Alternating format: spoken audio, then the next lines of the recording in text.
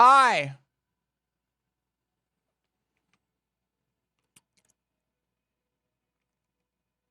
How are you?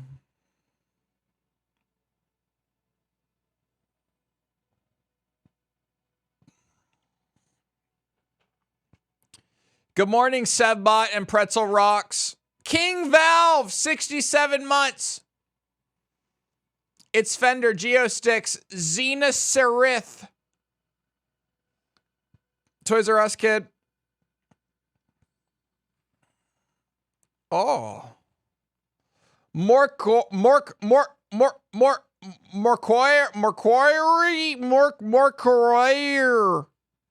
Marco Iyer. We're going there. Jimmy Jazz. Oh my God, that got quiet. Night Angel. It's Casa.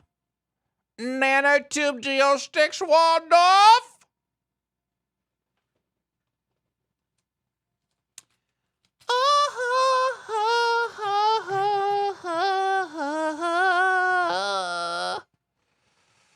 Hi everybody. How's it going? Sucking on my dick.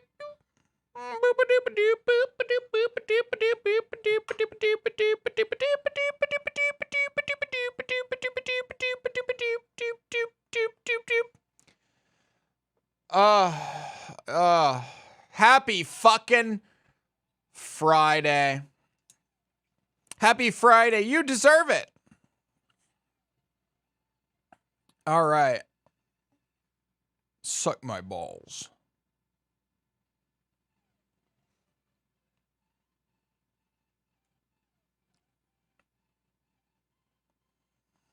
We're looking at the down market.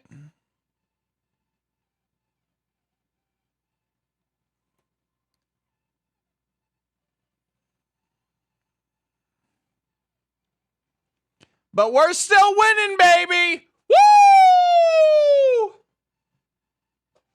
That's right. We're still winning. The indexes might be getting fucked.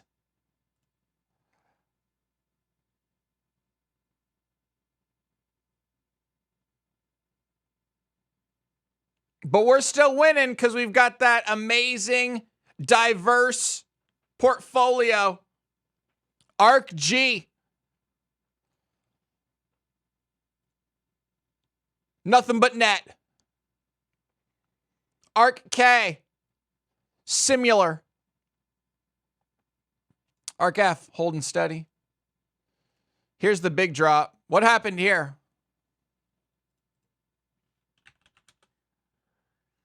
It wasn't Tesla's fault.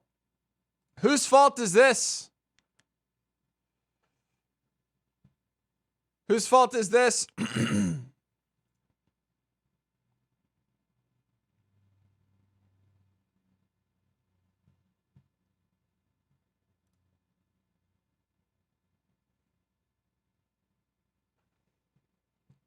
Who done fucked up by 2% overnight? Whose fault is this with QCLN? QCLN is our big daddy. We are up since open. We are up. We were up $400. Now we're up $337. It was doing too well. Had to pull back down. And obviously our options are today are in the red. Dude, options are wild. Shit's leveraged like a bitch. You can tell it's leveraged like heavily. Because this somehow in a day, this thing swung like 30%. Wait, you're telling me Plug is pulling it down? Wait, are you fucking kidding? I'm not laughing at it because I know a lot of people in the Discord have now lost money. Was a correction obvious? Neo down 4%. Plug down 6%. Hey, how's that feel? You fucking plug lovers. No, you're up still. Those of you who were in plug at the beginning of the year, geez, you're still double your money, so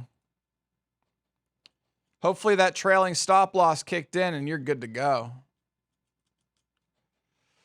I have a problem, chat. You want to see my problem? Oh, also, by the way, good morning. Who have I missed? Daddington. Also known as Paddington Daddy. Bowley. Starbucks is having fun this morning. Uh-oh. What's up, Poro? Option Extraordinaire. Ordained Existence. What's up? Ace of Spades. How's it going? Farmer Joe. Out there planting money trees on his farm. Demon Spades. Did I already say that? Assholey. That's what we're going to. All right. I don't care about ish.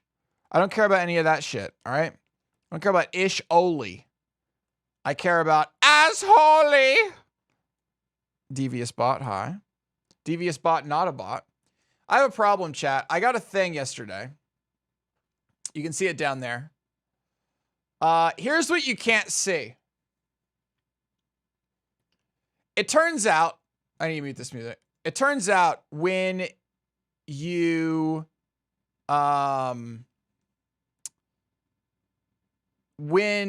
purchase a whiteboard, this is more like a PSA, okay? When you purchase a whiteboard and it says it's 8 feet wide, what it means is that it's 8 feet wide of whiteboard space, and it's actually 8 foot 3 inches wide, which is a problem. Should I show you the problem? Okay.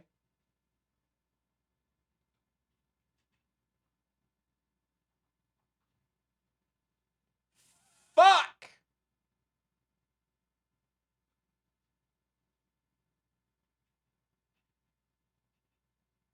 It's fine. It's fine. We're just gonna have to live with the left side being completely exposed. So that sucks dick. Actual dick.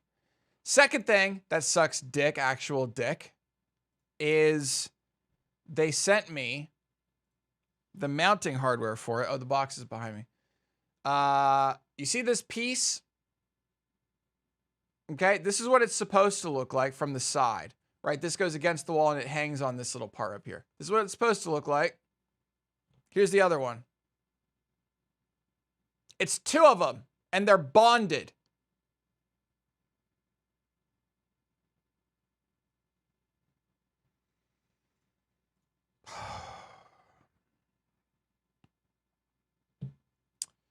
So far, so good. So far, things are going really well.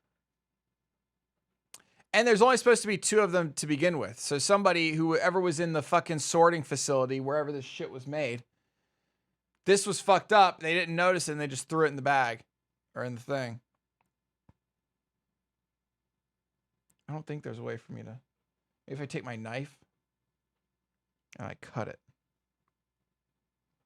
Yeah, I just don't think this thing is coming apart. Like ever.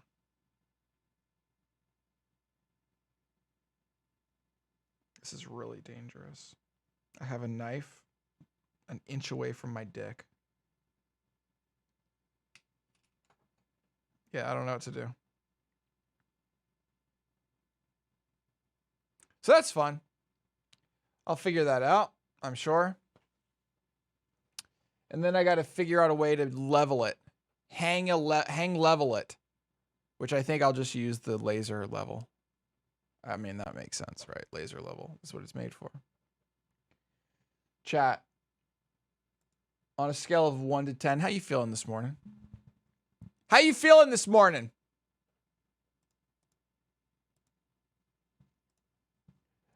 Unsubscribe.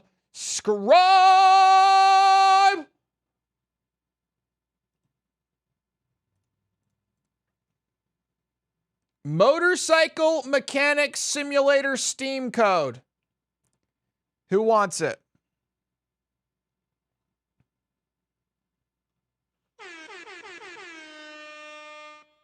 Lutraman X68. Dude, I need to...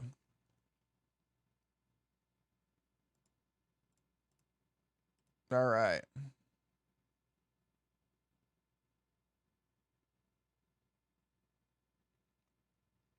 Wait, how come nobody told me about Petco?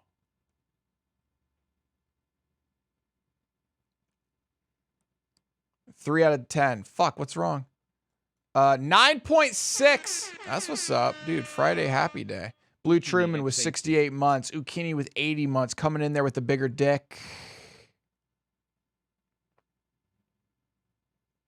Deciding if I want to enter a position on a 3-day weekend. I think if you could pick a time in history to just chill out for a few days, now would be that time. Entering the markets Friday before the weekend. Then you have Monday, which is a bank holiday. Then you have Tuesday. Then you have Wednesday, which is inauguration day. I mean, is 6 days going to hurt you? I mean, just chill out. What? And they have the cutest thing. Woof. Petco IPO'd? I thought Petco was actually public already. Oh, it is. Petco went public yet again on Thursday, making a return to the public markets for a second time after going private. It raised $864 million through its IPO. I didn't even know Petco IPO'd. How come nobody fucking said anything? I actually would have not invested in it. It does have the ticker symbol WOOF, though, which is pretty fucking awesome.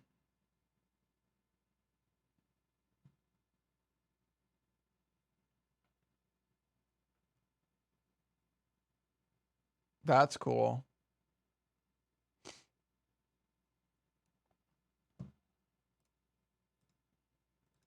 That was the only news worth reading out loud.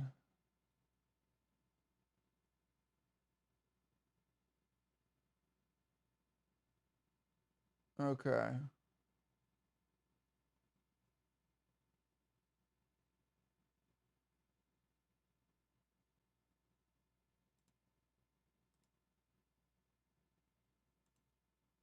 So what's up, everyone? How you guys doing?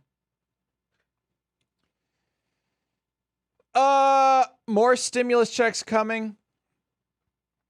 Woof the next Tesla. I'm pretty sure Woof is not the next Tesla. I don't know, man. Are these stimulus checks actually coming? Do you think this is going to get through? Honestly, do you think this plan is going to get through?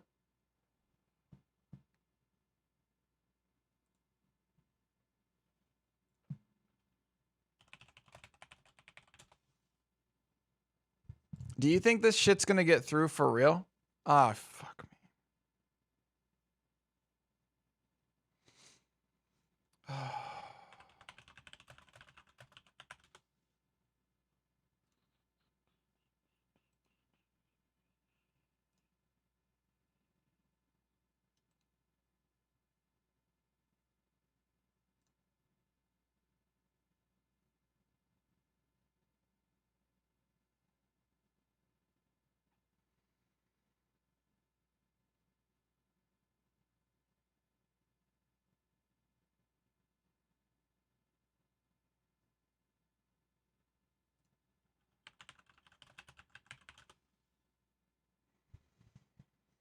I know.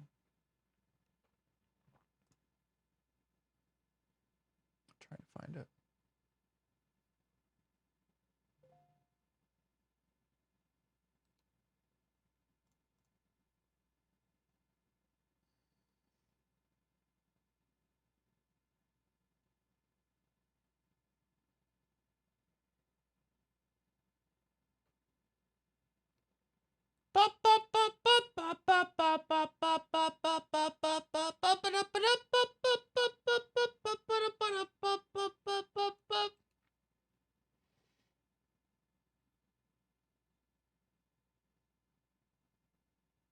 Wasn't there a fucking...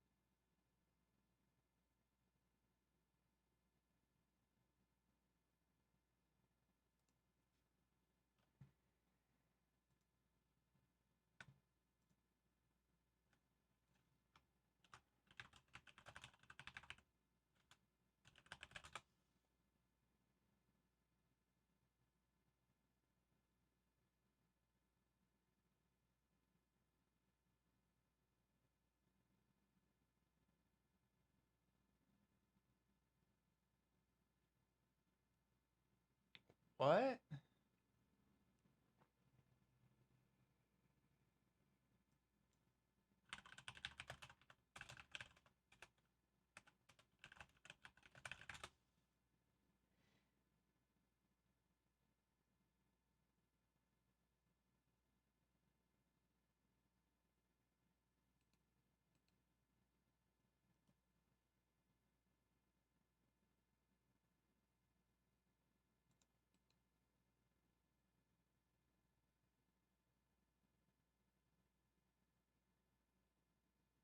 Okay, we're good.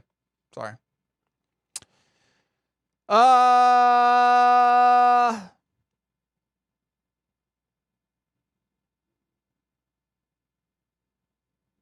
So how much are my taxes going to go out to pay for this $1.9 trillion package? Wait, what? Oh. Incognito. Look at that fucking guy. All right. Go away!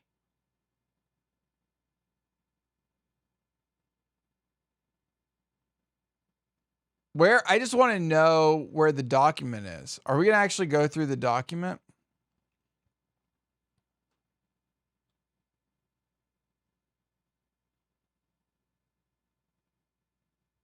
No. There's no document. They have no source.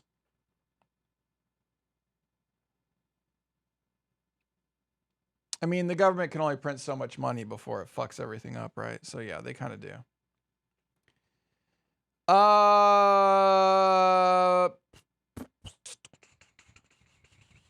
Safely reopen most schools within 100 days.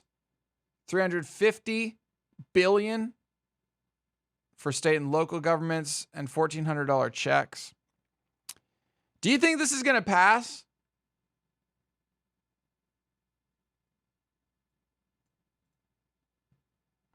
Here's the image of QCLN heat map I created. Sweet. Wait, what do you mean you created? Does this just not exist?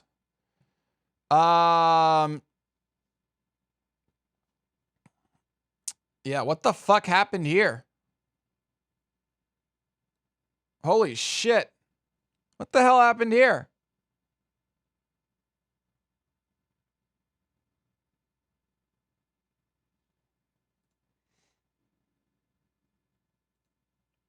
Oh,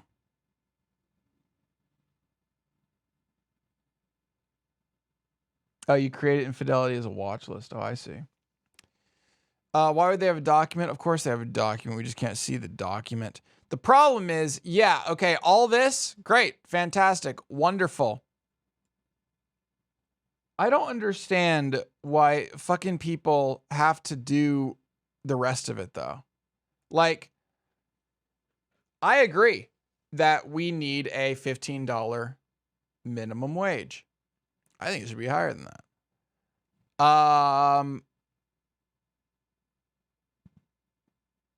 But Is that something that goes in here? Doesn't that seem like it doesn't fit the deal here?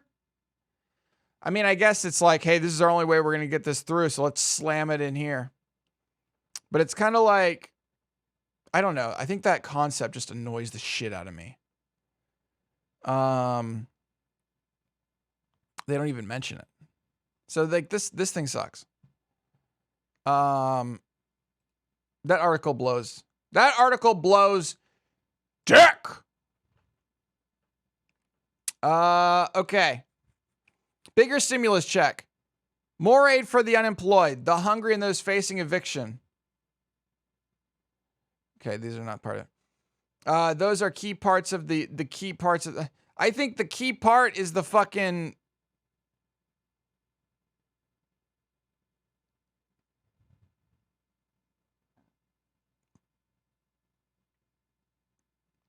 This part here.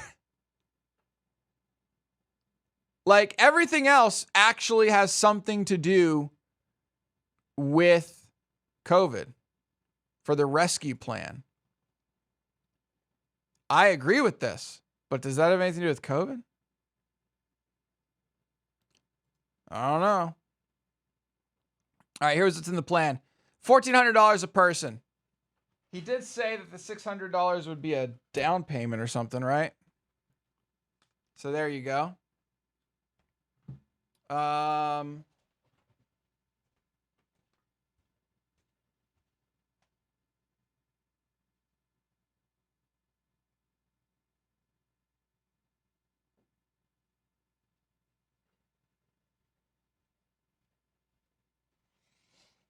Okay. Enhanced unemployment aid. $400 a week. Okay. I don't know how long it would, through September. Holy fuck. That's a long time. Wow.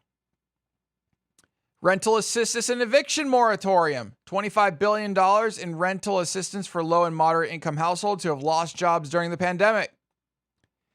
That's in addition to the $25 billion lawmakers provided in December. $5 billion would be set up to help struggling renters pay their utilities. Federal eviction moratorium set to expire at the end of January to September 30th. It'll allow people with federally guaranteed mortgages to apply for forbearance until the 30th as well. Help for the hungry. Biden would extend the 15% increase in food stamp benefits through September instead of having it expire in June. That's a long time, by the way. Holy shit. This extends evictions for 9 months. Basically until the fiscal end. 2021 fiscal end. Biden would extend 15% increase in food stamp benefits through September instead of having it expire in June. He would invest another $3 billion to help women, infants, and children secure food. Men don't eat. A real man does not eat. Okay? You got that? You fucking go out there and you get a goddamn buffalo by the fucking horns and you smash it between your fucking thighs. All right?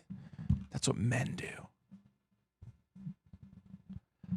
Yo, JP. Thanks for 60 months of support. This thing just came undone.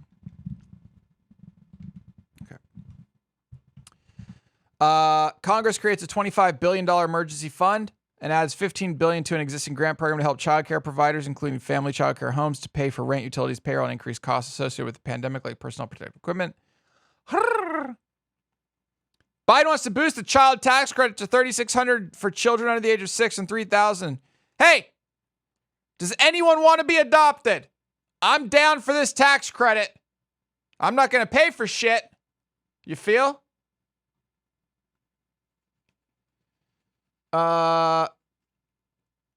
Maximum earned income tax credit for a year to close to $1,500 for childless adults. Never mind, I don't want you. Increase the income limit for the credit to about $21,000. Expand the age range of eligibility to cover older workers. Subsidies for health insurance premiums. Subsidized through September the premiums for those who lost their work-based health insurance. Restoration of emergency paid leave. The plan would reinstate the paid sick and family leave benefits that expired at the end of December until September 30th.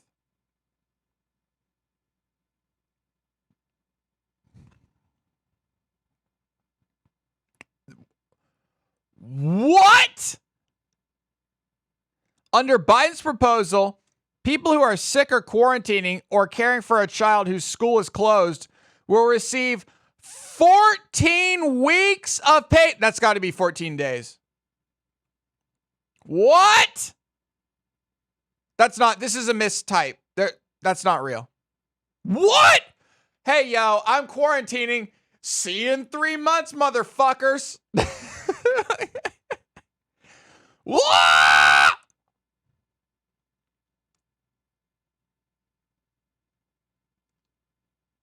Holy shit, that's not real. $15 billion to create a new grant program for small business owners separate from the existing Paycheck Protection Program. $35 billion investment in some state, local, tribal, and nonprofit financing programs to make low-interest loans and provide venture capital to entrepreneurs. $350 to state, local, and territorial governments to keep their frontline workers employed, distribute the vaccine, increase testing, reopen schools, and maintain vital services. Transit, K-12. Increase support for vaccines and testing. The plan calls for investing $20 billion in a national vaccination program, including launching community vaccination centers around the country and mobile units in hard-to-reach areas. I don't know, man. You look at these numbers, 350, 160, 170. You know, you're looking at these $4 billion for mental health, $20 billion for veterans, $25 billion for this emergency fund thing, rental assistance, $25 billion, et cetera, et cetera, et cetera. I don't understand how it's only $20 billion for the national vaccination. Shouldn't this thing be like $1 trillion?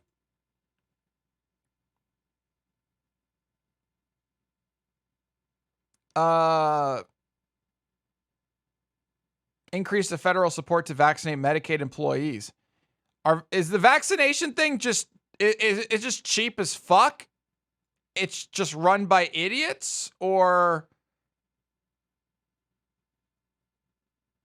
why is it only $20 billion?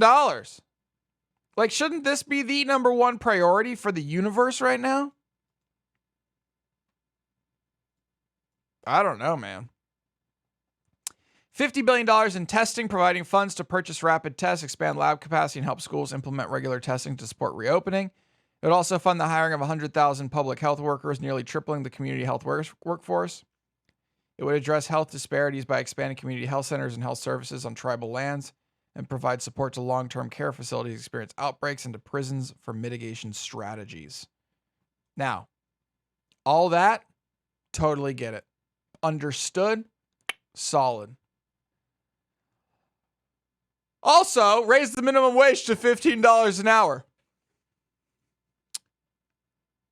One of these things doesn't belong here. One of these things doesn't belong here. Wait, what? I agree. This is definitely a thing. But this has nothing to do with this.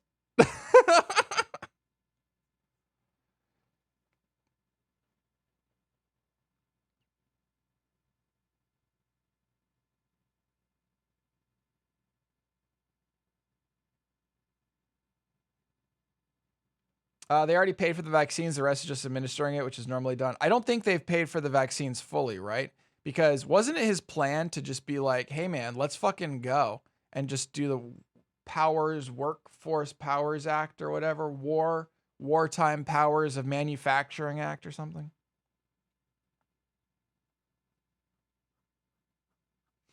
If you believe raising the minimum to 15, then you don't understand how the world works. What does that even mean, Lincoln Park, first of all? Second of all, I do understand that $15 an hour minimum here in Seattle has done, I think, good things because I live in a place that is incredibly expensive, and that somebody in fucking Tuscaloosa, Alabama, on their $15 an hour is going to be sitting pretty, and that the small businesses in Tuscaloosa, Alabama are going to fucking struggle paying their employees. And so they're going to have to raise prices, and people are going to get pissed off. I get it. It's going to fuck over lots of lower income places. I mean, that's really what it's going to do. It is absolutely going to fuck it over for plenty of people. I think the long-term effects, generally speaking, are pretty good, though.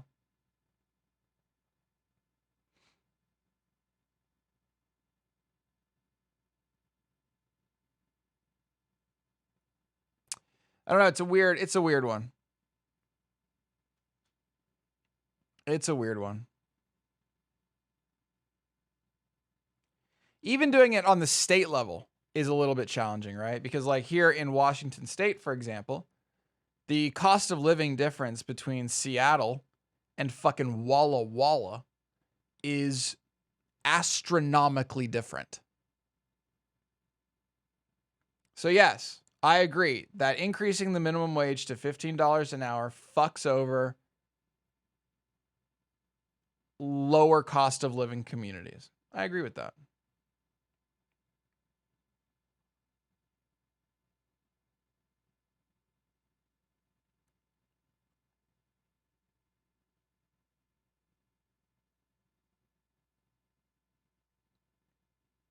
I think the problem here that I understand, the problem here is that the places with higher costs of living have not, many of them have not proactively continued to increase their minimum wage with the cost of living. It hasn't scaled. So that's that.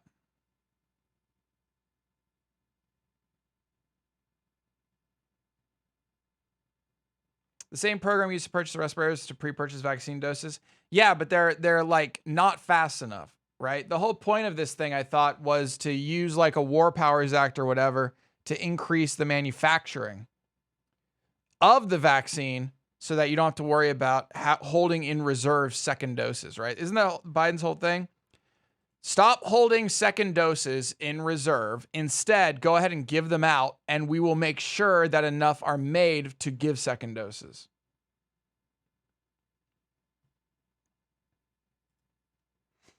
That was my understanding. Now, I might be understanding incorrectly.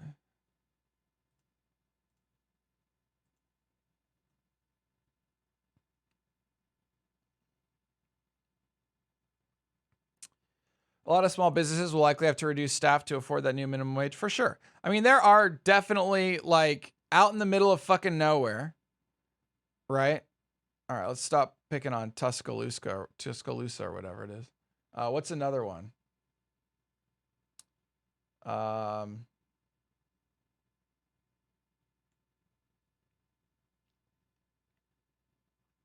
can't think of a small town. What's another? Carbondale, Pennsylvania. Right? You start paying people there $15 an hour. And all those fucking businesses are like, oh my gosh, I literally have to double the pay of my employees.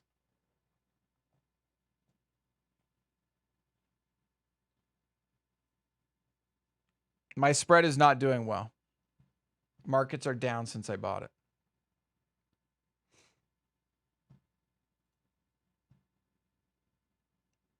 I have lost on it so far $21 and $21, 21 bucks, 20 bucks. I'm down 20 bucks on my spread.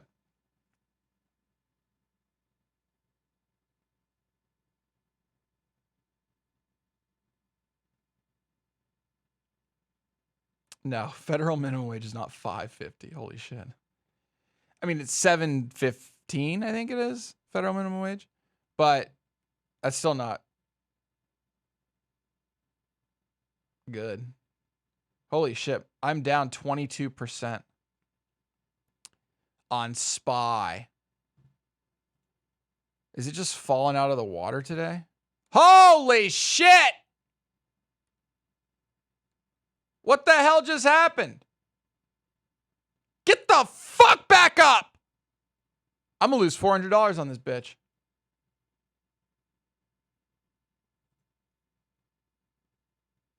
I'm about to lose $400 fucking dollars on this bitch.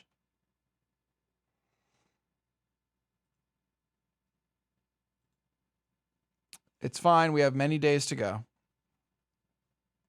Expiration's not for a while. We're 35 days from expiration. We're good.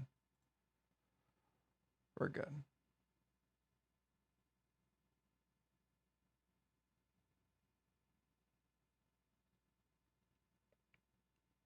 Hot take. Uh-oh. The weird thing the U.S. does where servers have a lower minimum wage is super toxic and bad for everyone. Horrible economic policy. Yeah, I agree with that. I agree with that. I don't really like tipping. So, dude, everything just went to the fucking floor. What happened? Did there some news that just came out? Right back. Fuck! What just happened? Things were green. A lot of things were green. What the fuck just happened? Something happened because this is insane. I'm down $300 today. Something just happened.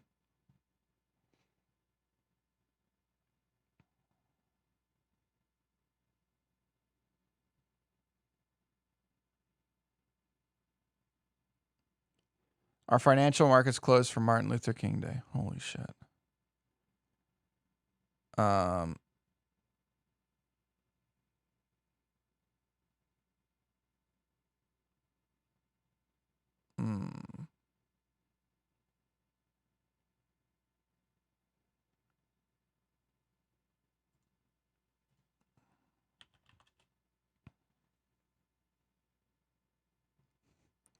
Yeah, this thing is time. It's time for this to come crashing down, isn't it?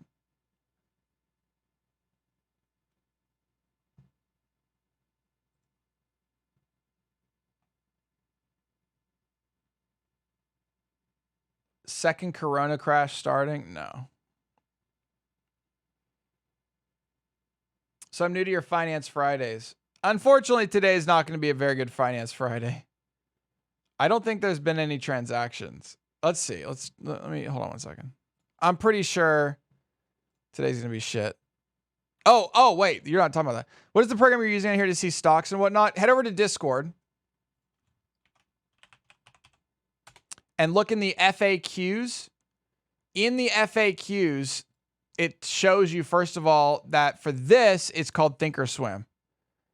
Or you can just Google, I guess. I guess you could just Google Thinkorswim, but my goal there was to actually get you to become part of our Discord. It's a very good Discord. Constantly people are talking, especially if you care about finance, and I don't know, a lot of people constantly talk about investing in stocks and all that kind of shit in there, which is pretty cool. QuickBooks.com. Sign in to QuickBooks. I'm pretty sure there's literally nothing for us to do inside of QuickBooks today. I haven't logged in a week, but let me just check. Oh my God, select all the squares with bicycles. Are you fucking kidding me?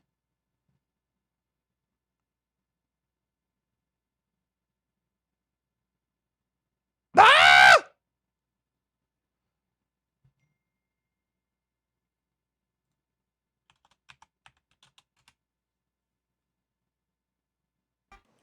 Welcome back to Squawk on the Street. Space tourism moving closer to reality, with 2021 poised to be the year it finally happens.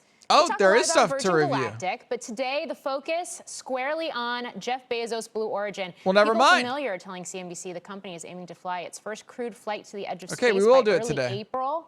This on the heels of a flawless test flight yesterday. We're showing you the video right there. An upgraded version of Blue Origin's suborbital New Shepard capsule atop a new rocket. What? Fuck! space launched from West Texas. It lasted about 10 minutes. Kármán line, so some 62 miles above Earth.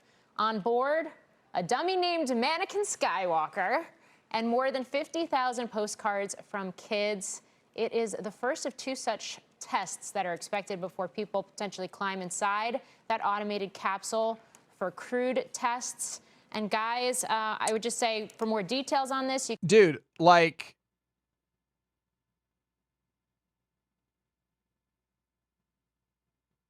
Blue Origin, can we talk about this? Blue Origin marketing sucks dick. I didn't even know this was going on.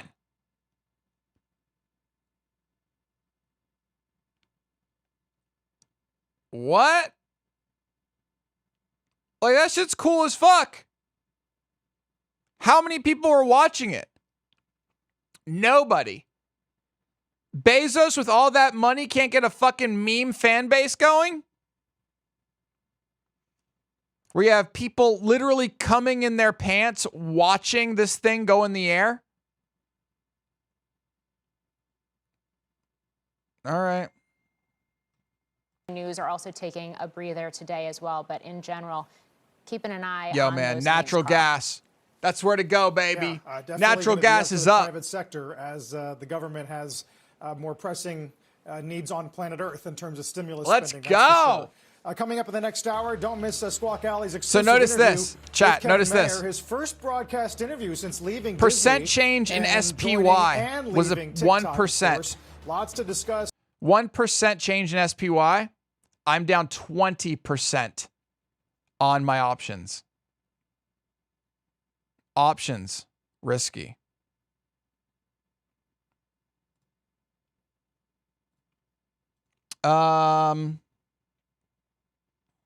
Okay. We might be losing $400. So we'll see. And look, everything is red today. Holy shit. Fucking everything. What the hell happened? Something happened. I feel like something happened, and I'm just not privy to what it is. Yeah, I'm supposed to exit the position in 2 weeks. As someone who lives on one of the biggest oil areas in the world, it's sad that the oil and gas industry is never going to bounce back in Alberta, Canada. Wait, what? I followed you from watching Minecraft a good while ago, but yeah, I haven't seen your Finance Fridays before, but I've been wanting to get a better grip on my finances, and I enjoy watching the stonks. Nice pipeline. Well, welcome back. What's up? Oh, you want to look at the map? Yo, Facebook's up today, baby. Facebook up 2%. The real winners, Zoom, Facebook. What the hell's Elastic? I don't even know what that is. Up 8%. PLTR up 8%. China Mobile. China coming through. Yeah, this does not look very good, does it? Not looking good.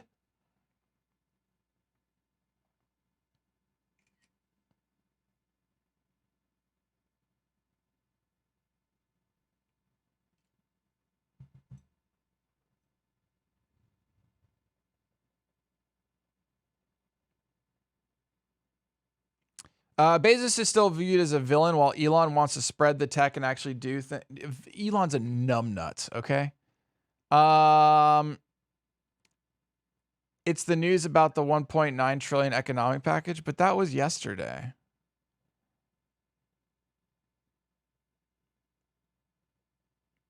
Bitcoin. What's Bitcoin doing?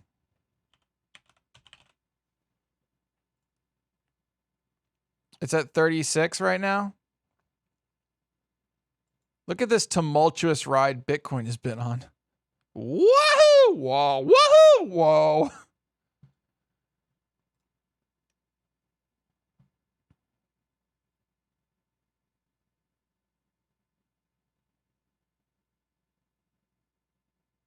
Markets closed before the speech. Yeah, but like, isn't that already taken into account? Like, that was here. There's overnight trading is a thing, and it didn't happen right at 6:30. Like, right when the markets open, it didn't happen.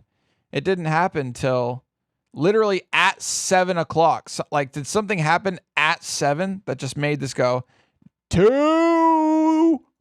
Like, it's just gone.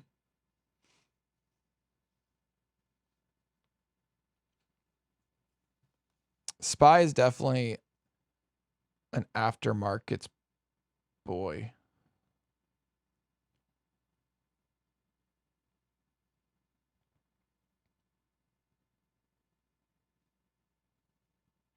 Did Trump get his Twitter back? I don't think that's going to happen. The AI traders finally deciphered the speech at 7 a.m.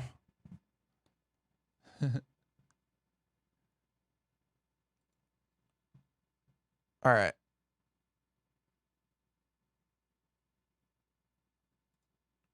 Yoink! 2 to review. All right. So we had 2 transactions this week. We're going to have to do, so I don't know how, I tried to switch over my Twitch payments to here and it didn't work. But I also didn't get it in my normal place that I get it. So I think Twitch is fucked. And I have to talk to Twitch people, which sucks even worse. Talking to Twitch these days sucks balls. Everything is real money. We don't do fake money here.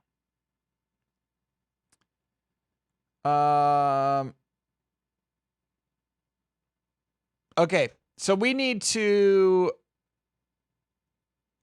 get these transactions into the account. So it looks like there have been 2 transactions in this last week in our company. We're losing money, chat. We have no income because Twitch can't figure out how to pay us. And we're spending fucking money. All right? We're spending money, baby. That's what we're doing. Here they are. We are spending fucking money. All right. Wow, this is like, I guess it doesn't, like PayPal it is all it knows about it. So remember, I have to be very careful as we start with this stuff. Like, I think I made tips go here now. And so I do need to be actually really careful with that and how we handle that. All right, let me just check something real quick. I gotta make sure that nothing is, I can't reveal any viewer. I don't want to review any viewer information. So actually what I should do is, I guess before the stream starts, I should go through all these and just make sure we're good.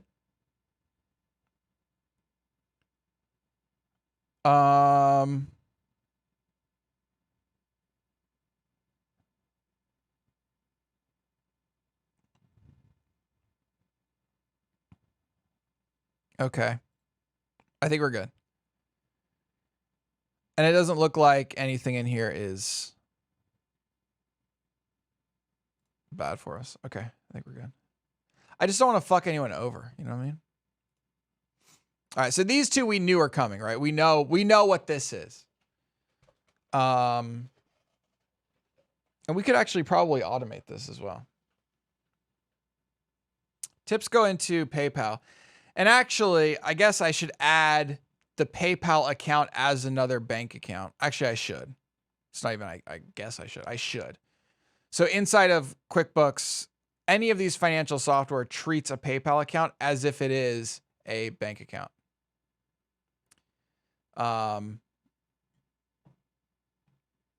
So yeah, I just didn't know what information showed up when I clicked these. So now I know, and I think we're okay. All right. We're spending money, baby.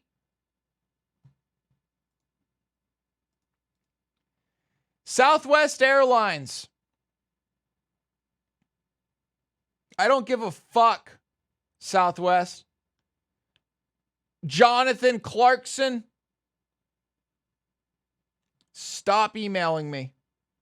I haven't flown with you potentially ever. No, I flew a few times when I was at Maryland.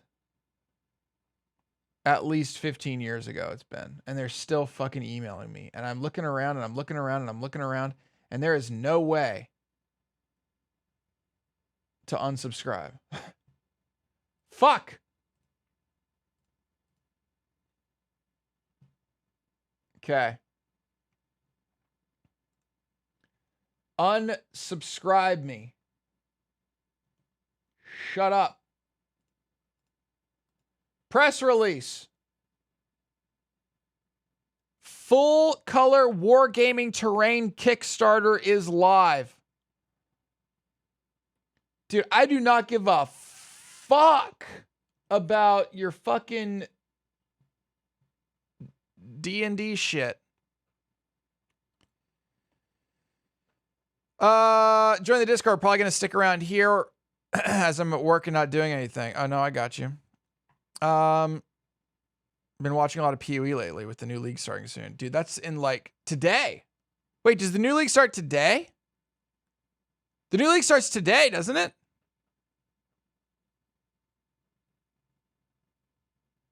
Pretty sure the new league starts today. PoE. In 3 hours. Damn. In 3 hours. Should we take a gander?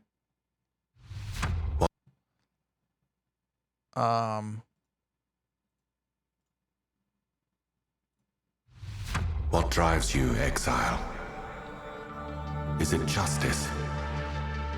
Revenge? Honor? Yeah, I'm getting some fucking Algalon vibes up in this bitch. It sounds like the Algalon guy. Honor? No. Not It really. is power. Dude, this is straight up Algalon vibes. We felt your deeds. Felt their shockwaves ripple through the void. You have our attention. Now you must keep it. Your limits will be tested. Break them. Do what is thought impossible. Impossible. And the Atlas will follow.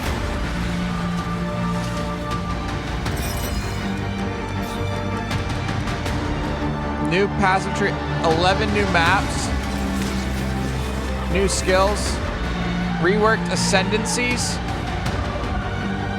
harvest, heist.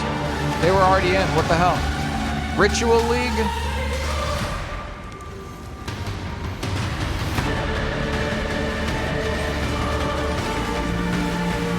Yo, I haven't seen. I guess that guy was the first melee guy we saw. That whole fucking time. One melee dude. Stars themselves will bear silent witness. How far will you bend before you break?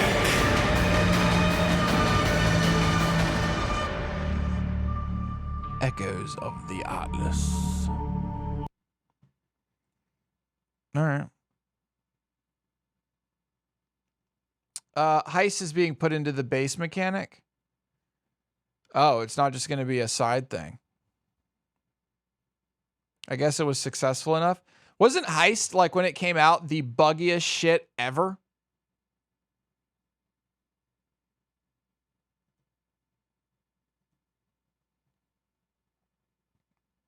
Seems like it was.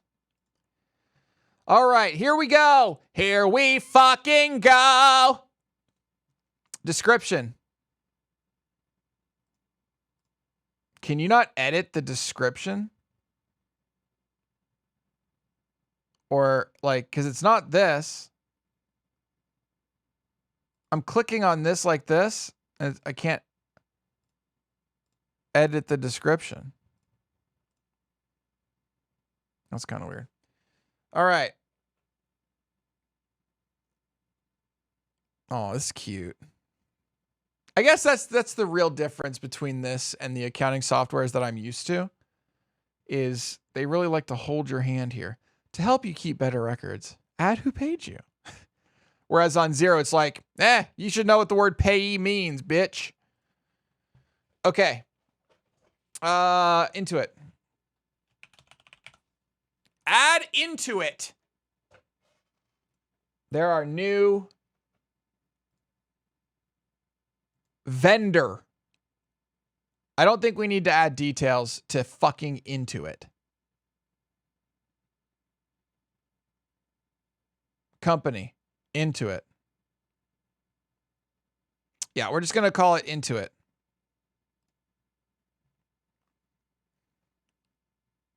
In our chart of accounts, what are we calling it in our chart of accounts? Office supplies and software seems fine. Well, they don't have very many categories. Office supplies and software, that seems okay. We don't really need tags.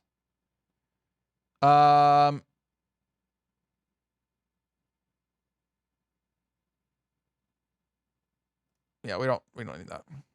And my memo here is going to be QuickBooks subscription.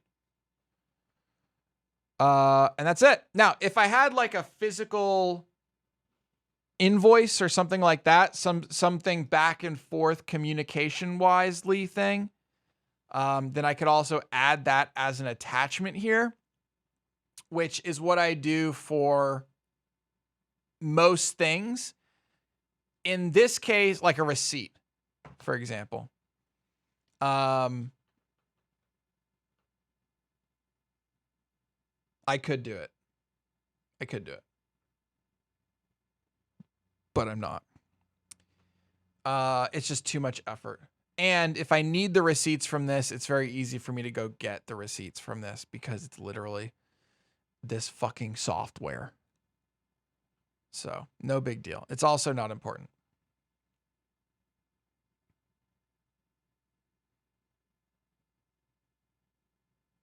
What the fuck are you guys talking about? Yeah, we could create a rule about this. So normally you'd click add here, done. This particular case is going to happen every month. Every month we're going to see this charge for QuickBooks.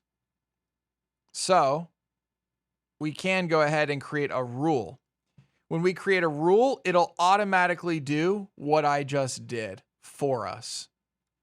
And we just have to accept the action of that rule. Okay. We're going to call this rule.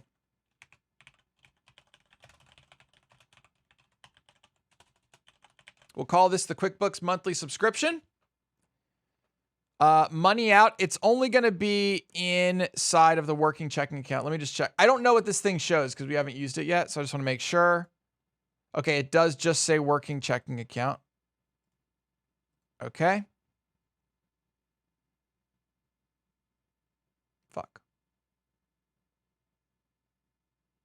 Subscription. Does anyone know where Jack Ma is? I don't know what that means. Okay. So if the description that comes with it contains the word Intuit, then it'll be the QuickBooks monthly subscription. I can't imagine us having anything else. Yeah,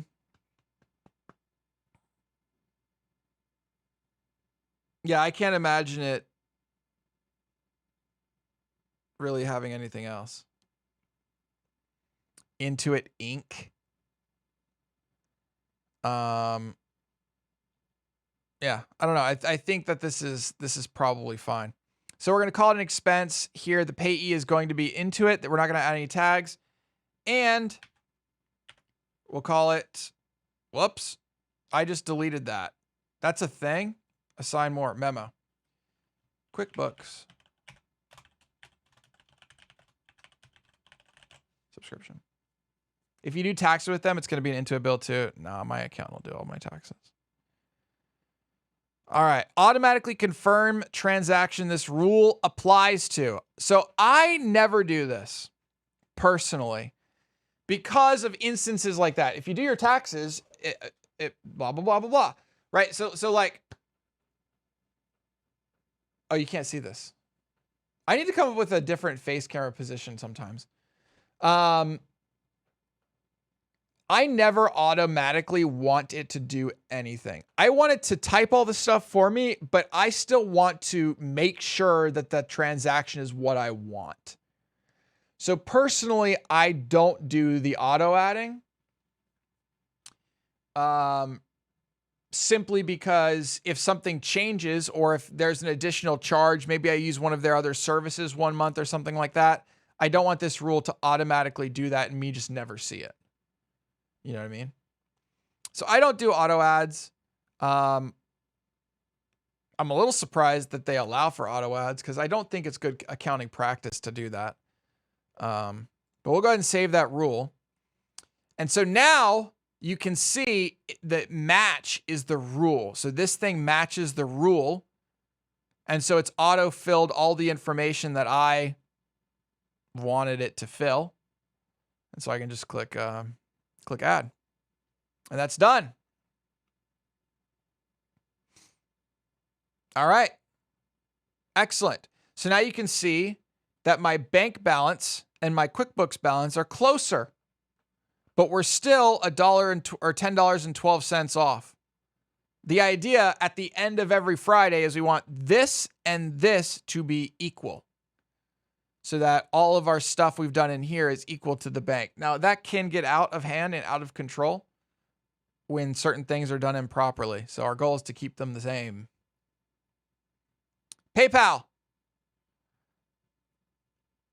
The default descriptions are pretty shit.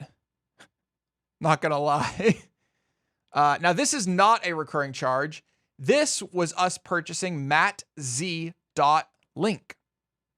I think I also purchased another domain as well. So what I want to do is go grab that, which is going to be in this. Oh, hold on. Face camera, which is going to be in here. Gmail. .com. Oh, wait. No, it's not. It's going to be somewhere else. No, it's not. Yes, it is.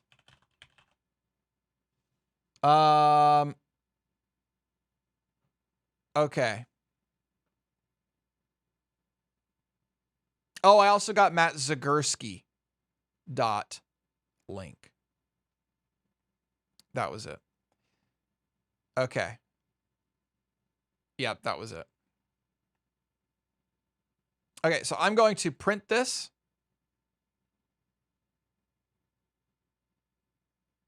I am printing this now as a PDF. I'm going to save it to my computer. And then I'm going to do, I always do the date, which is 2020-0115. Actually, this is on the 12th. On the 12th. Namecheap. PayPal receipt. I before E, except after C. Save. So I've got the receipt now. Now, no scene change yet. That was in my email. And I'm going to go ahead and add an attachment really quickly. Open. Okay, now we can change the scene. All right. So our memo here, this is just a description of what it is. Namecheap domain purchase. Okay, our payee in this case is Namecheap.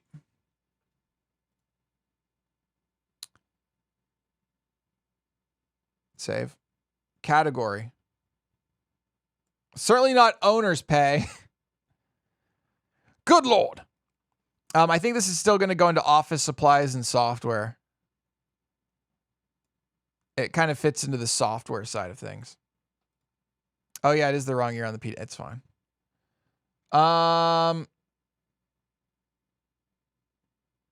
Is it fine? Good call on that. I've been doing that for a few days now.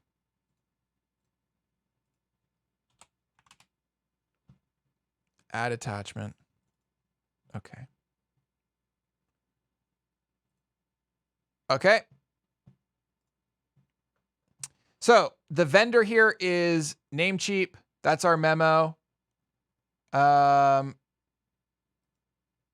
I don't know what this description is, but I assume it's this memo is going to change that. I don't know. We can always go ahead and change it later. Let's just see what happens. And this is good. So we'll go ahead and add that. And now you can see we have a green check mark. Oh my God, yes. So good.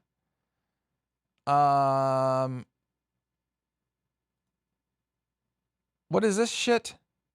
Okay, it did change it. It did change it. Very good. Namecheap.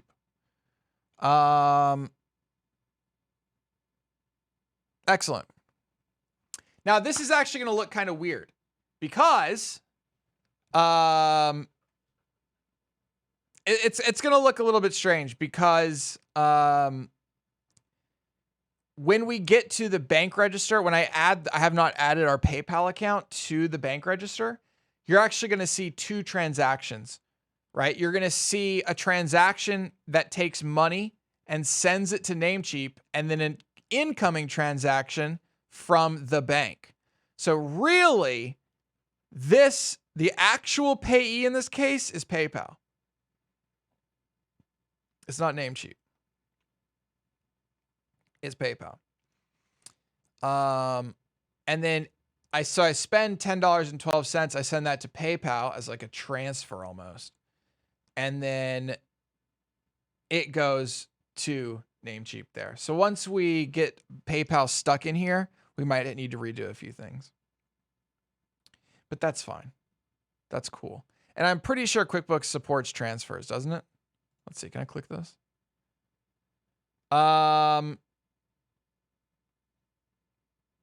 Edit.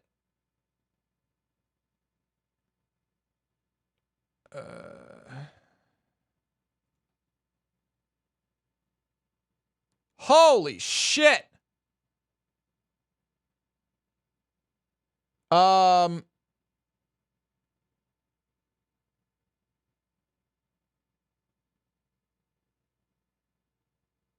Okay.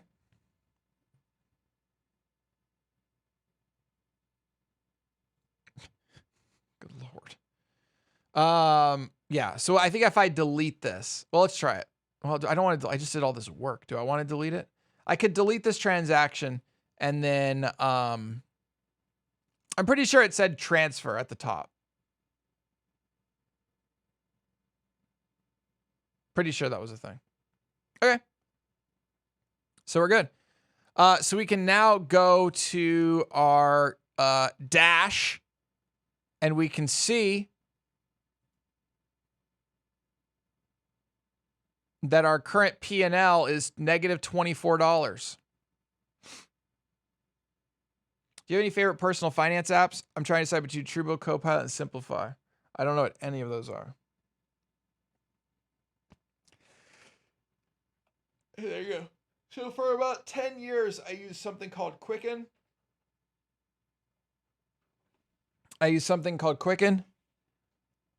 For about 10 years.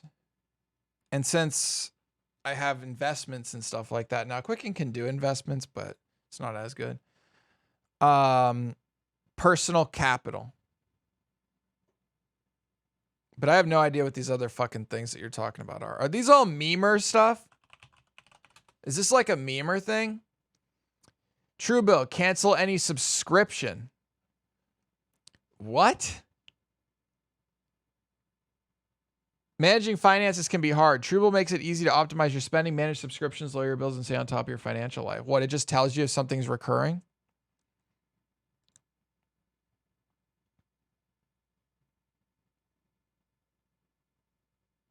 God, look at how they want you to make money. Get a snapshot of your financial life. Look at them pushing this smart saving things hard. I wonder what banks are behind Truebill. I mean, that's the goal, right? The reason this software exists is because of this. Whatever this smart savings is, I guarantee that's how they're making money. About.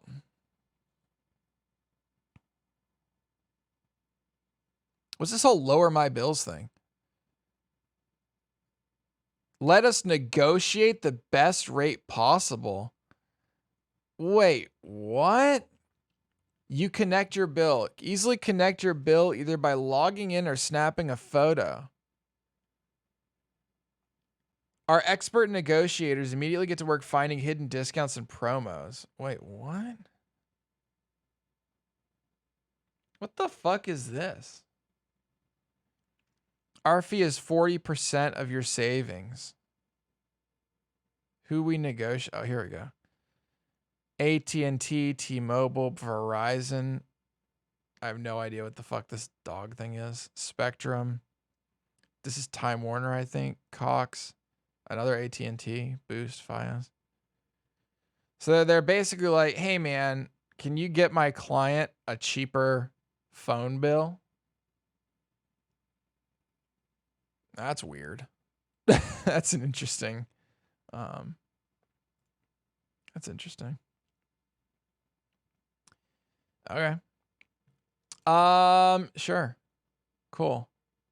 So that's what Truebill is. What was the other? What's the other one? Copilot. Copilot. Copilot.money. Oh no.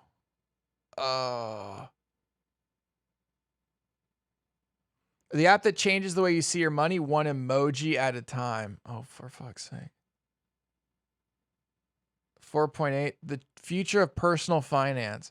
Copilot uses machine learning to deliver powerful, hyper-personalized insults that help you effortlessly understand and manage how you spend, save, and invest your money. Transactions are organized automatically, so they're as easy to search, sort, and filter as your email inbox. Dude, have you seen my inbox? This app uses crowdsourced feedback and machine learning to continuously improve the experience for everyone who uses it. Okay. Fuck, do you need this?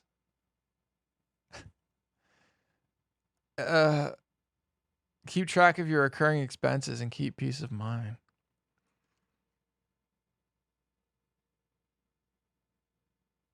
This is like kindergarten.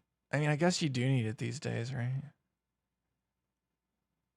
Let me hold your hand through a budget.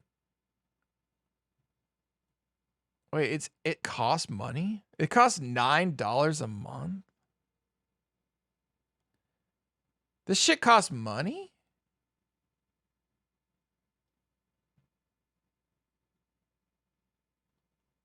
I guess it's better than them pushing credit cards and bank offers and all that shit on you, right?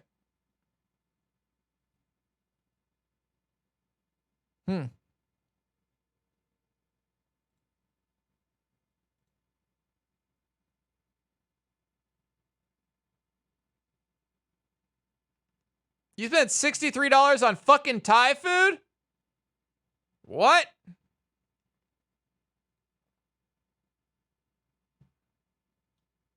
That's interesting. What's the other one? Simplify by Quicken. Okay, so it's Quicken.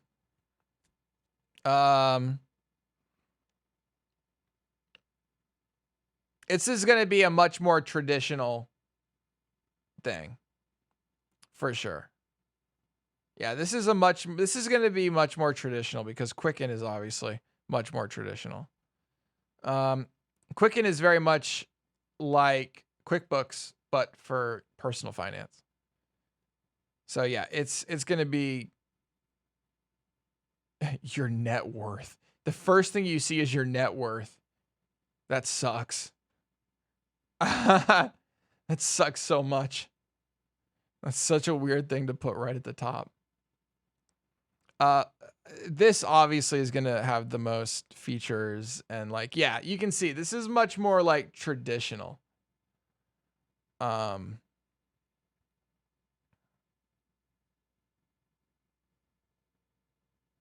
Yeah, much more of a traditional kind of thing. This is cool.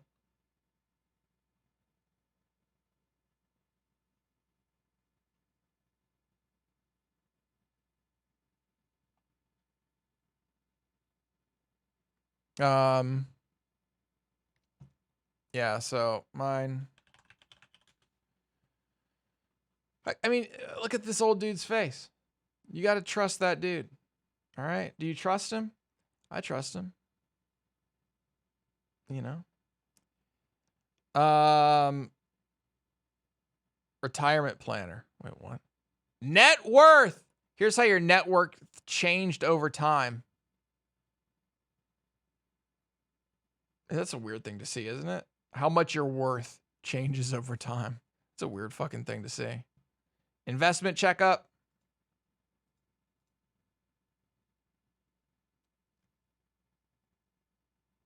How all your money is allocated, like your net worth, how your net worth is.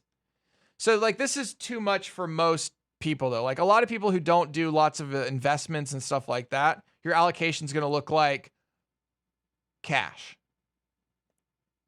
It's just going to be one color. That's it.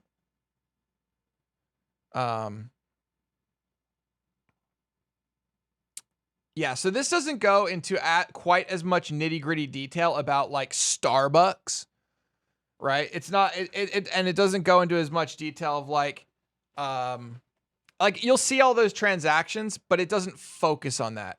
Personal capital tends to focus on your bigger picture, including investments. That kind of thing.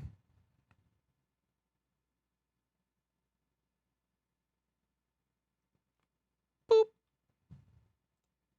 How are we doing? Okay, we're recovering a little bit. Oof. No, where are you going? Come back. Come back to me. Don't cry for me, Argentina. Where's it going? Why is this doing this? Where's it going? Guys? What? What's happening?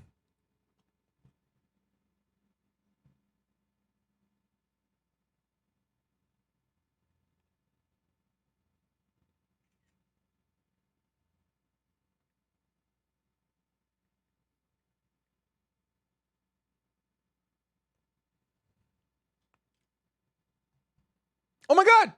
I did it. I did it. I got him apart. Holy shit, that was annoying. I did it. Wow. Okay, we're cool. Nice. Sweet. Most of you are like, what the fuck is he talking about? I have a new whiteboard that I got to hang on the wall. By the way, the whiteboard is heavy. Fucking heavy. Holy shit, heavy. It's so heavy. It's so fucking heavy. Trump plans a farewell event on Inauguration Day at Joint Base Andrews outside Washington. Wait, what? Trump plans to depart Washington, D.C. on the morning of inauguration. I was wrong. I mean, we were wrong. We predicted that he was going to be gone the day before. We thought it was going to be the day before inauguration that he was going to be gone. Turns out he's leaving on the day of inauguration. Okay.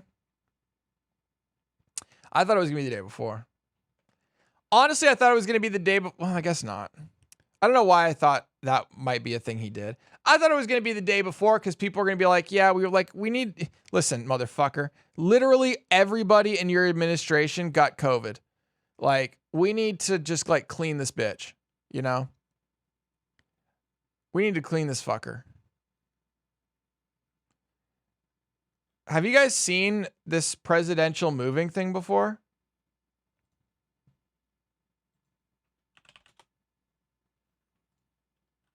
White House. Oh, by the way, look, I'm live right here.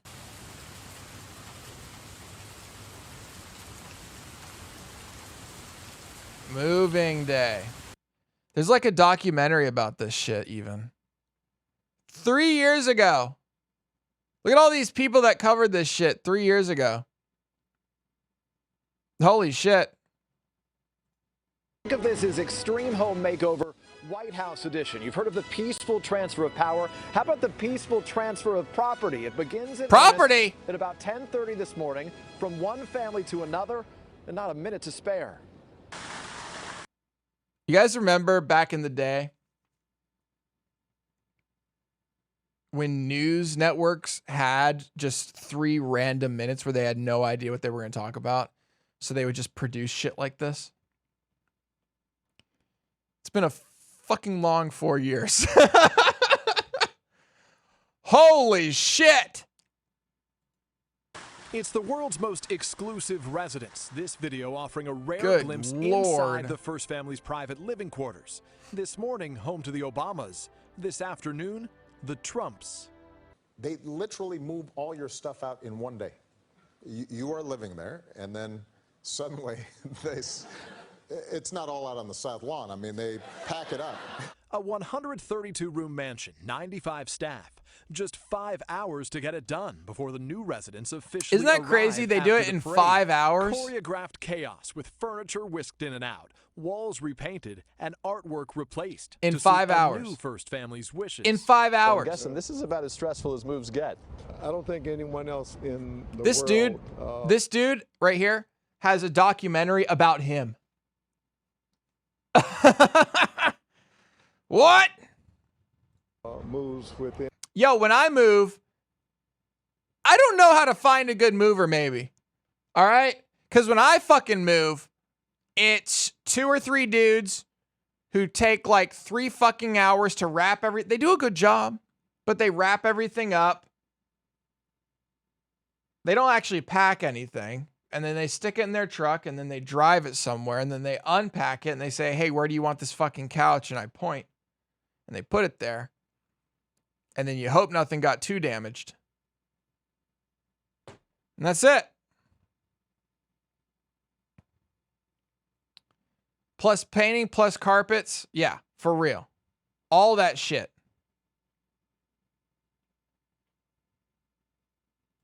In 5 hours from the previous tenants. Rear Admiral Stephen Rashan was the first African-American White House chief usher in charge of moving out President George W. Bush and moving in Barack Obama, who had one special request. He wanted a nice shower head, rain shower, and so we had to make sure that that was in place. The Oval Office gets a little redecorating too. Dude, they put up whole new curtains and all this shit. Look, the walls are different. Wait, I never noticed they changed the wallpaper. Huh. I did not notice that. And don't they get like a choice of desks and everyone just kind of chooses this desk? This is the desk I think that Kennedy's kid came out of or whatever. Oh, they changed the carpeting? Dude, they changed all this shit. In 5 hours. I don't know, man. Each president ushering in their own look. It's going to be well maintained. It's going to be just like it is. I'm going to be working. I'm not going to be decorating. But moving day mix-ups can happen, even here. Nancy Mitchell, the White House's first female usher, remembers the day the Clintons arrived and Hillary's inaugural shoes vanished. We started tearing out items in the closets and looking for things. And finally we found them in Chelsea's room. The fucking shoes. You know, with some other items. And they were disaster averted. Chelsea's. Oh, I tell you, I never felt so happy in my life.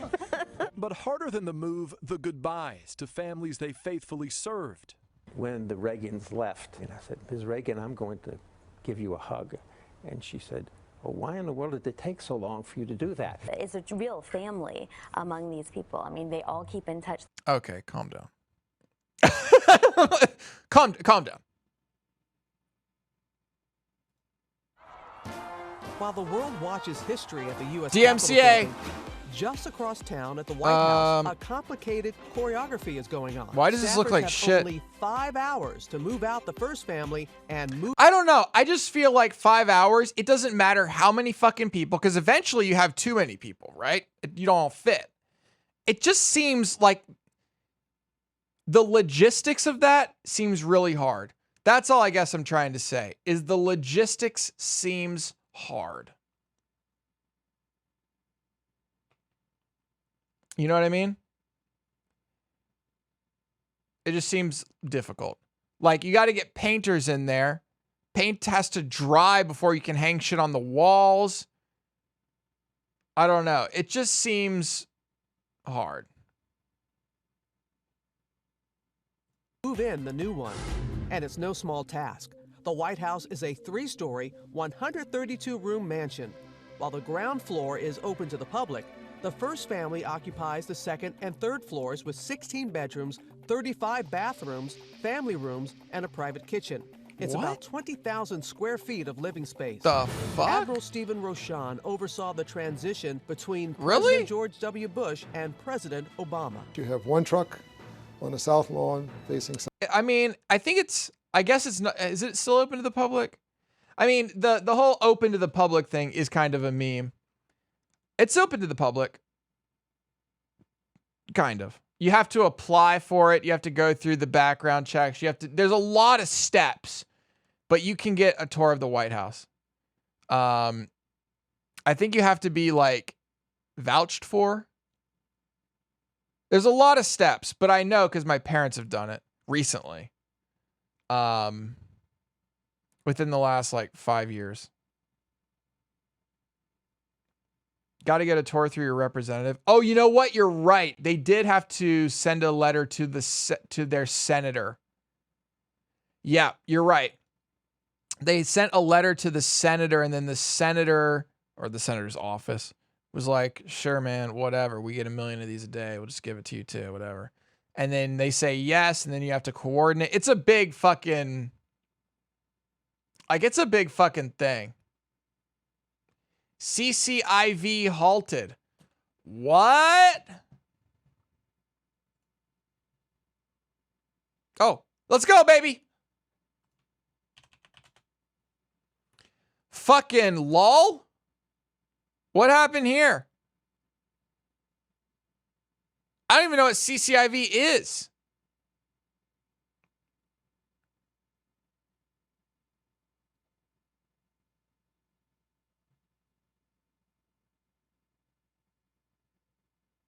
It opened, it IPO'd or direct listed or whatever, September 18th. I have no idea what this is. Was this a SPAC?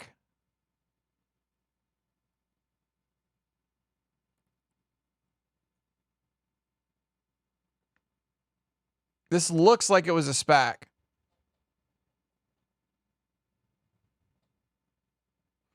Yes, okay, it was a SPAC. Oh. Up it fucking ran. Holy shit. Trade halted. Get fucked on. Merge with Lucid Motors. Never heard of them. So Lucid Motors is going public. Whoever they are. South, and the other truck on the south lawn facing north, ready to move in. Kate Anderson Brower, author of The Residents, says around 8 a.m. the outgoing president will say goodbye to his staff. And then once he departs, the White House around 10:30, the military-like move begins, requiring close to 100 people. Butlers, maids, chefs, florists, they're all involved in the move-in process because they can't hide. Only 100 people? Are outside movers for security reasons. But they do everything so perfectly that when the first family comes back in, their toothbrushes are in the toothbrush holders and their clothes are neatly folded in the dressers. I sent out a questionnaire to the advance team right after the election. What brand of shampoo, soap, carpets, bedding? Do you want foam pillows or feather pillows, mattresses? President Obama had a few requests after he moved in. A rain shower head for the bathroom, a basketball court, and a swing set for Sasha and Malia, which the Trumps did not want to keep, so the Obamas donated. Anita McBride was chief of staff to First Lady Laura Bush and says moving day is emotional. It can be an overwhelming feeling to move into this place of history, and then you see your things are all packed away. You begin to feel that this is your home. She took us to one of Washington's most famous antique stores filled with items from past White House administrations. This was one of Laura Bush's favorites. She would come here often and enjoy seeing the beautiful art and collectibles. And she never bought anything.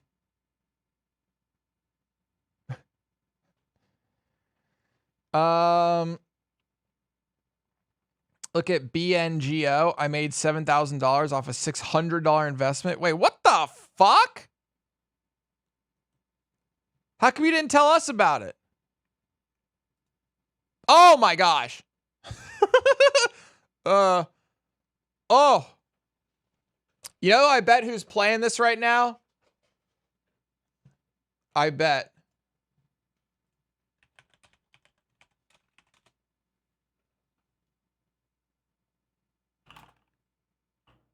I called that shit.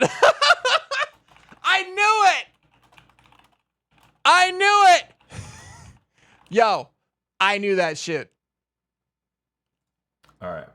Got a question. I've tried to like understand how he trades. Got a question. He's coming back to trading after you. So much fucking smarter than me. Like he plays this stuff. Like these things.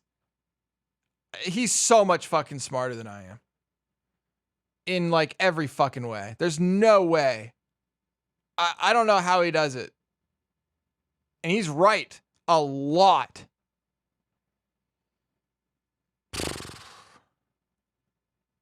I don't know. He has a short put vertical on Tesla. Does he? These are done. These orders down here are done. They're completed orders. These up here are what he has. PLTR and UVXY.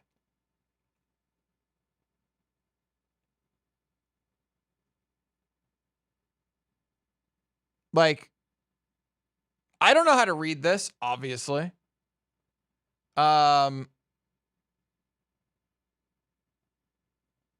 This dude's so fucking like, he's like Giga Brain.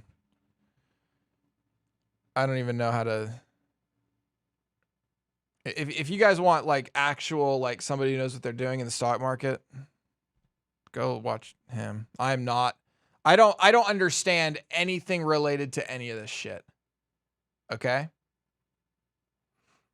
But he day trades. So we're not day trading yet. That's not what we do. And like all these fucking things with all these colors and shit. I don't know what any of that means.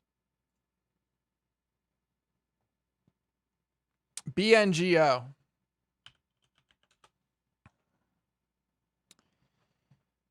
Was this another SPAC? I made $7,000 off a $600 investment. Super cool genome imaging company. Dude, what the fuck?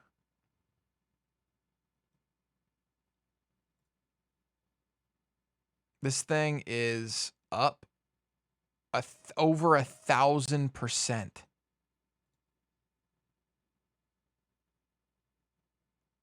What?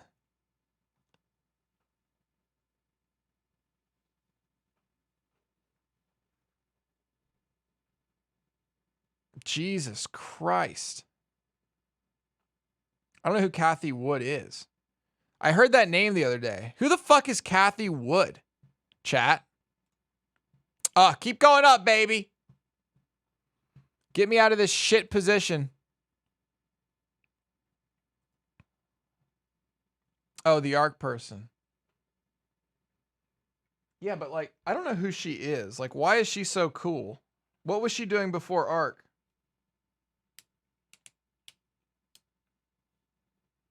Does this thing need batteries? Probably.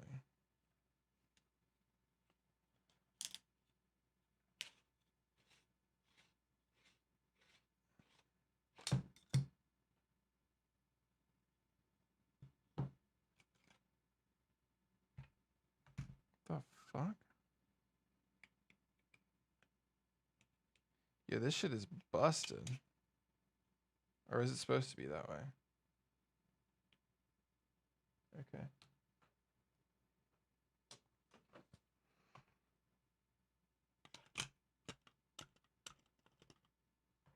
Kathy Wood.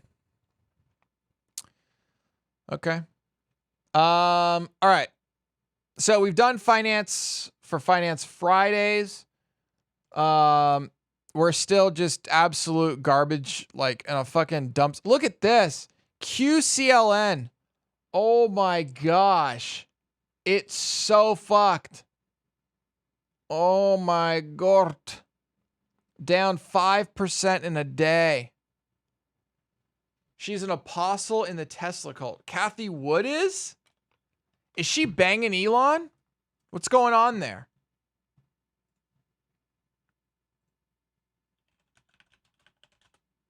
Kathy Wood. She looks fucking angry.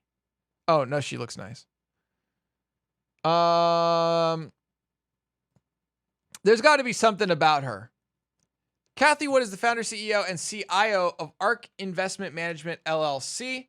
She was named the best stock picker of 2020 by Bloomberg News editor-in-chief emeritus Matthew Winkler.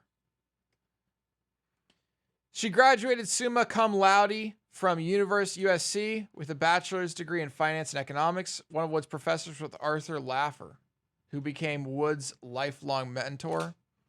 She started her career as an assistant at Capital Group, worked for 18 years at Jensen Associates as chief economics analyst, portfolio manager, and director. She co-founded the hedge fund Tupelo Capital Management. She completed 12 years at Alliance Bernstein as CIO. In 2014, she founded ARK. She played a role in convincing Tesla CEO Elon Musk to keep the company public after Musk's August 2018 tweet. I'm considering taking Tesla private at 420, funding secured. Sending a letter to the Tesla board that she believed the valuation of Tesla would reach US $4,000 in 5 years. Well, I think it's over that now. On December 28, 2020, she purchased an option to regain major shareholder control of ARK Invest and reached an agreement with Resolute while continuing the usage of Resolute's distribution services via a multi-tranche term loan financing facility provided by Eldridge Corporate Funding, LLC. I don't know what any of that means. So, that's cool. I mean, it sounded like she had one good guess. What is this? Repurchase an option to regain major shareholder control of ARK Invest and reach an agreement with Resolute while continuing usage of Resolute's distribution services. I think this just doesn't have enough information in it for me to understand what the fuck that means. Kathy Wood buys back an option that threatened control of ARK. Oh, okay.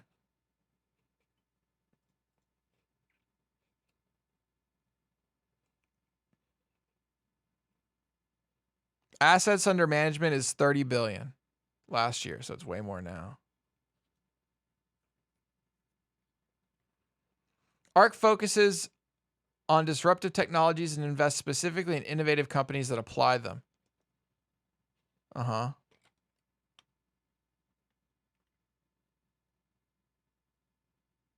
Okay.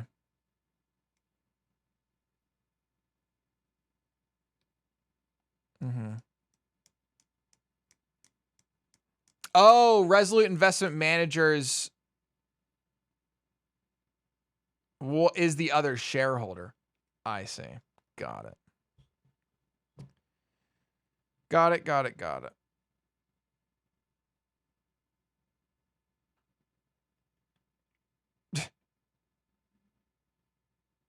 $30 billion in assets. Best picks of the year.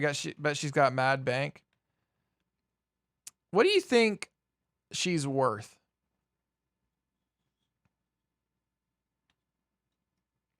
Is she a billionaire yet? Probably not.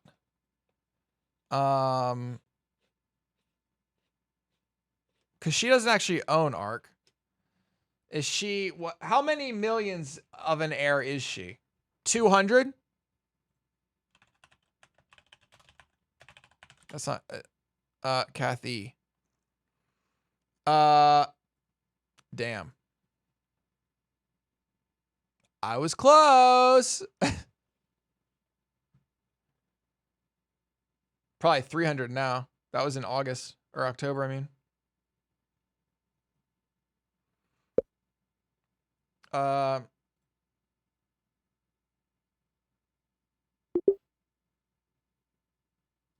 I don't know what that person wanted. It's Wikipedia's birthday. Thank you for making 20 years of free knowledge possible. Join this. I bet, is this going to ask us to pay money?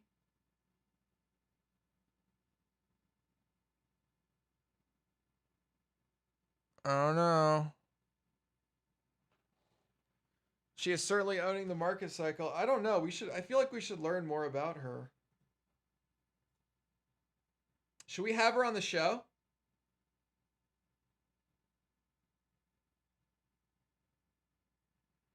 I heard you drop me a mention. Who? Oh, what's up, dude? And now my chat is blowing up with follows. Good. As I said before, if you guys want to watch somebody who actually kind of knows what the hell they're talking about, that's who you should watch. We're just here to meme. You know, we just started this whole world of investing. We've got an ETF portfolio and we just did our first ever options. I've never done options before and we've done them. So now we can say we fully don't understand them at all. But I think we're good. I mean, look, we're up $800 in a week, 2 weeks. But today is not a good day. Today sucks. Today sucks seriously.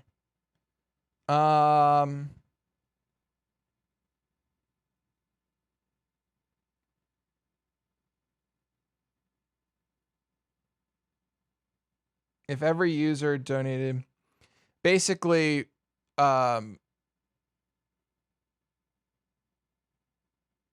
could be free for years. Did you just do verticals or straight buying calls? We have a vertical spread going on SPY. That was what I wanted to do. I felt like it was pretty low risk. Pretty, like, for me, it felt like something I understood enough. Like, the problem for me is I guess I just don't understand stonks enough to, I don't believe in any one company enough to want to have a leveraged investment into them. I don't even want an investment into them. Like, I mean, I'm ETF boy right now. And I think it's just going to take time it's a learning thing, right?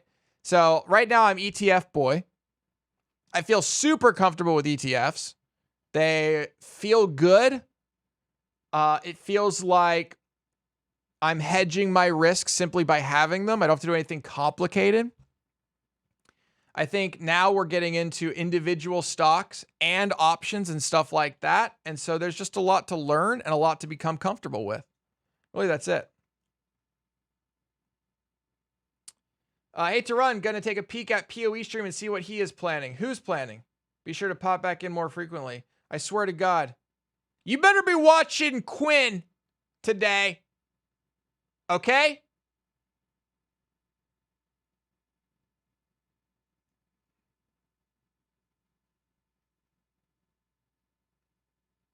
All right?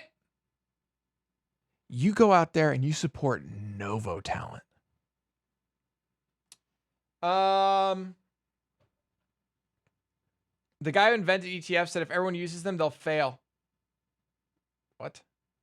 ETFs are, in my opinion, the best way to enter the stock market. Yeah, I mean, for me, it's like I feel much more comfortable betting, because that's what it is, betting on a sector that I believe in. Like, I feel much more comfortable with an entire industry versus a singular company. And now I need to start getting comfortable with companies. And then I can get comfortable with not giving a fuck. Because eventually, I think it would be cool to get to the point where we can be like, oh, and here's the 5-minute play, and here's the 1-minute play, and we don't even give a fuck about underlying anything. We just want to play the numbers. The numbers game sounds pretty fun. Scissorin's fucking awesome too. Yeah, okay. Agreed.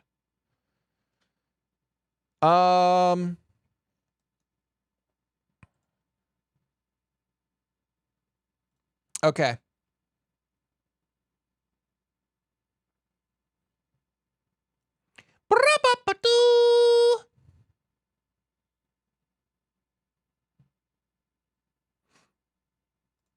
Kathy D. Wood.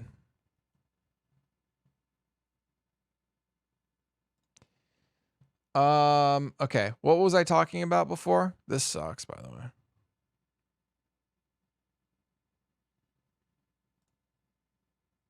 Before I was so distracted by Stock Jock.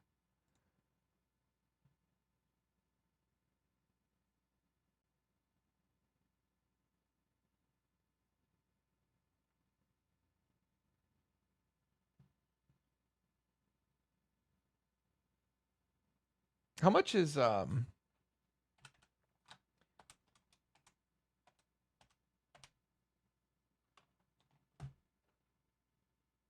gosh.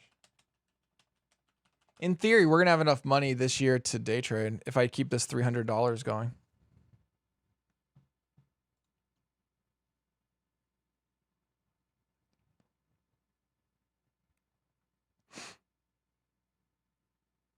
Are you still friends with Big Giant Circles? He DM'd me yesterday even. So I'm going to say yes.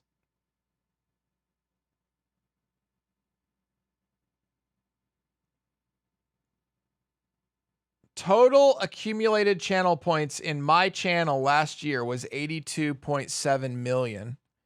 My most used emote was LOL.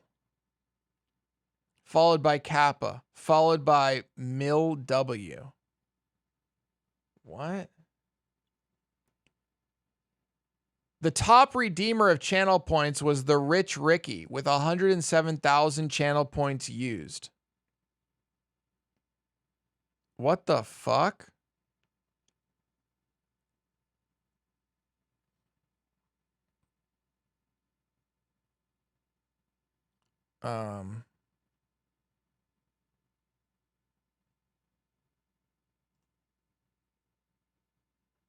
That was 2020.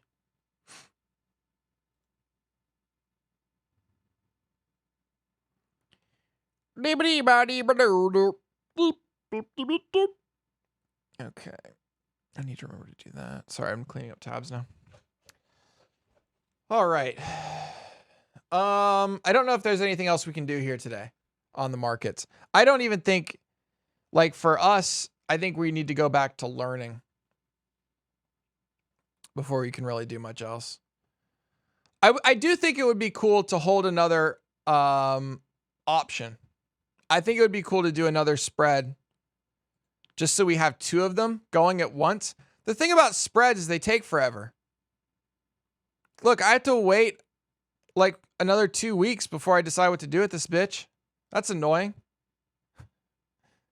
Maybe we should just get involved in one stock. What stock is going to go up during the inauguration?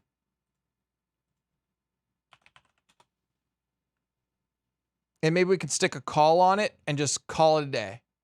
What if we just stuck a call on something? I think this next week's just going to suck, honestly. What's up with Tilray? Why do you want me to... Why you want to do this? I mean, no, it's just like, no. I gotta wait 2 weeks means, hey, maybe we should do another one, and another one, and another one. The future of Apple seems bright, especially with the iCar and AR glasses on the horizon. Dude, that is a distant horizon.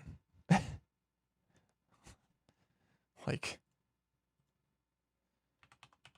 what is this? I don't even know what this is. SWBI. I don't know what it is.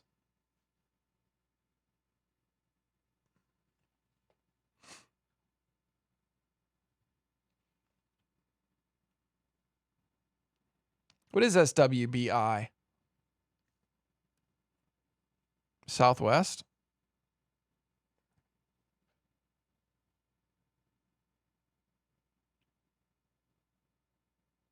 Wait, what? Firearms. SWBI. Oh, Smith and Wesson.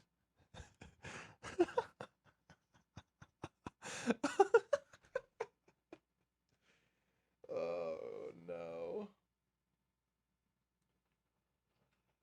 Oh.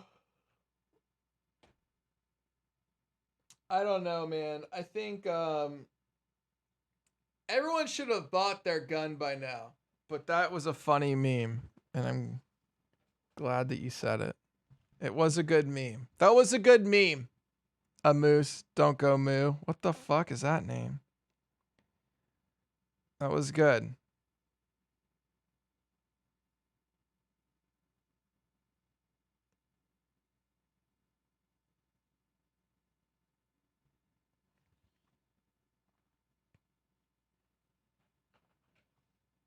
Gun stocks do naturally increase during Democratic terms and fall during Republicans. IBM with hybrid cloud computing. Dude, IBM's so old. How can you believe in IBM? What's a company? What's the undiscovered? That's what I want. I don't want to know where people have been. I want to know where people are going.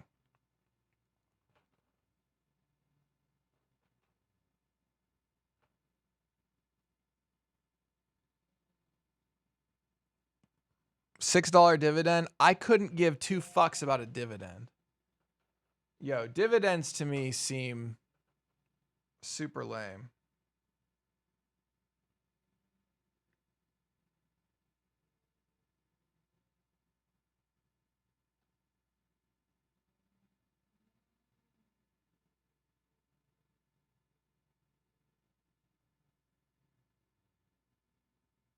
You fucking kidding me? How about you suck my dick?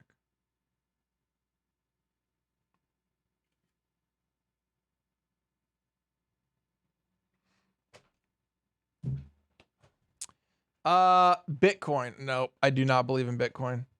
NNDM, they 3D print circuit boards.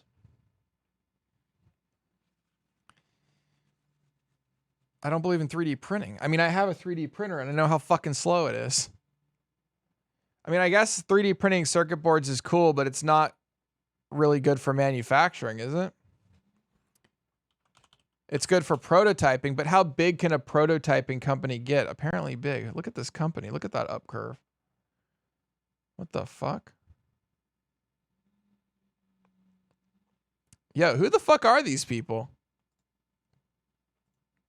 Oh, wait. Pay us money, I bet. Is this pay us money? Celebrating 20 years of Wikipedia. You're celebrating. Volunteers are contributing every minute. Over 280,000 people at Wikipedia every month. Most of them to put dick jokes in there. How to celebrate Wikipedia's 20th birthday. Party. Send a birthday gift. Oh, donate. Join the movement. Donate. Donate. Donate! There is no organization that asks for more money in this world than fucking Wikipedia. But yes, I have donated.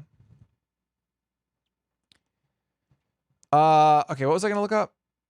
NNDM.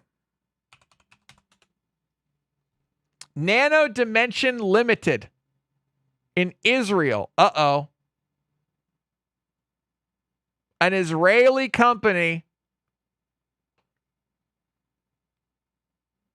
Probably founded by the brothers of those who founded SodaStream. Do they not have a Wikipedia?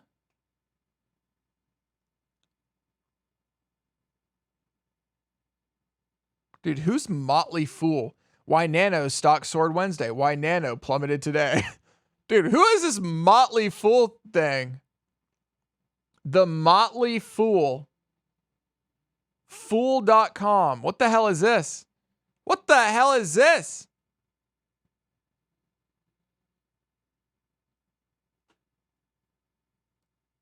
What the fuck is this? Who are these fucking people? From the team that's tripled the market. Wait. What?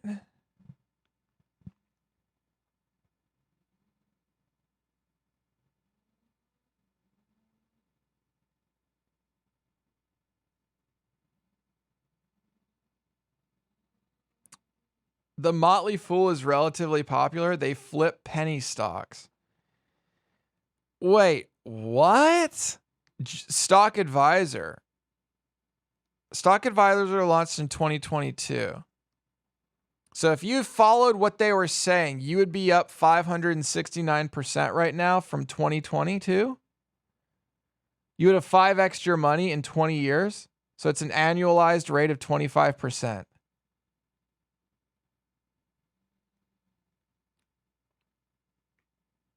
Cumulative growth of a 10,000 investment in Stock Advisor. Right now, you'd be sitting at 200,000. Dude, they have not done well these last few days, have they? Holy shit. You'd be sitting at 175 out of 10,000 if you started in 2002. Who the fuck are these people? Why does this website exist? I feel like this is a scam.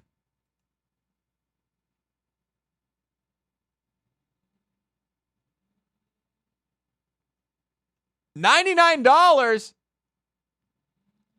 The fuck? Yo, this is a lie. This is not the same picture.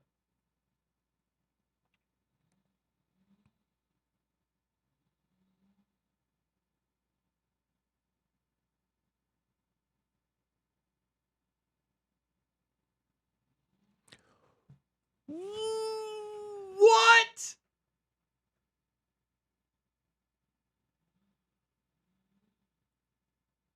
What?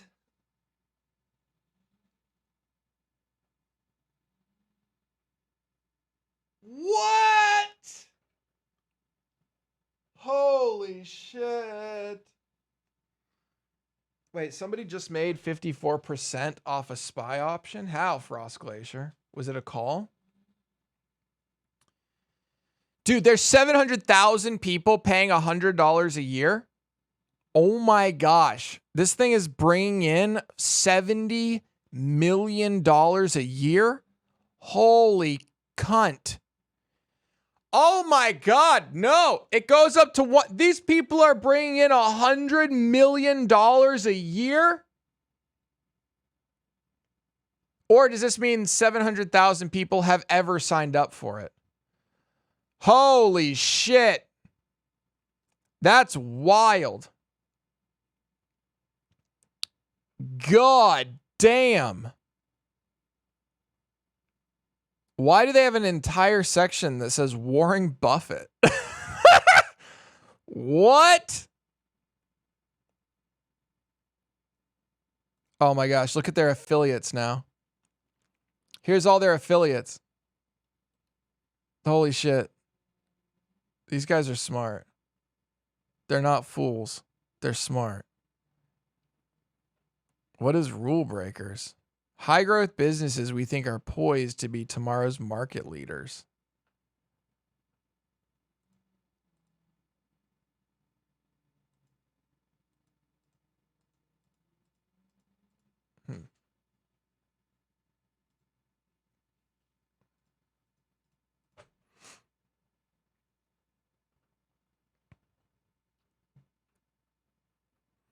What the hell?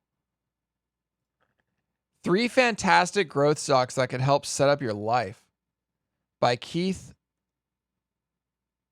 Speak?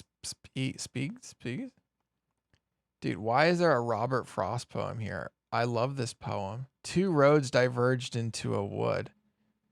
That's not the poem. This isn't right. Is this right? Isn't it two roads diverged into a yellow wood?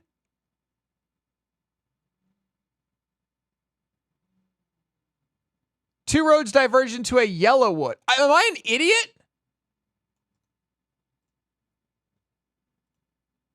Two roads diverged into a yellow wood.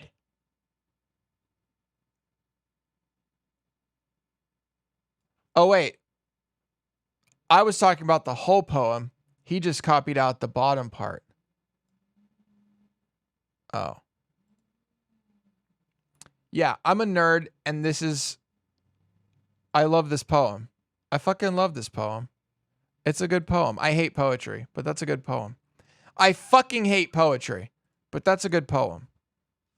You know, there's an exception to every rule. Poetry sucks dick. It's boring. It's lame, but that's a good poem. All right. You feel me? I also feel like it's like the quintessential, like 7th grade English poem. You know what I mean? Like you learned this shit in middle or high school. You read this fucking poem. Everybody did. All right. Here are 3 fantastic growth stocks that could set you up for life. I sat down recently to think about the best healthcare stocks. It's a pretty easy decision to include Intuitive Surgical. The robotic surgical systems pioneer is not only a great pick this year, long term. There's currently an awful lot of variation between outcomes with surgical procedures in general. Even a slight twitch in a surgeon's hands can cause a problem. The goal when it began business more than 2 decades ago was to reduce this variation by using robotic technology. More than 1.2 million procedures were performed in 2020 with Intuitive Da Vinci robotic surgical system. That's the only drop in the bucket. Intuitive Surgical continues to invest heavily in research and development to expand the types of procedures. The company's already pretty big with a market cap of 75 or 95 billion. I think it'll grow much larger in the next couple of decades and make today's investors a lot of money along the way. ISRG.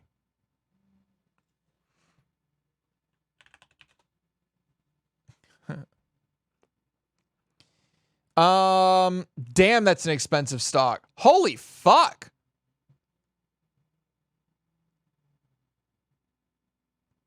Jesus. Suck my dick. What are some fast-growing trends that have already created massive markets and continue to gain momentum? My answer would definitely include online gaming, e-commerce, and digital payments. Sea Limited is one of the few stocks that's a major player in all 3 areas. Who the fuck are they?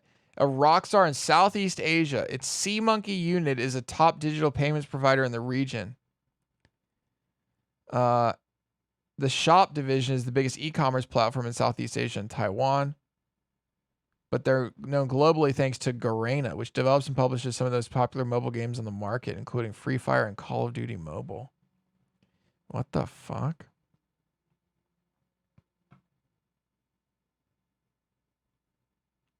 Oh, Square.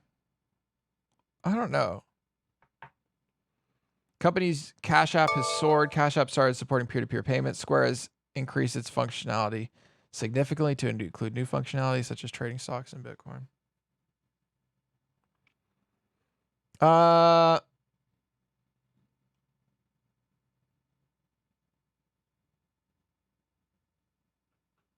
believe in Square.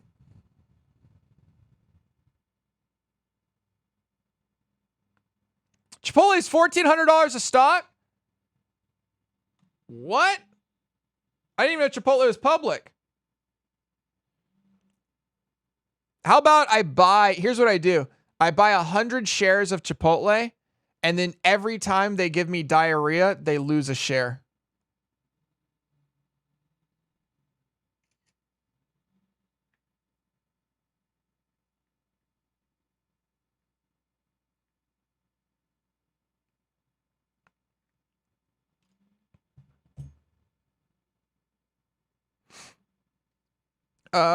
Verticals on expense. Oh yeah. Well, I don't know. Maybe.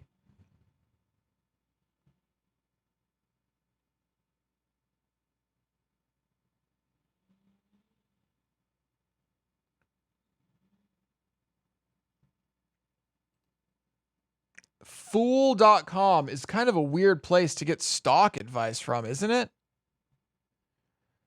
What a fucking clickbait title. Disneyland does the unthinkable. Bitch, I bet that it had no impact. It had no fucking impact on markets. Are you kidding me? Yeah, it had literally no impact. This is just the normal. This is the normal down thing. Like, it's been going down since fucking the end of the year.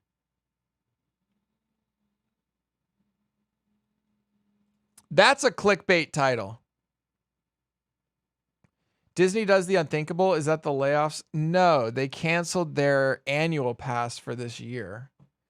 So basically, if you had a Disneyland annual pass, they're like, all right, we're just going to cancel it this year because it's clear that we're not opening up anytime soon. We're going to refund your money, and then you can come back next year and re-get your annual pass. That's all it is. But like, they make it so fucking dramatic. Disneyland has been dark for 10 months. Walt Disney's theme park announced it was ending its annual pass program indefinitely. It's coming back.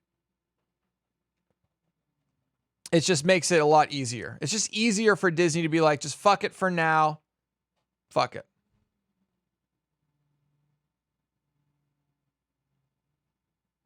Fuck it for now. Fuck it for now.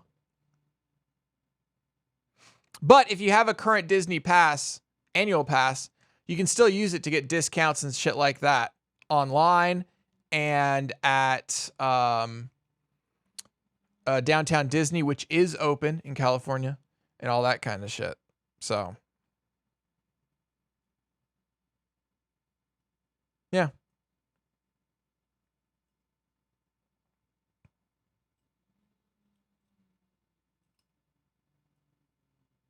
What a weird title. Dude, their website sucks for load times. Why Neo's stock is trading lower today.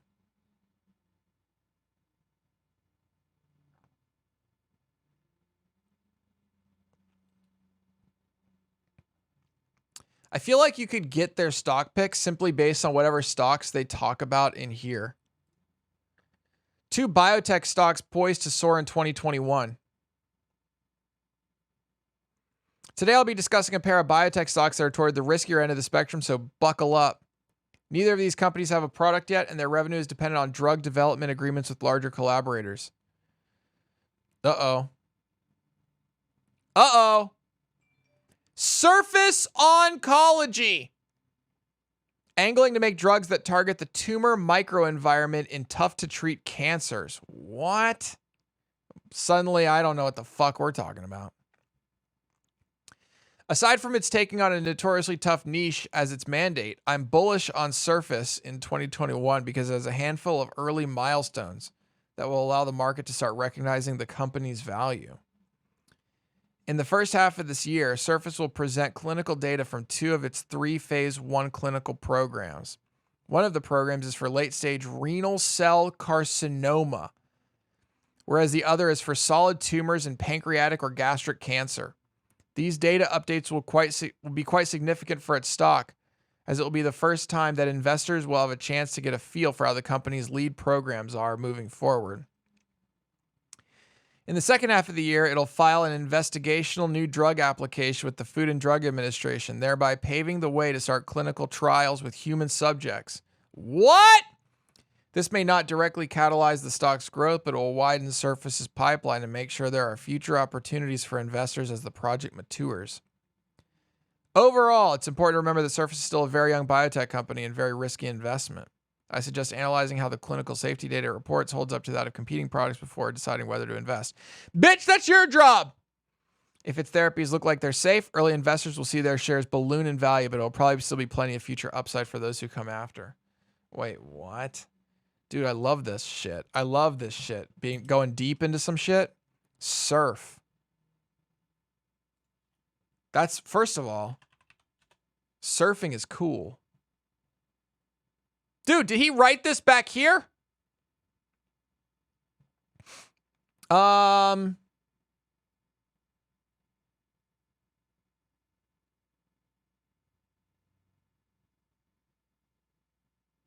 feel like this was already found. No?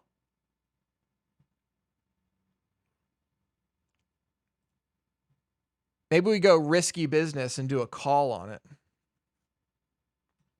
And really leverage our shit to the fucking moon. That sounds kind of fun. Jaunts is a small but dynamic cancer immunotherapy company that's inching closer to its day in the sun. Right now, it has 3 clinical stage programs, all of which are wholly owned. Thanks to diligent progress over the last couple of years, Jaunts' stock is ready to take off in 2021, even if its lead immunotherapy projects still need a few more years before they're ready to regulatory approval. Jaunts was added to the NASDAQ Biotechnology Index, meaning it meets certain requirements for its market cap and trading volume. That's a positive sign for its trajectory as an investment, as being part of the index will draw more attention to the stock. Jaunts' presentations at 2 investor conferences also attracted a company's attention. Later in the year, Jaunts will report preliminary data from its phase 2 clinical trials. It's immunotherapy for solid tumors. It'll also provide a safety update from one of its programs in phase 1. While safety is always a concern during clinicals, for immunotherapies, it's especially important as some modalities can carry the risk of severe side effects. Potential buyers should keep an eye on Jaunts' clinical results accordingly. For aggressive investors, it's appropriate to buy the stock right now. Given that its cash holdings of around $200 million are sufficient to keep the company in operation through 2023, your equity probably won't get diluted in the short term, making it an even sweeter deal. Talking about sweet deals.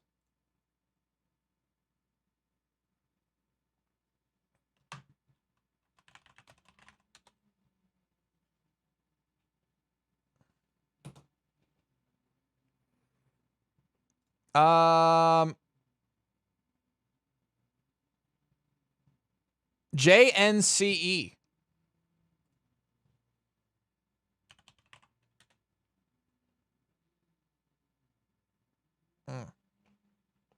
So this one's just kind of going, ho, ho, ho, ho, ho, ho, ho, ho. I feel more comfortable with the previous one. I used to day trade CYTR every week. What a cash cow. Wait, you day traded it every week? What? NOVN. What is Novin? And ONTX. Ontix. Well, that's not doing very well, is it?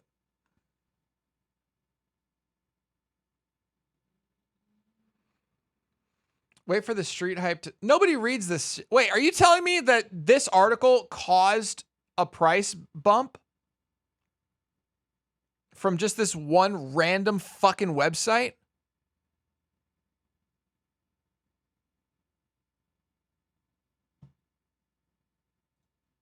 Surf. Up 3% today. Oh shit, it was up a lot today, this morning. Oh, is this when the article came out? What do you mean the Motley Fool isn't random? I've never heard of them till today, and their website sucks dick. So what do you expect me to think?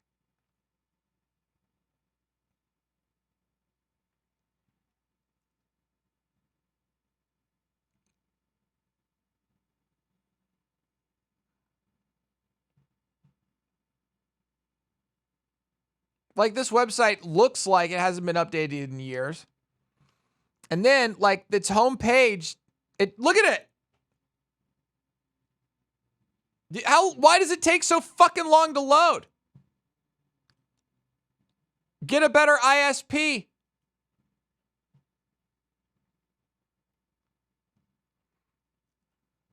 I've never heard of this fucking thing. Oh my gosh. Every single one of these links is affiliate links. Holy shit. That's wild.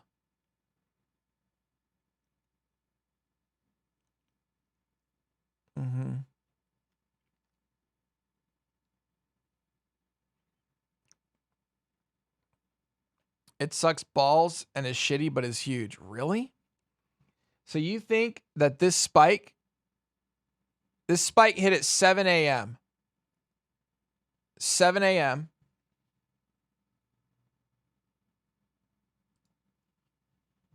Okay, 7 a.m. is right here. No, that's on the downtrend. That didn't cause that spike.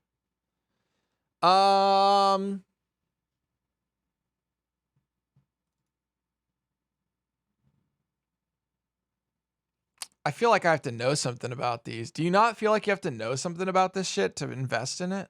Like, don't you guys feel like I should know something about cancer if I'm going to invest in a company dealing with cancer?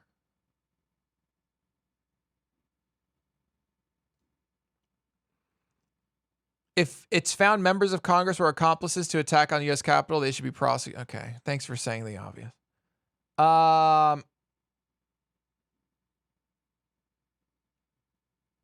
I don't know that it's true that you need to know something about every stock you invest in if you're like day trading, right? If you're pattern day trading, stuff like that, then it doesn't matter, right? If you're trading in a way where the fundamentals literally don't matter, then you don't need to know anything about a company. But I feel like anything that you're going to hold for more than like 5 minutes, you should probably know about them. You know? If you're super knowledgeable in an industry, that's where you want to go heavy into. Dude, I don't know anything about anything. Chat, what industry would I know anything about? Honestly, what's an industry I would know anything about?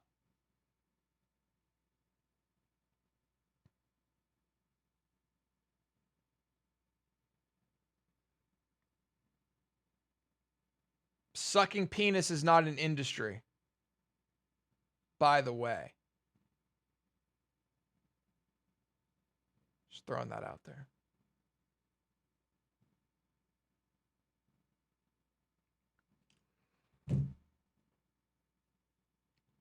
Gaming, live streaming. It's not a thing.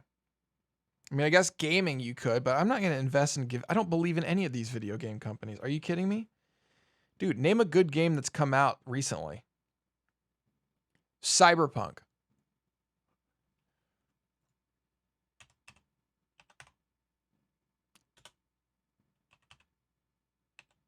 What is it? What's CD Projekt Red?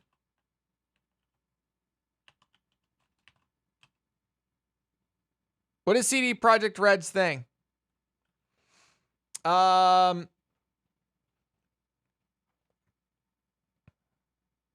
don't know. Skincare. I do know a lot about skincare these days. Actually, I need to get a new facial cleanser.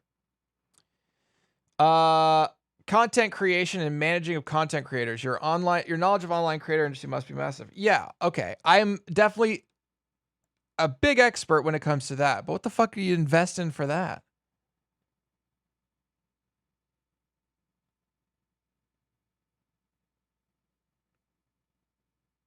How do we buy Minecraft shares? That's how you buy them. It's a pretty shitty way to buy them, by the way.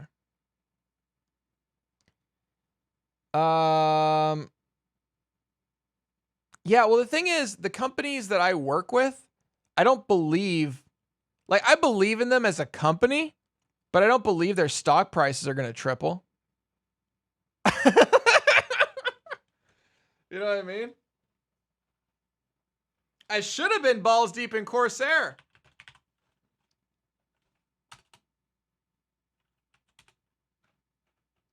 They're double their IPO. Over double their IPO.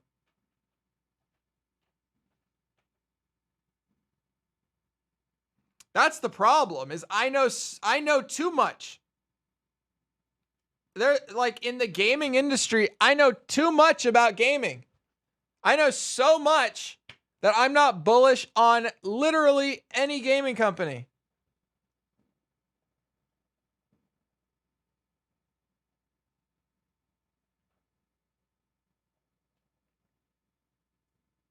Is Razer a public company? I mean, the Razer, oh Jesus, that Razer mask.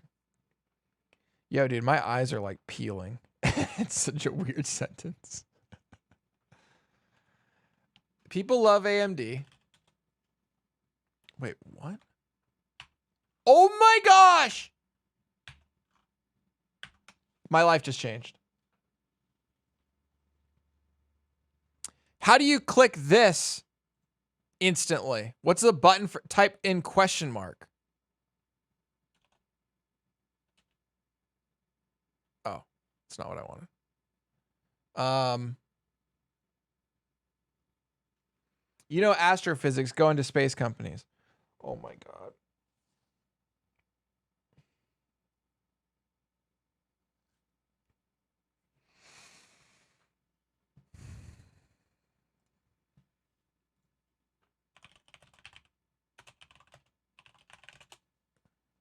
Oops. If you want to tell me how this has anything to do with space travel,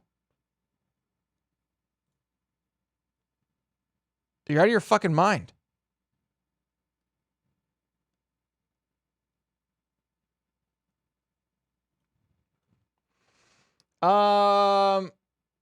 Watching for the Coinbase IPO, hate all their fees all you want, they make money. Do they? Similar to how you don't know about Motley Fool. For fuck's sake, what is this? Are you giving me some light reading? Fidelity. Investing.com, TradingView, finance.yahoo.co.jp. Fool.com. Binance. eToro. What the fuck is eToro? Zero DHA. What? Easy Money. IQ Broker. StockTwits.com. I do know what that is. That's a big fucking meme. COVID19India.org. I suddenly don't trust your website. COVID19India.org? Okay.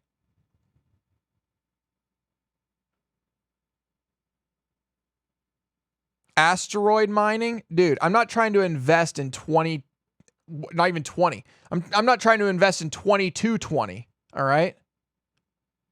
Asteroid mining. Are you fucking kidding me? I think you'd be safe with Square Enix or Capcom. They're the only big companies that got their shit together. Yeah, but I think Capcom still has the they have the problem of like, chat, what is your opinion? Like, what is the first thing that you think of when you think Capcom? Fighting games. But like, what is the first thing you think of as a company? The first thing I think of as a company when it comes to Capcom is old. That's some old shit, man. That's some old shit. I don't want that old shit. You know, that's old. That's not new. I need something new. Exactly. Old. That's what everyone thinks. That's some old shit.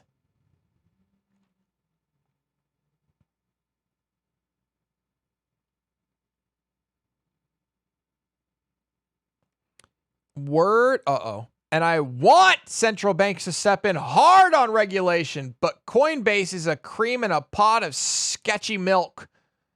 I'm not saying bet your retirement, but they're worth the play for me. Coinbase goes public when?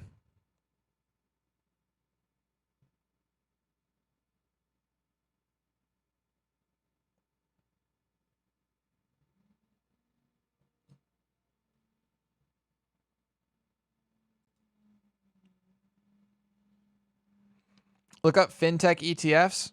Sure. I'm invested in one.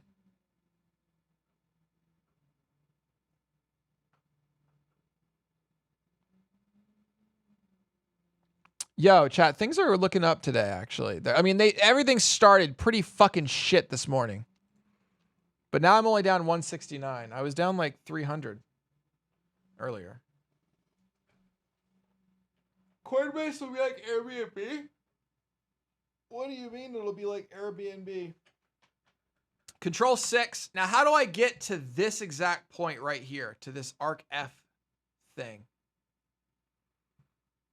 Like, how do I make the cursor go there? Control F? Nope. How would I make the cursor go there automatically? Because I like this whole keyboard control thing. I feel like I'm using VI. There's got to be a way that I can, like, make it go there.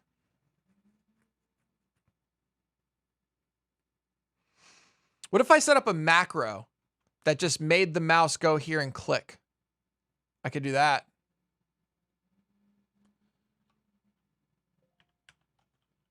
Yeah, you can't just start typing. That didn't do anything.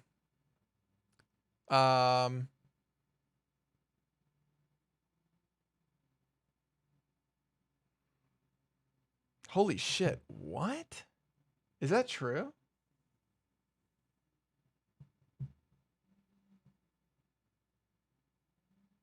Oh, maybe I have to hit like, all right, so I'm here. I'm here. Oh boy. Control 1. Oh, now I'm here. I've touched things. Now I'm here. Tab. Okay. I'm not hitting tab that many times.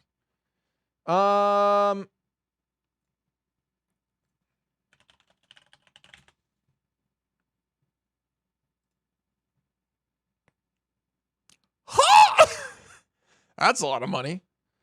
Jesus Christ. Oh my God, there was a match 5 winner in Washington.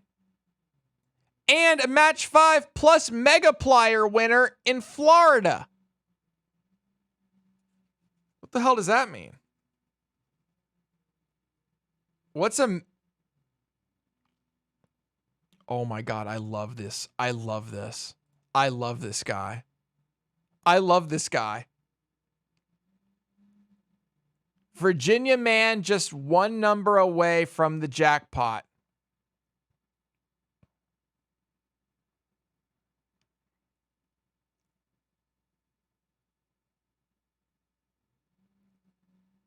Richard Barnett's wife had some interesting news. Dude, who writes this shit? Think about this. Like, there's a person that works for Mega Millions that just has to write this shit. Oh, fuck. She had heard Triangle Market at 3631 sold a Mega Millions ticket that won $1 million, and the winner had not yet come forward. She had bought a Mega Millions ticket at that very store the day before the drawing. I told her not to get her hopes up, the Christiansburg man said later.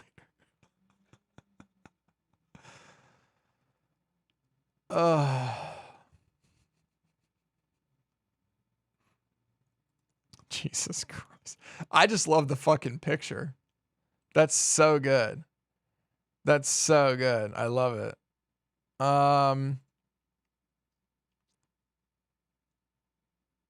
Dude, there's so many stories of all these people. Like, why aren't these fucking people just like anonymous? $414 million to the Mega Millions jackpot winner. Yo, I'll tell you what.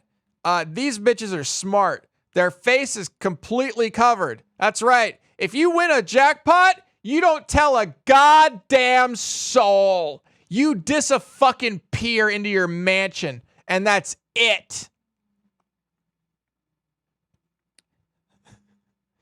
You get the fuck out of there.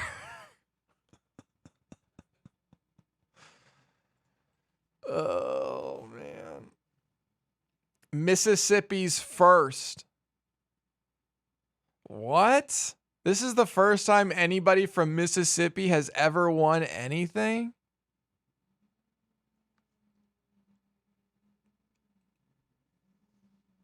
Damn. Wait, you have to be public?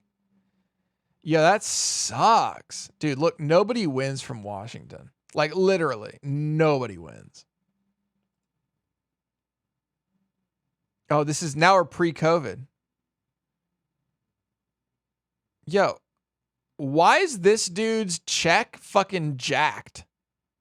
Why doesn't he get a cool check? His check sucks. Their check's cool. His check sucks. What's up with that? Oh, dude, this guy deserved $1 million with that fucking last name. Christopher Christanthopoulos. Christanthopoulos. Christopher Christanthopoulos.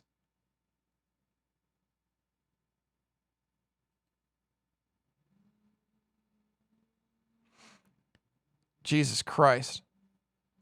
This guy also got shafted. Look at that little piece of paper.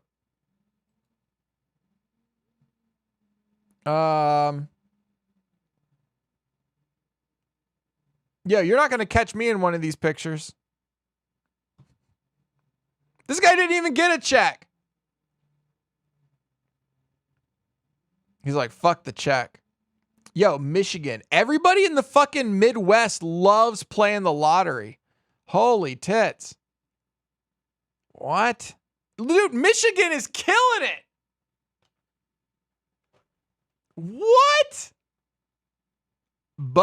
Busters Lottery Club?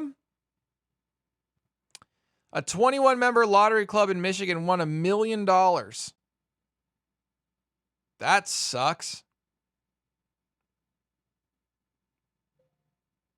You got to share that shit with 21 other people?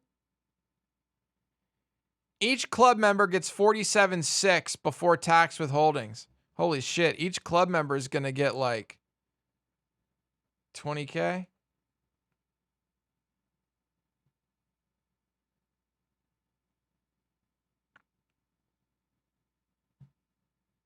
Oh, man. What the fuck?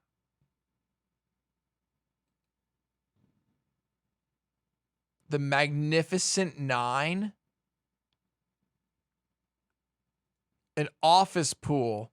A crew that worked together at Kaiser Permanente. The Lottery Club. Is this normal? What the fuck?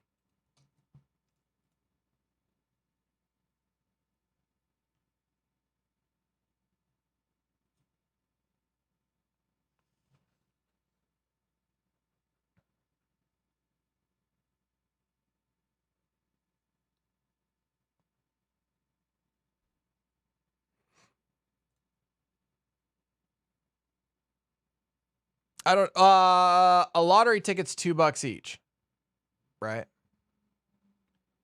Our work bans lottery pools due to operational risk.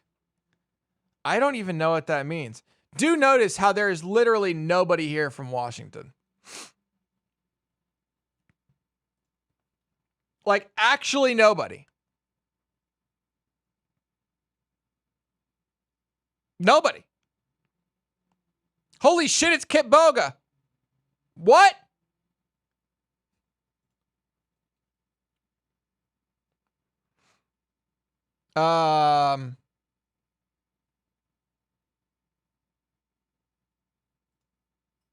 Start my own lottery club? With fucking who? Dude, the lottery is not a good thing to do. Imagine if your whole accounting staff wins $200 million and fucks off next Tuesday. There's literally nobody from Washington. Like, actually.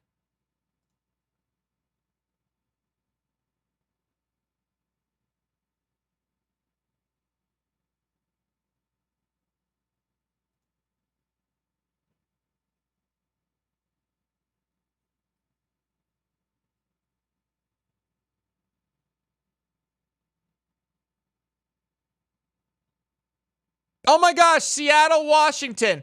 5 years ago. But it's a person's name. I wonder if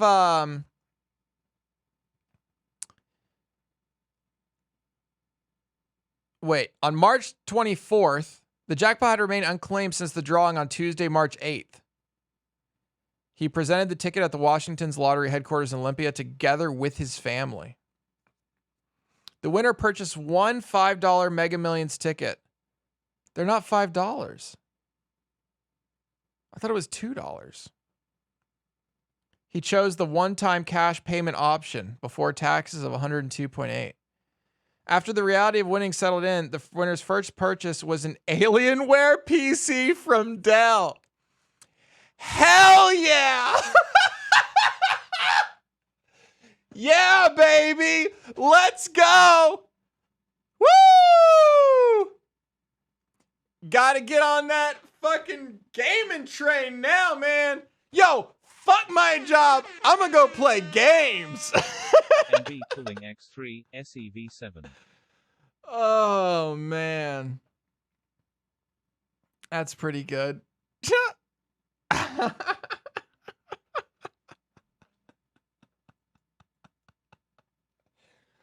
Oh, I wish I could see his face. I need to know. I need to know what this guy looks like. Oh, man. Shit. I need to know. Damn. That's so fun. Tuesday, March 8th to Thursday, March 24th. That seems like a long time, but you probably got to get like a lawyer and shit if you're getting that much money.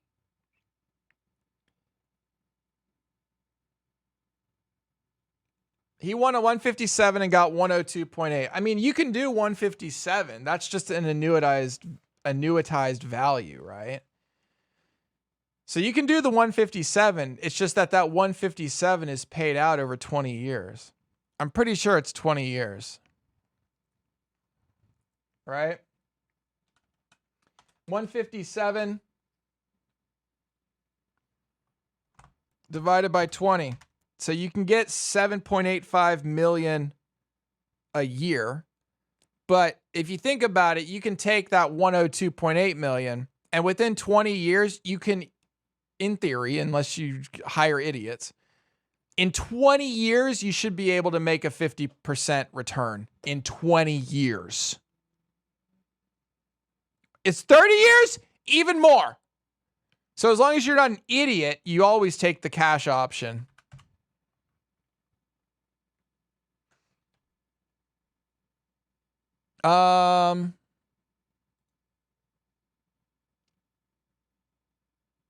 Damn, that's so fucking funny. That's so fucking funny. That's so funny. Holy shit. The first thing that's hilarious. The Awesome 8. You won $1 million. Where do you think all these people are now? Where do you think all these people are? Like where are they right now in their life?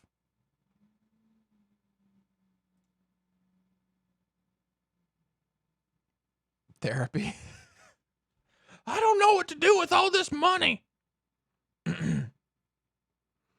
Yeah, dude, nobody wins Washington. Washington lottery. I'll bet they have a winner's list and I'll bet it's nobody. They don't even have pictures that work. Winners. Here we go. A man from Marysville won $2 million. A woman from Tacoma won $2 million. That's general. A woman from Spokane won $50. This is in the state? Is this in the state? This many people play the fucking lottery? What?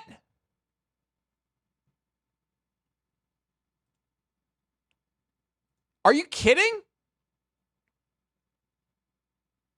Wait.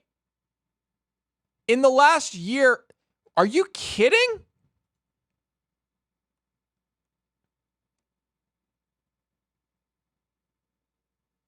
This is insane. This many people throw away money?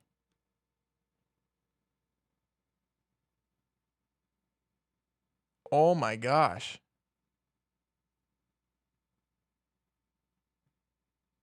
Yo, you are required to say your name.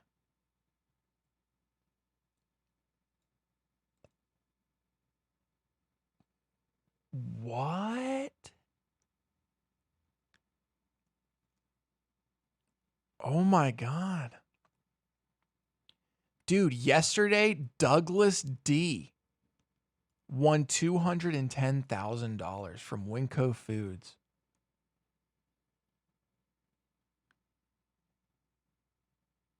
Yo, this person put their whole fucking name. Wait, what? Do you have to give your name publicly to win lottery, Washington? Claim your prize. Here's how you do it. Washington's lottery has closed our regional offices. $601 or more. You can claim it at any lottery office.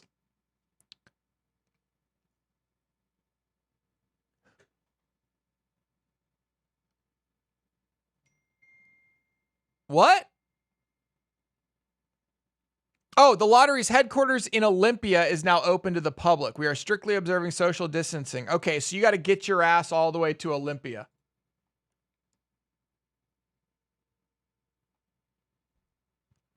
We are strictly observing social distancing guidelines and requirements. Winners of amounts of 600 or less may redeem at authorized lottery retail locations. For prizes of 601 to 100,000, recommend use a mail-in prize claim system. You can suck my actual left testicle. You think I'm going to mail in a ticket for $100,000? Suck it. You can suck my dick. That's what you can do. Winners with tickets for $100,000 or more should call. Dude, if I was a fucking mailman, what am I looking for? Anything going to the lottery. Look at that under the light. Holy shit, there's a ticket in there. Fucking yoink. It does say you're supposed to sign it first. Winners with tickets for $100,000 or more should call lottery headquarters to schedule an appointment to make a safe and insecure in-person claim. Holy shit. You must bring the following to claim your prize. Winning ticket, picture ID, a social security card. Wait, what? You have to bring, I don't even know if I have one.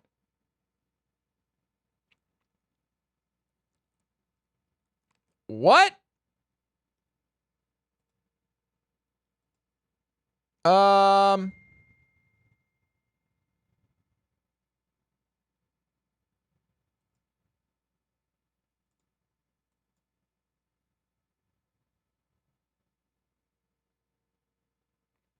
Yo, what the fuck?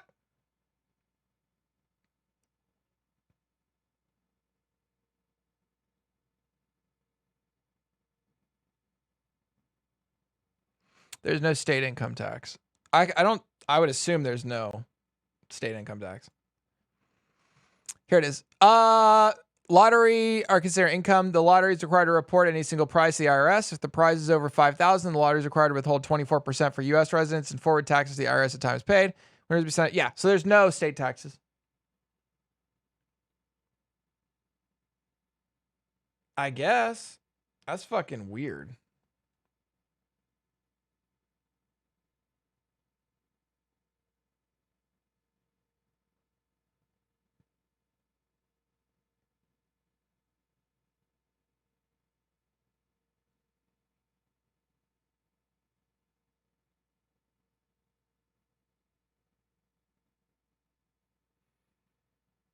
Holy shit. I mean, I don't see why you need the Social Security card. Can't you just bring the number in your head? Jackpots over 100 million must be claimed at Washington's lottery headquarters. What if you don't have enough gas money to get there? I guess you figure out a way. Who benefits? Uh-oh. Lottery helps fund and support communities. Here it goes. Here's where all the money goes. Winners get 65% of the money spent. Education gets 18%. Costs of sales. They spend $52.1 million printing lottery tickets? Jesus Christ. Retailers. So yeah, when somebody wins, a percentage goes to the retailer. Stadium and Exhibition Center. What? They pay $13.7 million for advertising, I guess? Is that what that is? General Fund? Uh-oh, that sounds sketch. Administration? That sounds sketch. Economic Development, and there it is. They spend $400,000 a year on problem gambling. I kind of feel like that should be higher. Oh no. Grandma, don't worry about those. I'll get to them later. Oh, it's no problem. Come here. I've got a little something for you. Washington State actors. Listen, there's a reason not many movies are made here, okay? You didn't have to do that. It's just a little something, but it's ours. Ours. For us. All of us. Our opportunities, our celebrations, and support of our community. Thank you. You think we'll win? We'll see, but I think we already have. When you play Washington's lottery, all of Washington wins.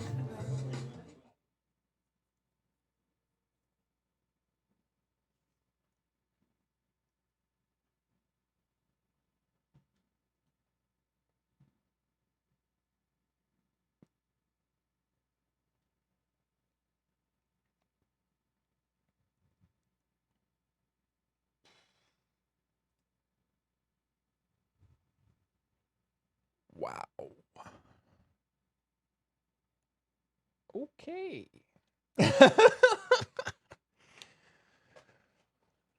Well, that sucks. What did somebody say? I want to read this out loud. Guys, can you help me decipher what this person said in our Discord? I just made a 57% off a SPY option. Call $380. A $380 call expiring 1/19. So if you're calling, you're saying something is going to go up in the future. Was 42 cents when I bought it. I sold it at 65 cents. Worth that day trade strike.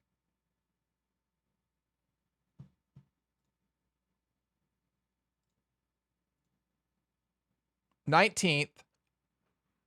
You did $380. You purchased it when this was 0.42 and you sold it when this was 0.65. Analyze. Send to yellow.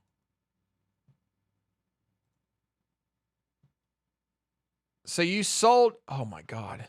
Wait, you did this? What the fuck? You got balls. So you came in here, you bought right here, and you sold right here. You bought and so what? Why? I see literally no indication that that's the point in time where you buy. What? How did you know? How the fuck did you know that?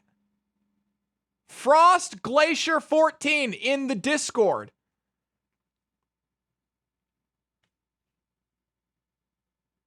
How did you know that was going to happen? What the fuck? So 42.65.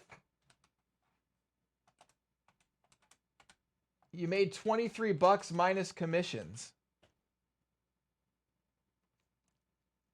It looked like he was betting off it bouncing from the first support line here. People don't play options on charts, do they?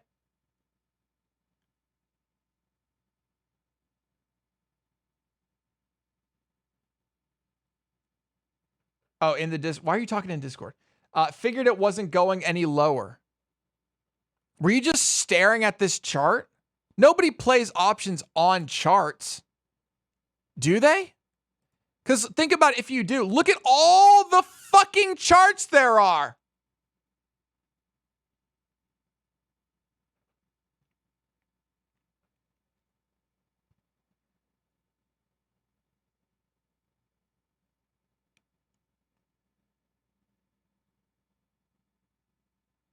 God damn.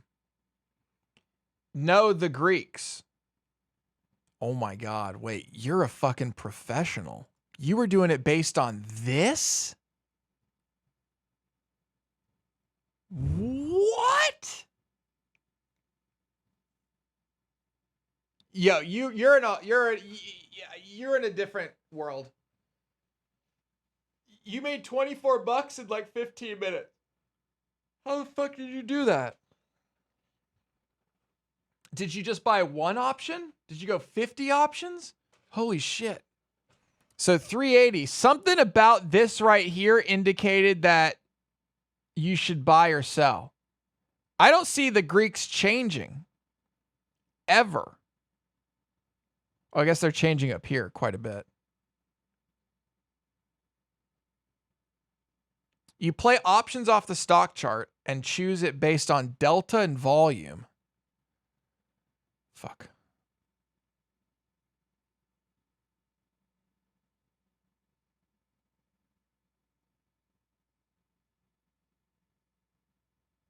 I don't know what that means. I don't know how you can tell from this where the play is.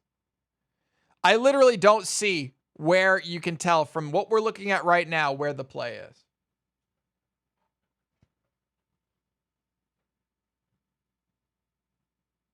I don't see it. Isn't delta just kind of like a percent chance of it being in the money at expiration? So like this right here, 369. This has a 15% chance of the stock price being $369 on the date of expiration.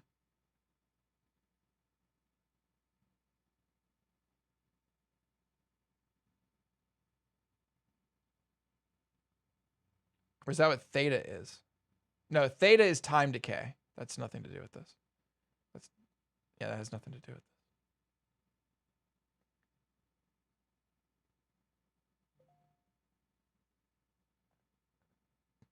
Or was that Vega?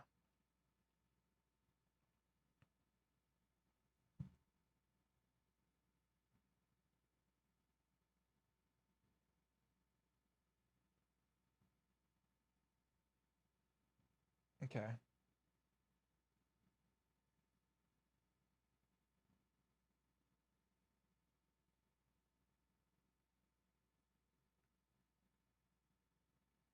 Depending on your goal,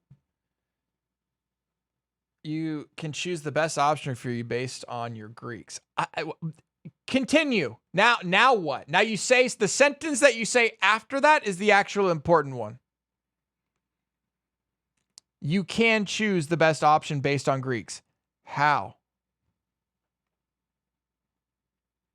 Got to look at the theta too, because on average it's going to go down 17 cents a day since it's such a short call. Oh, is that what that means?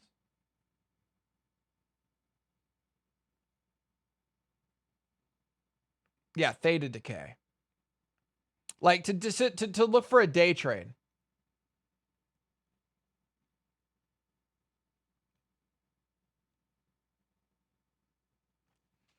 I think what I'm going to have to do is I'm going to have to get a professional in here to just teach us strats. Chat, what if we got that guy that has a twin that's not really his twin because it's really just him in a different t-shirt?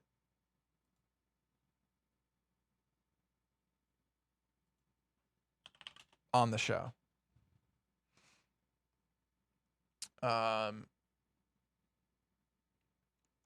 Fucking. Holy shit. This guy. In the money.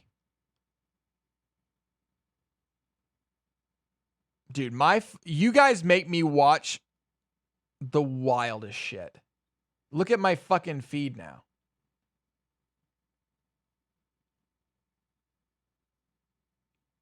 So 0.15 would be a $15 change for every dollar the SPY goes up or down. Yeah, but that doesn't matter.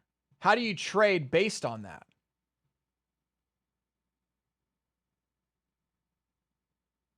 You know?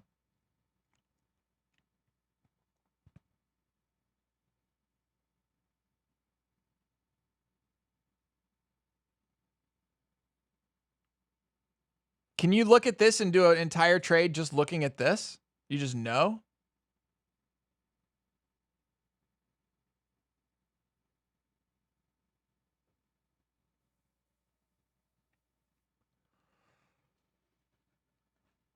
How do you know?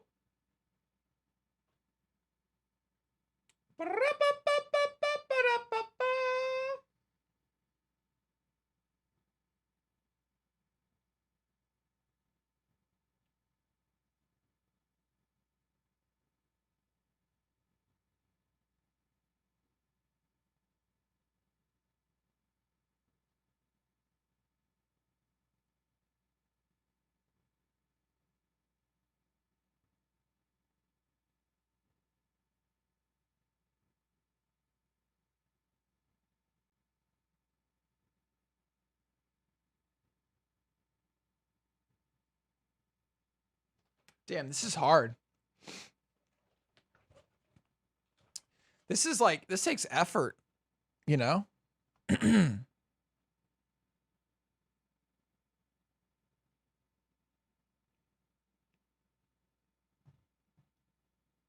It's all gambling though. Like in the end, especially options, right? It's all just 50-50. You got a 50-50 shot at being right. God, I can't believe how terribly this is doing.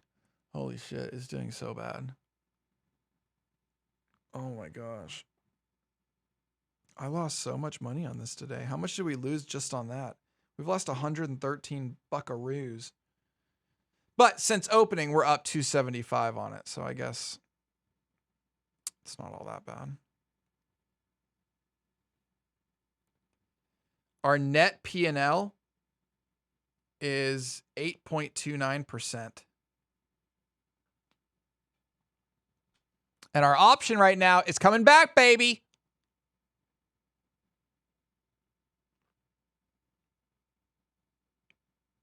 Okay, I need to stand up. I need to stand up and I gotta pee. I gotta stand up and pee. Stand up and pee. All right, we're taking a 5-minute break or 2-minute break. It's a 2-minute break. I'm gonna see if this thing still runs ads. Let me know if this thing still runs ads. Also, I think Pretzel is broken. There we go.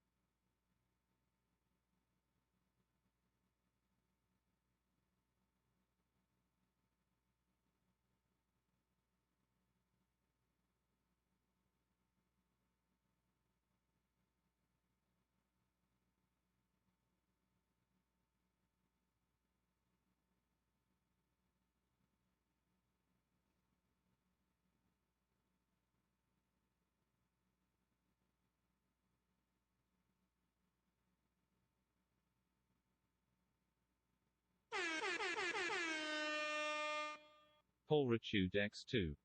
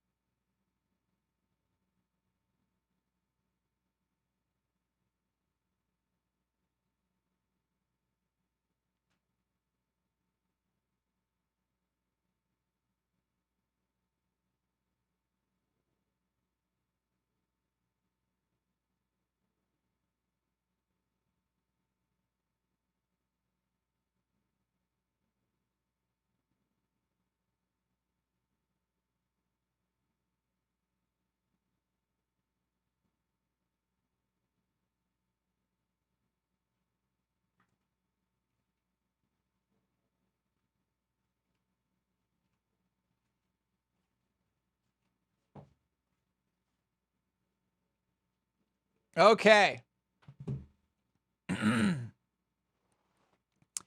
CCIV dropped hard. Did it? Holy shit.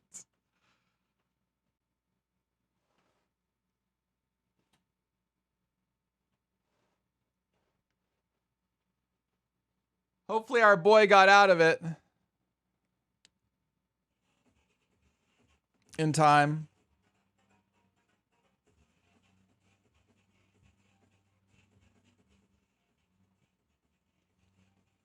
All right, shut up.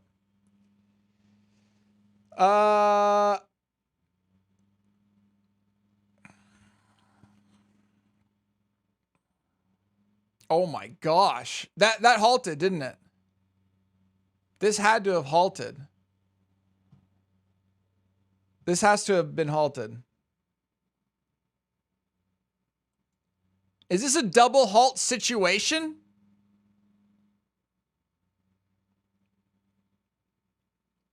This is a double halt situation. Ladies and gentlemen, we had a halt going up and a halt coming down.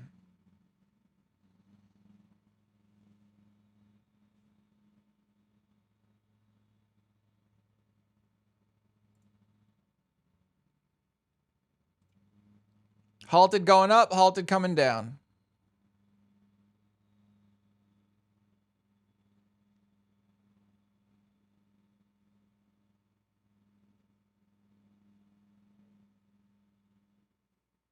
All right. What was the poll? Batman. You'd rather be Batman than Superman. Spider-Man. Oh, anyone would rather be Superman. Holy shit. Batman or Spider-Man? I'm going Batman.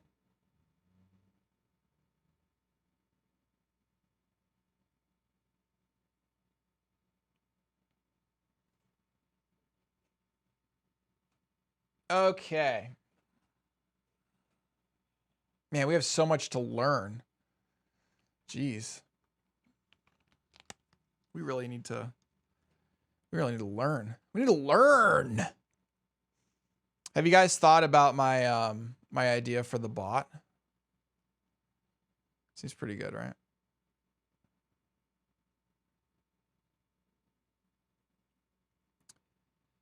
S&P 500 futures tick lower. Uh-oh. Don't publish that. Why the fuck would you publish that? Why the hell would you publish that? Fuck. Don't go down, baby. Stay up. Get the fuck up. I don't even know how to look at futures.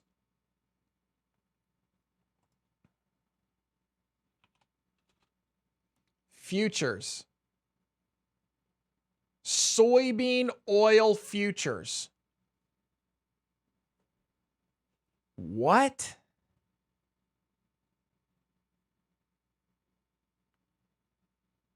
I don't even. Sugar number 11 futures? What? I don't think I know what a future is.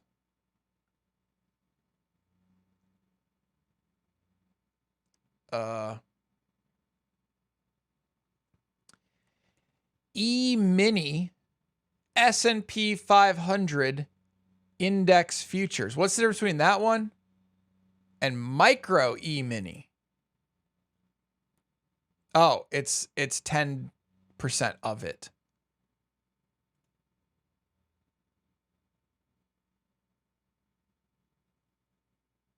What the fuck am I looking at? Oh, is there no... Wait, what? Oh, are futures traded 24/7? 24/5? Are futures trade... Wait, are futures traded 24/7?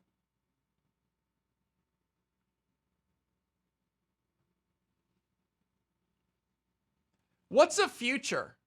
Is it an option? If I purchase a future, what is a future? ES futures. I don't know what this is. Because this looks like it's just 10 times the current S&P 500. Right? This is just 10 times the current S&P 500.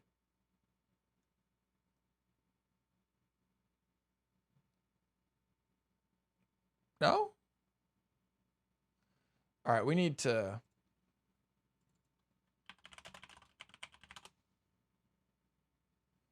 Oh, no.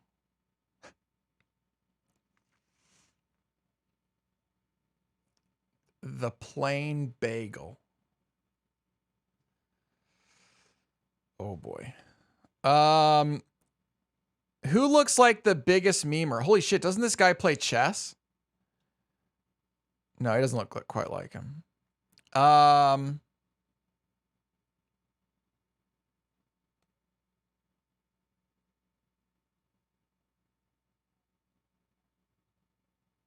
Turn 1,000 into 5,000 by day trading futures? Wait, does futures not have the same laws?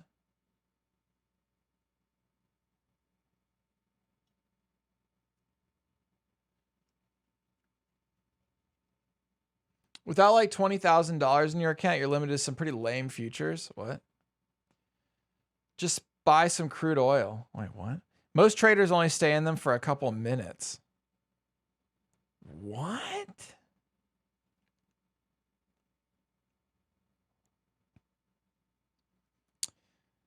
Okay. Do we believe in the Khan Academy? The problem with this video is it's going to be a good video.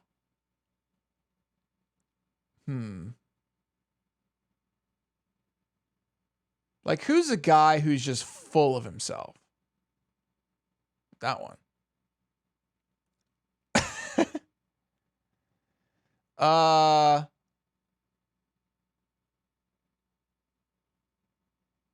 Okay. I kind of want to try this plain bagel thing.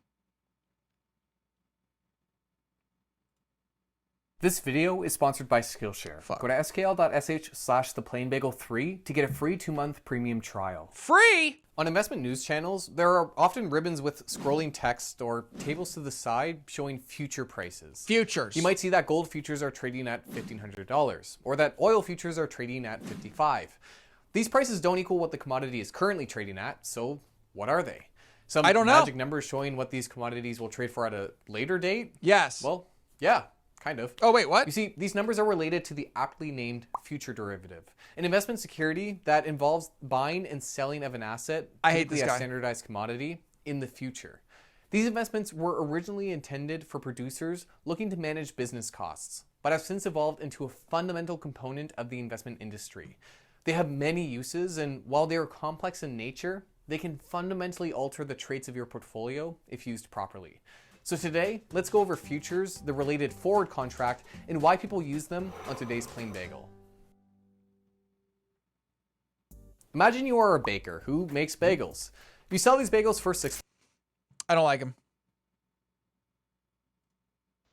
After the farmer and the pie chain get involved in this forward contract, a few questions start to pop up in each of their minds. The main one is, what if the other party isn't able to uphold their end of the contract? And this is called counterparty risk.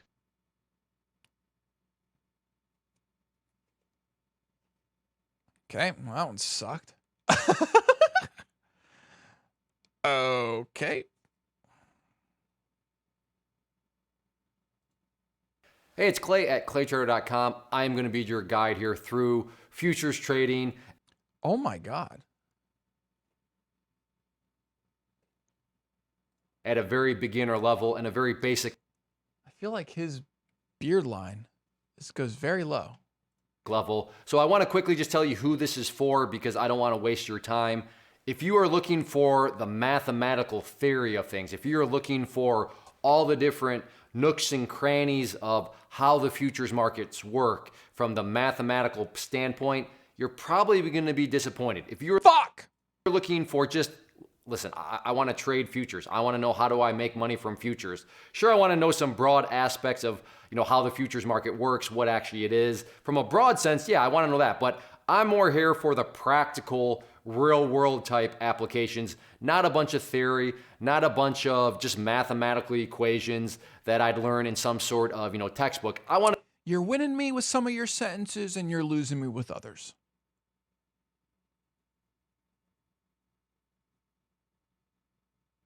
Just know futures, sure, but I want to know how do you make money in the market? How do they work? How will they put profit in my pocket? If that's more of your mindset, then this will be for you. But again, if you're somebody that's looking for... First question.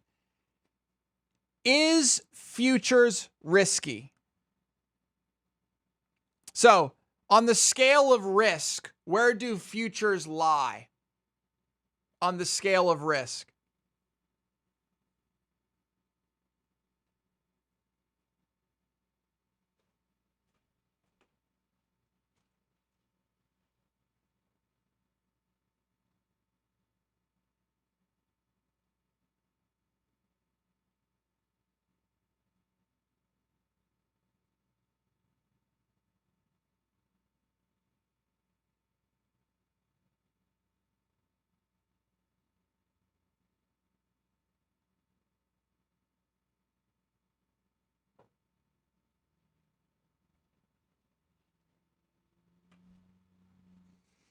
They're 10 of 10? Wait, they're the highest risk thing you can take?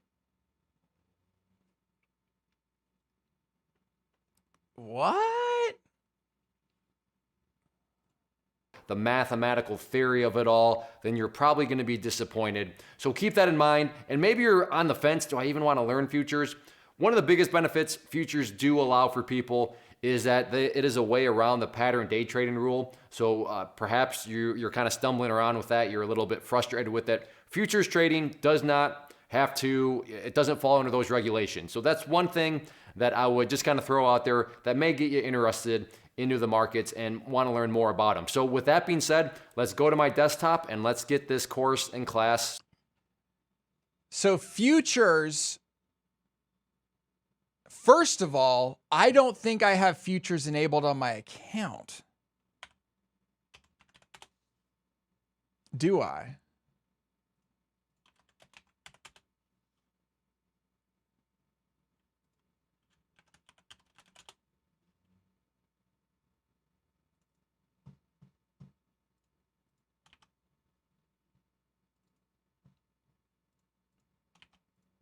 Do I?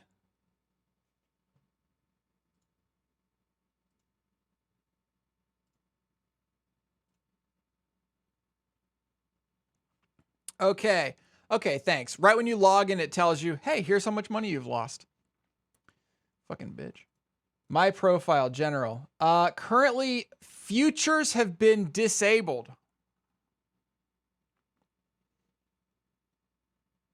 Uh-oh. You're muted. You're muted. Remember when oil futures went negative? Oh, wait, hold on. Back it up. Oh, wow. You guys have said a lot of stuff. I like this. Keep talking. Definitely trade in a paper account. Really? Wait, really? Aren't futures very similar to options, but at expiry, the futures get executed, whereas options, you have the option to execute the contract? I don't know, because my understanding is, like, I don't know. It seems to me like, I understand options because there is a defined future. When I went to this thing, it's just ES. There's no time, like future what? Like, do you know what you know what I'm saying? Where? Where in the future? Oh my gosh, you can do options of futures?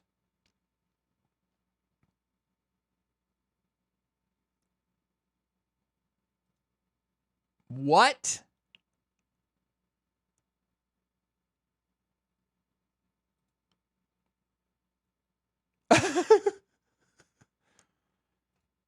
You can do options of futures? Holy shit. Okay. Futures. I mean, I might as well do it.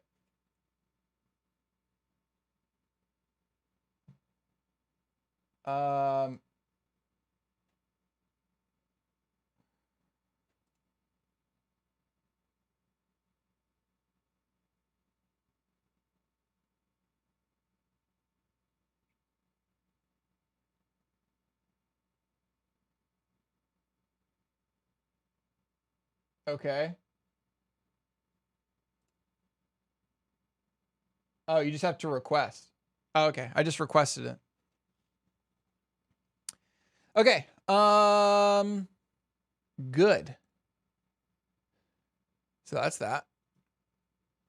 Not that I'm going to do these, but it's good to have it all set up. Started. Welcome to my desktop. Before anything else, we need to take a very wise approach to all this. And the wise approach would be, well, let's just figure out what the futures market even is. What is it? What's the purpose of it? What is going on? How is it interacting with, the general markets as a whole? Tell me. And once we know that, well, let's start to make money from it. But like I said, if we're going to make money from the futures market, it would probably be wise to at least know what the futures market is in the first place. So that's what we're going to do here with this first class, establish a good solid framework and foundation from which we can build upon and then eventually start to make money from. Okay. But let's just start, like I said, at the ground floor, and let's look at some definitions here. So let's grab our trusty Merriam-Webster. No! A derivative vid would be useful.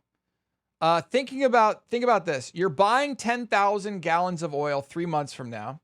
You need to either sell that to someone else or take delivery of some fucking oil. Futures are contracts for real things. You can get out of contracts early, but essentially you're buying or selling a large lot of some underlying commodity like coffee, lean hogs, oil, orange juice, etc. Orange juice? What? For those of you who don't know, this guy's always live. And this person trades, what do they trade? He's a futures trader.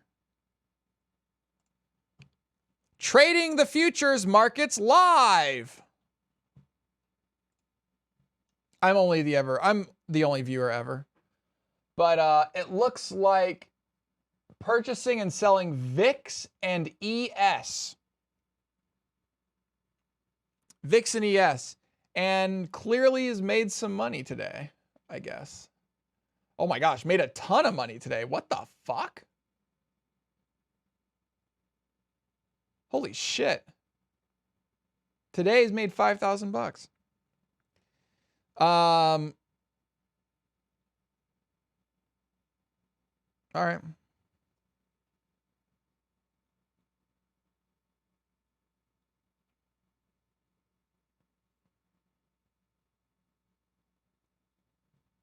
We have the wrong pandemic policy. Is this his voice? I've never heard him speak. Wait, what?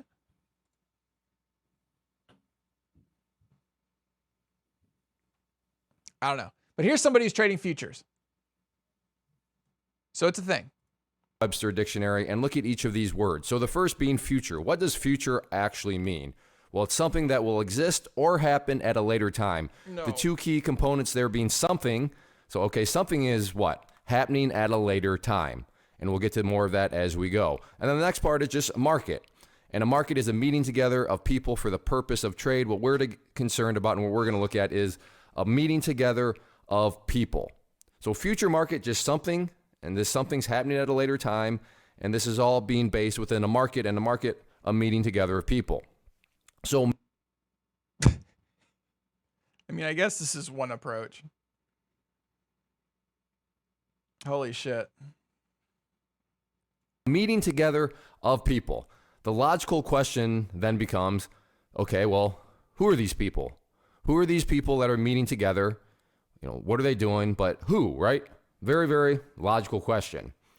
So with that, you got to keep in mind that there are two main people that must be involved for a market to exist. What is going Once again, on? very, basic economics here.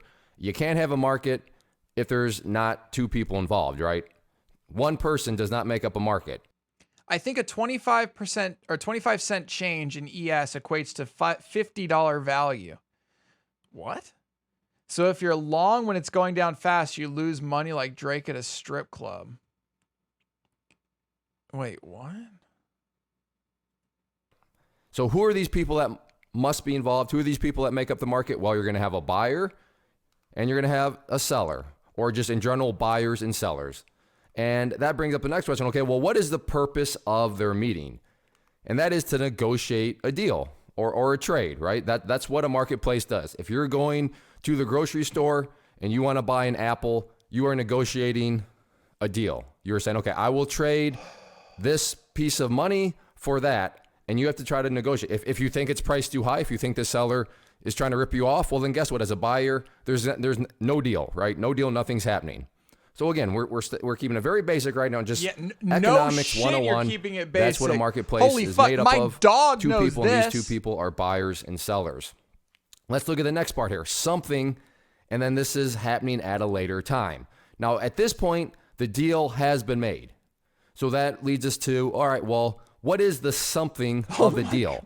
I get it, a deal's been made, but the something. So what is this something? And that is an agreement for a transaction to take place at a later time in the future.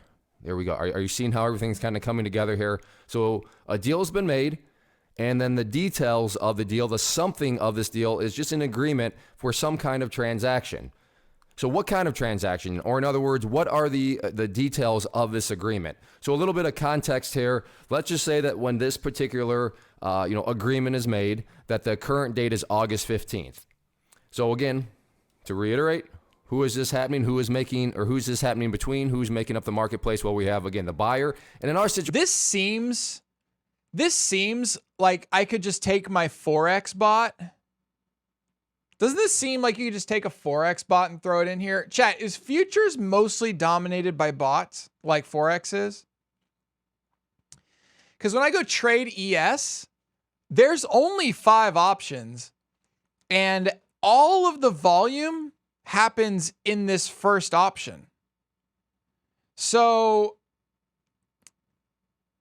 it just seems to me like it's really just one thing. And the real question there becomes, are people doing this or are computers doing this? My Forex bot did well. It made money.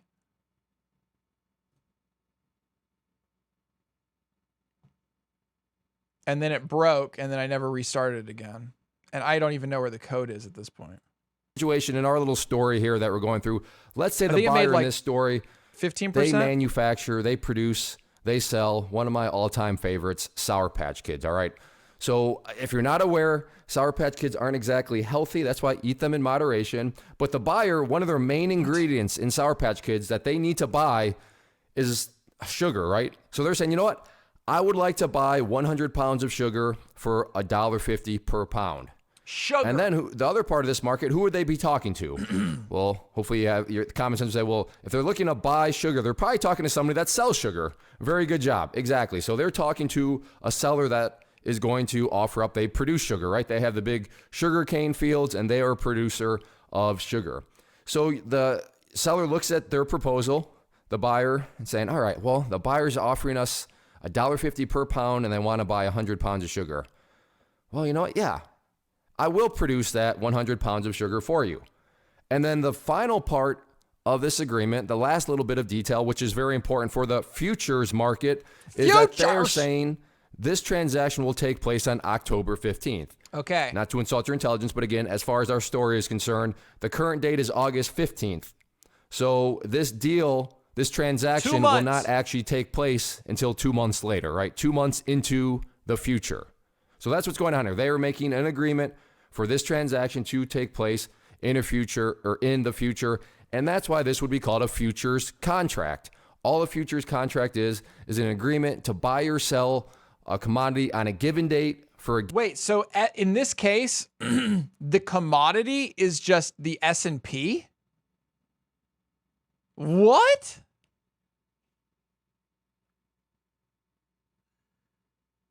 I don't know what that means. What do you mean buy the S&P? You take delivery of a lot of S&P 500? What?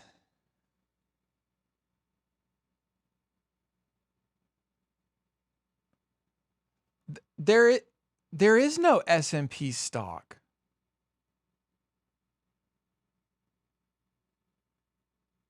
What? S&P's is an index. There are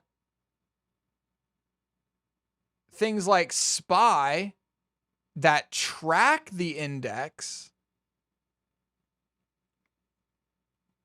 but it's not, that's run by a company. SPY is run by a company. It will be a fund with blocks of shares representing the companies in the S&P, like buying a large lot of ETF shares. So you don't actually know what you're getting? You can buy SPY. Yeah, but this isn't selling SPY in the future because that's an option. If I want to buy SPY in the future, that's an option. Like, options. And yeah, ES doesn't seem to correspond to a specific one of those.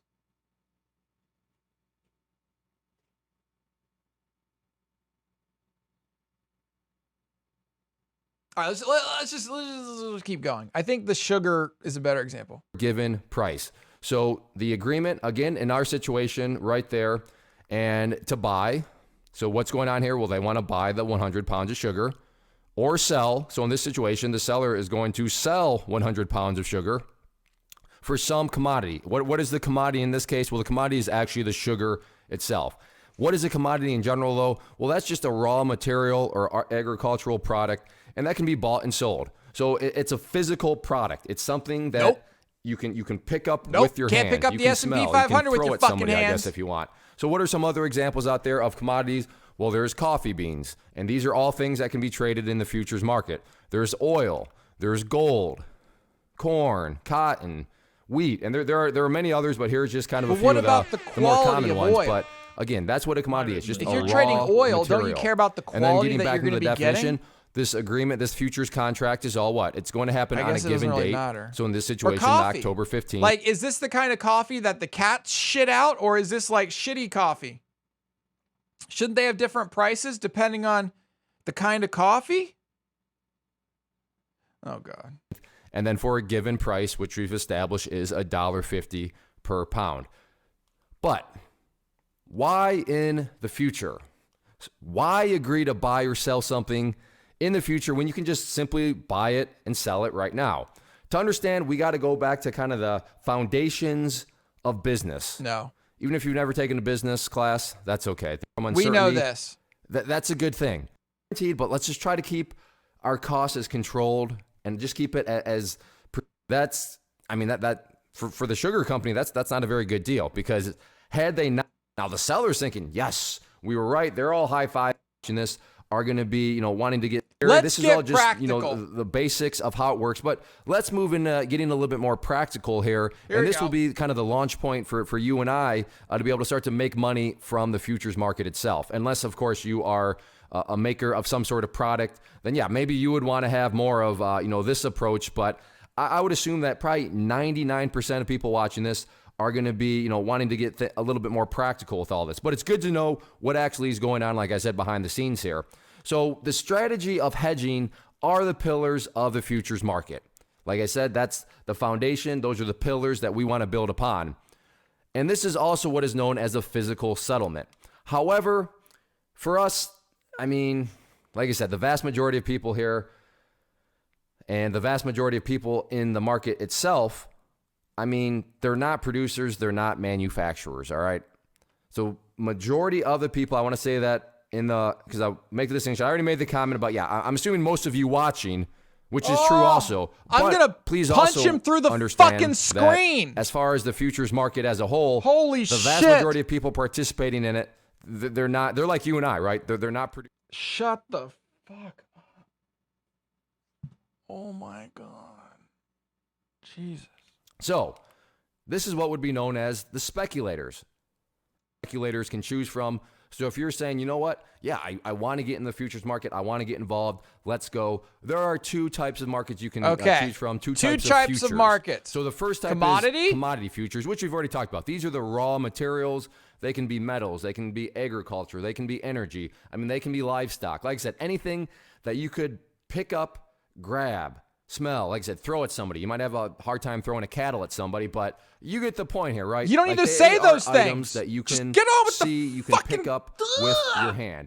And then the other type is financial futures. And these are literally just pieces of paper. These are just, they're some sort of paper that says, hey, this represents some other sort of abstract object, like a currency. Have you ever thought of like the money that you hold in your hand?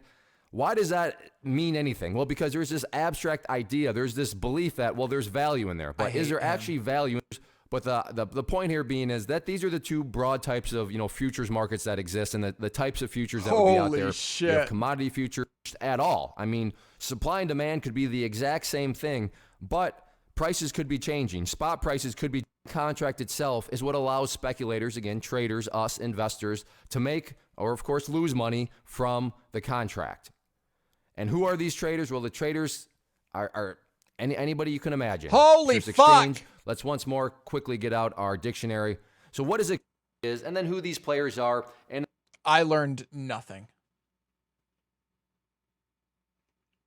Yep, I actually think I know less now. I learned more from reading my chat while he was talking. Oh my God. Okay. That was awful. That was fucking awful. Part 2. I don't want to hear a part 2. In the first lecture on futures and options, I had discussed that there are total 4 lecture. Not interested. Futures are another financial tool that we as traders can use to profit off the fluctuations of the market. Why does he have like one of the... This is a piece of... It's not a monitor. It's a piece of paper.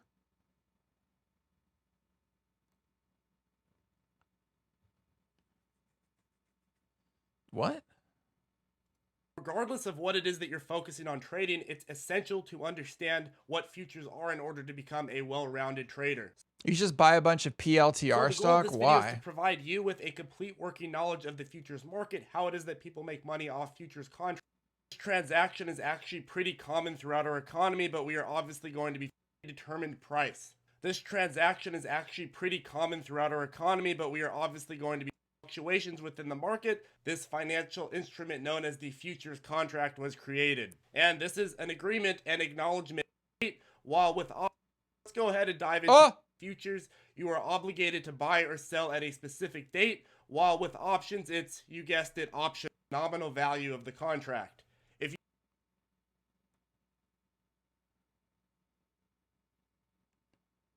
Wait, what?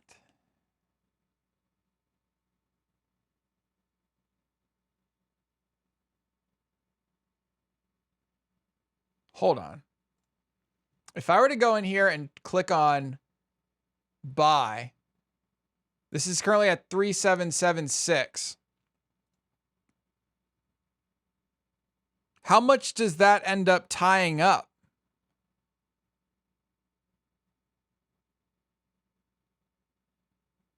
I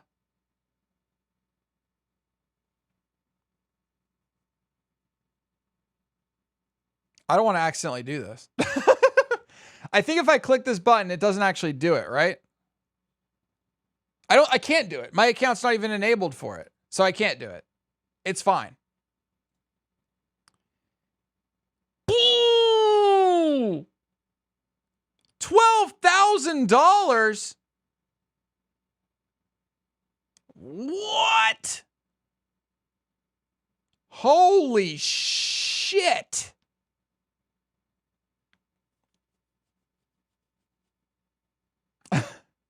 That's what? If you were looking at this, This is micro. Oh, this is mini. MES. Wait, it's the same. It's the same number here. Oh, wait, is it going to be a different?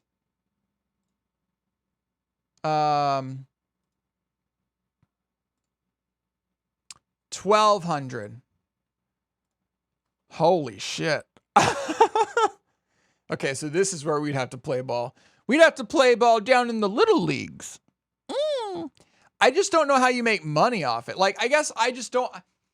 I get it. Okay, it's a chart. It's a chart that goes up or down. I get the fucking thing. Okay, great. Two things. Number one, I don't understand how this number came. Out of 3,777, how do I get this buying power effect? Don't get it. That's number one. Number two, if this goes up by $1, what do I get? How much, if this goes up by $1, how much does my value of it go up?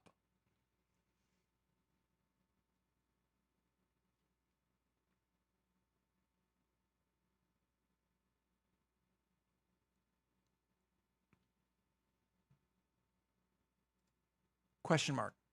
Contract, for example, if you have, he's probably saying it and I'm an idiot. The best way to do this is by pulling up the specs on a website. Contract means that the obligation of the I hate this guy. I can't, dude. People suck dick.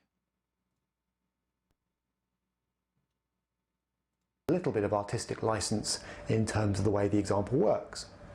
Okay, so let's set up an example of something at the London Metals Exchange, wherever you're getting the price from. Okay, all right. 1 month into this contract, we have a winner and a loser already. The manufacturer is thinking, brilliant. This contract to the manufacturer on the price of this asset. I think actually 3 people, it'll work for 2,000. Provide.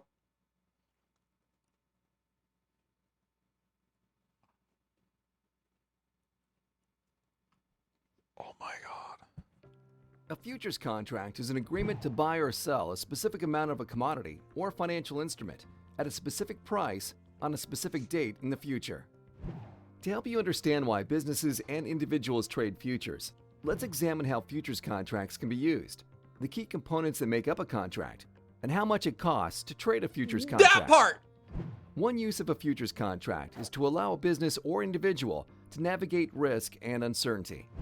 Prices are always changing, but with a futures contract, people can lock in a fixed price to buy or sell at a future date. Locking in a price lessens the risk of being negatively impacted by price change.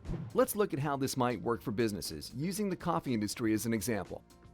If the price of coffee beans goes down, it's good news for coffee shops, but bad news for coffee farmers. However, if the price of coffee beans goes up, the tables turn. With coffee bean futures, both coffee producers and coffee users are able to lock in prices ahead of time. Now, let's look at how this might work for individuals. Say you're looking to buy a new home in a year, and you're afraid interest rates might rise and increase your mortgage payment. It's just an option. You can offset a potential interest rate increase by trading interest rate futures. Look up such day as the trading 30-year US E-mini Treasury futures bond live scalping. or Are you 10-year kidding Treasury me? note, depending on your time horizon. What? A second use of futures contracts is to allow traders to speculate on the price movement of commodities, currencies, stock market indices, and other Dude, assets. from what I can tell, based on the videos we've seen, futures are the biggest fucking meme ever. For example, consider the fluctuations in the price of a commodity like gold. A futures trader can potentially profit by correctly guessing the direction that the price of gold will move. But if the futures trader guesses wrong, he can lose his entire investment and more. What? Now that you know how a futures contract is used, and more, let's look at 5 key components of a contract. These are also known as standard contract specifications. Okay. First, there's trading hours. Futures markets are open virtually 24 hours per day, 6 days per week. However, each product has its own unique trading hours. What? Next, each contract specifies the tick size. Tick size is the minimum price increment a particular contract can fluctuate. Tick sizes and values vary from contract to contract. Fair enough. A third standard component is contract size. Each commodity or financial instrument has a standardized contract size that doesn't change. For example, one contract of crude oil always represents 1,000 barrels. One contract of gold futures represents 100 troy ounces. And one contract of E-mini S&P 500 futures represents $50 times the price of the S&P 500 index. Another component is contract value, which is also known as notional value. What? This is the current market value of the commodity represented in a futures contract. To calculate this, multiply the size of the contract by the current price. As you just learned, the E-mini S&P 500 contract is $50 times the price of the index. If the index is quoted at 2,250, the value of one E-mini contract would be $112,500. Finally, there is delivery. Contracts are either financially settled or physically settled. Makes sense. Financially settled futures contracts expire directly into cash at expiration.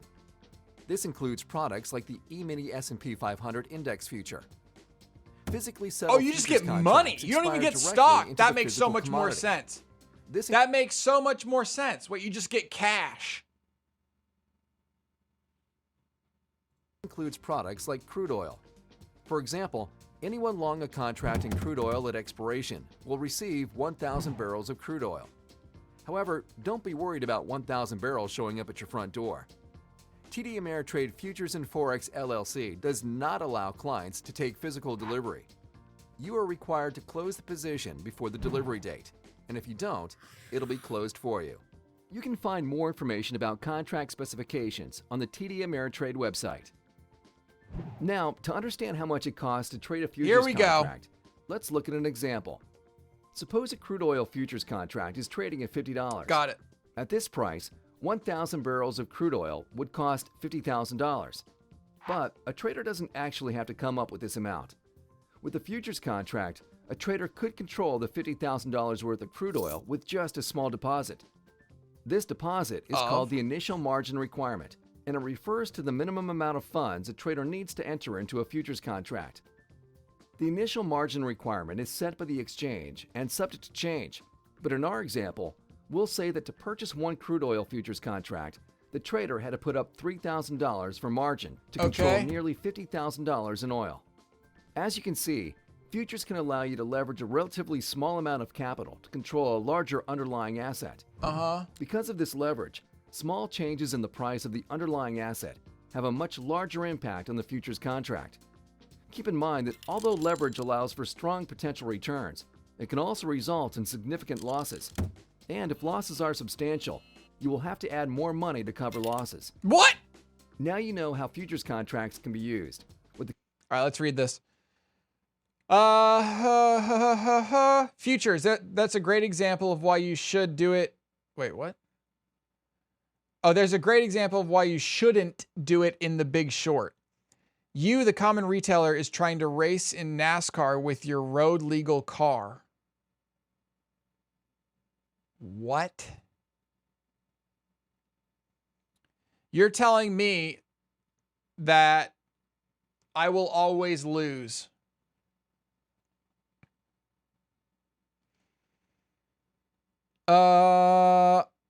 Means you can owe more than you buy in. If you had a warehouse, could you actually get into physical delivery? I mean, people do get physical delivery. That's the fucking point. Wait, what? Here's the Big Short clip he was referring to. Dude, I just highlighted over it and it's a picture of Selena Gomez. What are you talking about? Okay, so here's how a synthetic CDO works. Let's say I bet 10. Wait, what the fuck is this?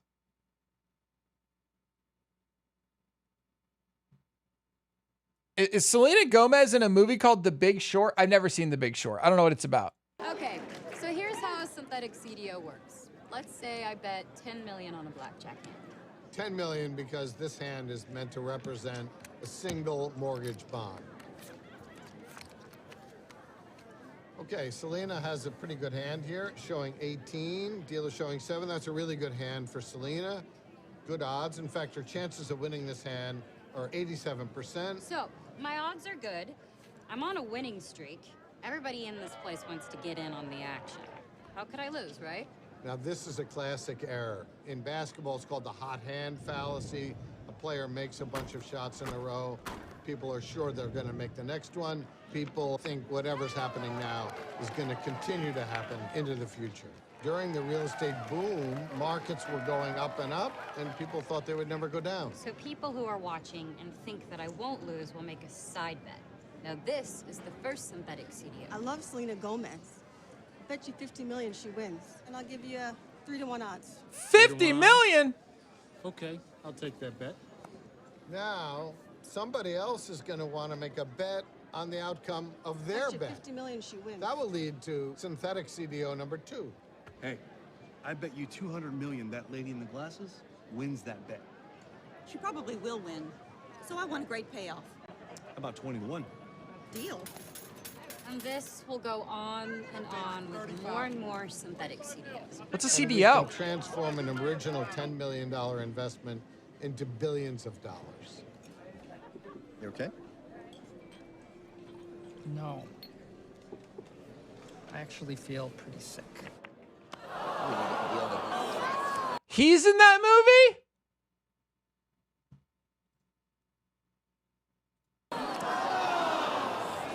So I'm going to leave. You think I'm a parasite, don't you, Mr. Ball? But apparently society values me very much. In fact, let's do this. I'll tell you how much I'm worth. You tell me how much you're worth. I don't have any reference to what that means. Collateralized debt obligation. Okay. The Big Short. Is it really that good of a film? Is it really that good of a film?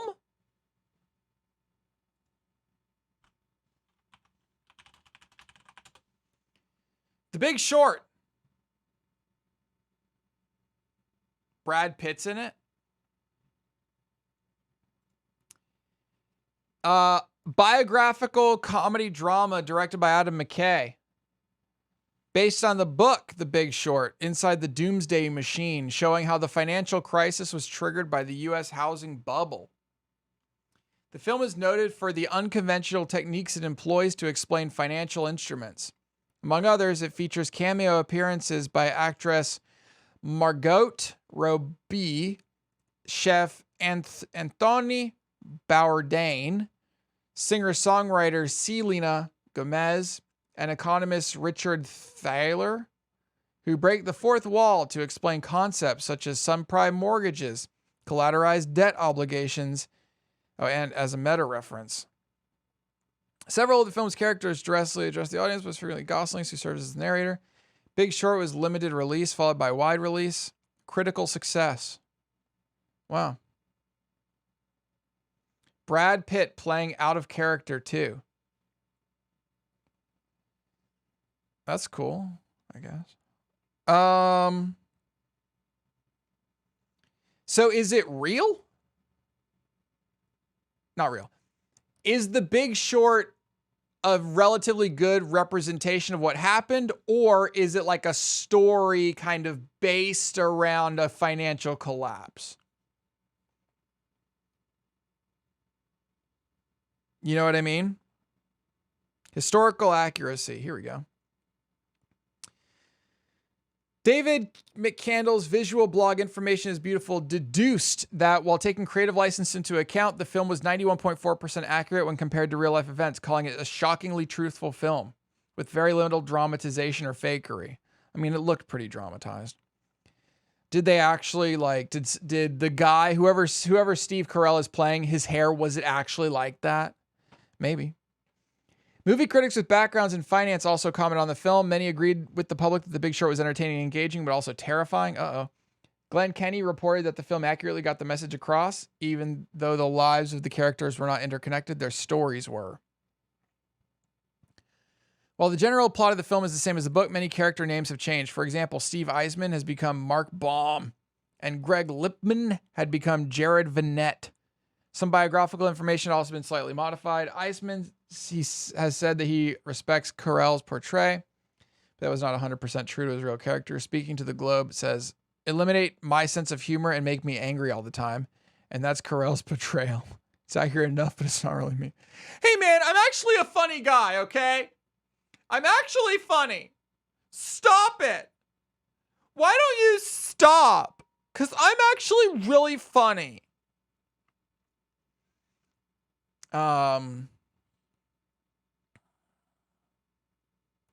Yeah, I'll bet you are. Where's that guy at? Iceman.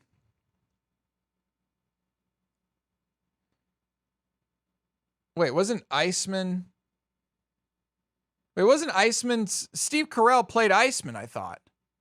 But on here it says he plays Mark Baum, the leader of Front Point Partners, a small independent trading firm. Baum is in a state of constant disgust with the American banks. Is he the good guy? Are there good guys? Uh-oh.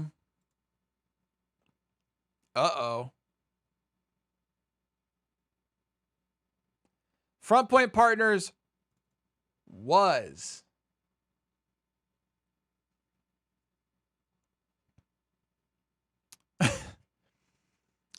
Uh-oh. A hedge fund that become well known for its bet against subprime mortgages during the financial crisis. Uh-oh. Front Point was a registered investment advisor in the United States and was wholly owned subsidiary of Morgan Stanley. Uh-oh. After Eisman left the firm, there was an investigation around insider trading. In August 2011, Front Point portfolio manager Chip Scoron pleaded guilty to insider trading and obscuration of justice. The remaining fund saw a significant decline in assets under management, and it shut down in 2011. Huh. Did they win? In finance, subprime lending is the provision of loans to people that may have difficulty maintaining the repayment schedule. Well known for its bet against subprime mortgages.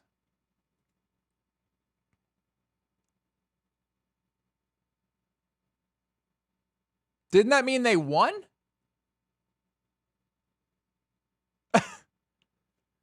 If you're betting against subprime mortgages, which failed, you win. Or wait, am I reading it wrong?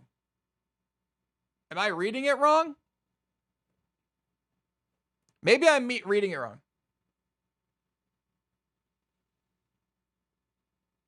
In 2008, they won, yes, because they failed. They made billions. You are correct. They made a ton of money. Oh, then why is he so fucking angry and stressed out? Why was Steve Carell so fucking angry? Shouldn't he been like, hey man!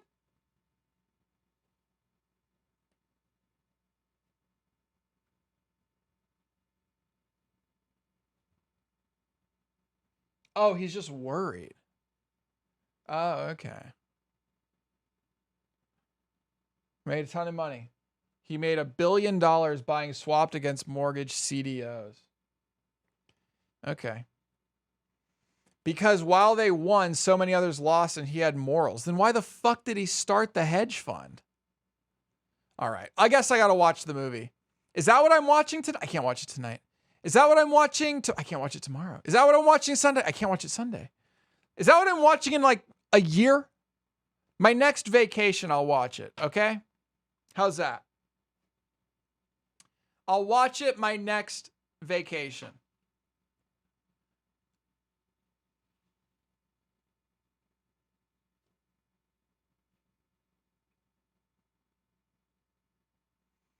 Lol, it's a good movie, but you bring up a really good point about morals and owning a hedge fund.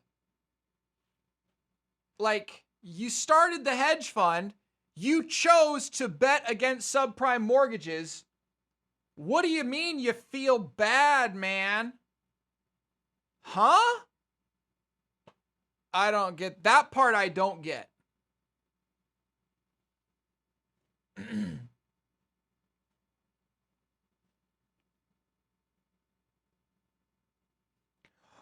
Oh, when I made the firm and when I decided to do it, I didn't know what I was doing. What?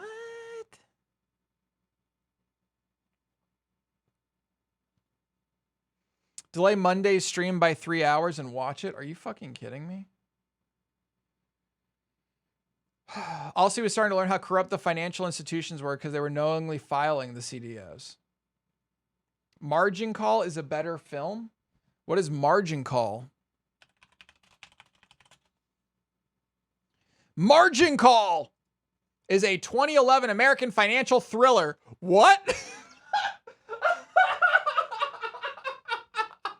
I have never in my life ever heard of a movie being called a financial thriller. But you know what? I'm really fucking glad I've seen it now. Holy shit. That's funny. Kevin Spacey's in this? Well, uh-oh.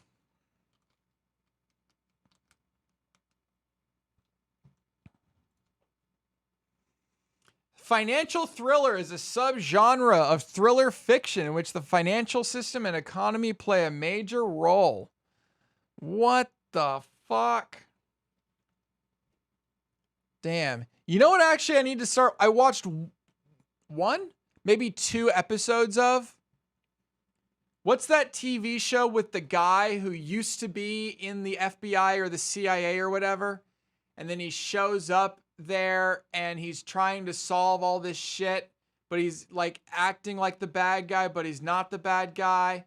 And then the lady has to be like the liaison between them. And there's all that shit. What's that called?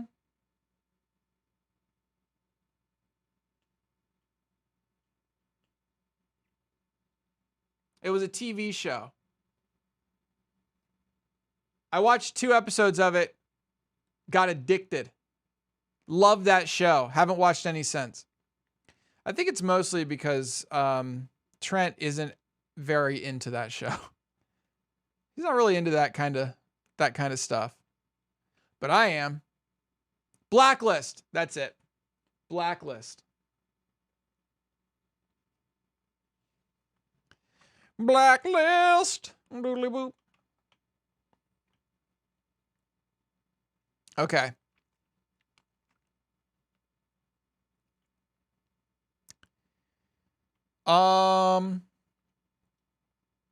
Margin Call. So I should write these down. What's the first one called?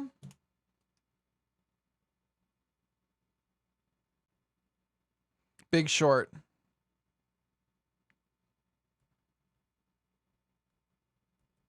I don't have time to watch shit, so it's going to take me a while to get through this stuff, okay? The Big Short is on Amazon Prime Video, so you could do a Twitch watch party. Wait, what? What's a watch? I know I heard watch party. I've just never thought about doing it. The mouse we are. I don't know. We were in futures. We've been all over the place today. Like all over the place today.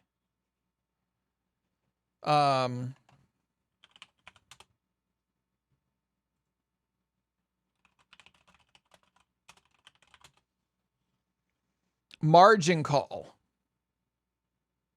Drama. Stanley Tucci? Or is that the fake Stanley Tucci? There's two of him. There's two of them. One of them is British, and one of this is not. One of them is not. Just like there are two, what's his fucking name? Fuck. Oh my gosh. Captain Jean-Luc Picard. There's two of him. Ian McKellen and him. You know, when I was a kid growing up, I thought they were literally the same person. I thought Jean-Luc Picard, I thought it for a really long time, like an unfortunately long time, where I thought it was the same dude playing two different characters in X-Men.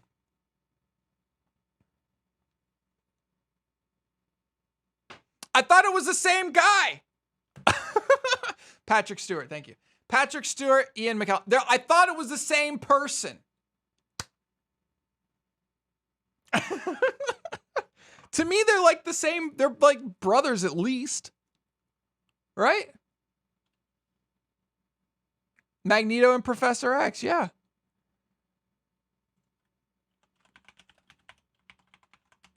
Stewart. Ian McKellen? I don't know how to spell his last name. Literally the same two people.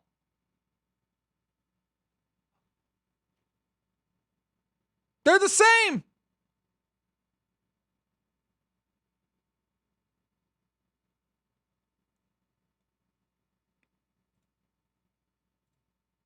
Wait, what?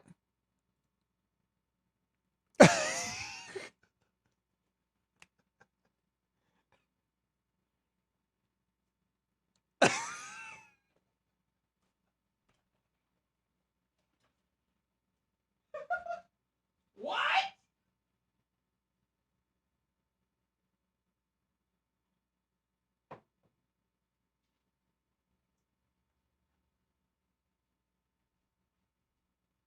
Are you?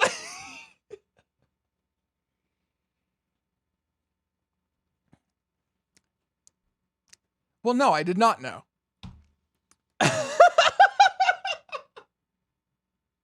What the fuck? Oh my gosh.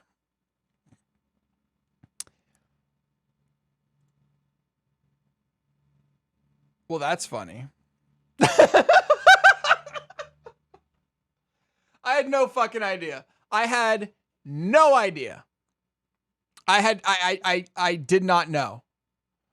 Wow.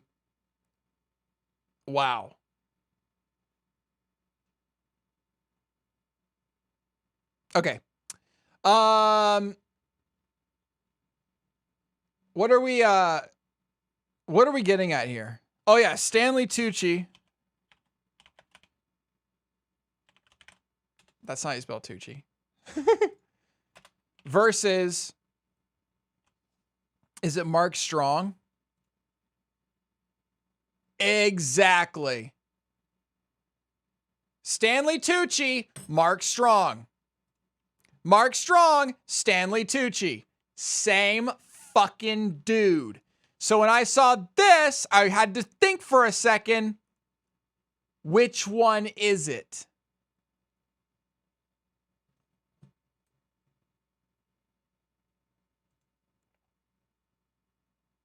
Okay, I don't think fucking Ocean's 11 asshole is. I don't. That's too much of a stretch. Country road. Yeah, this is too much of a stretch. I forget his name, but it's too much of a stretch. Okay, shall we? So, I forgot everything. I didn't watch anything. Okay, here we go. It had a lot of likes. A criminally underrated movie. This movie depicts the other side of The Big Short. Really?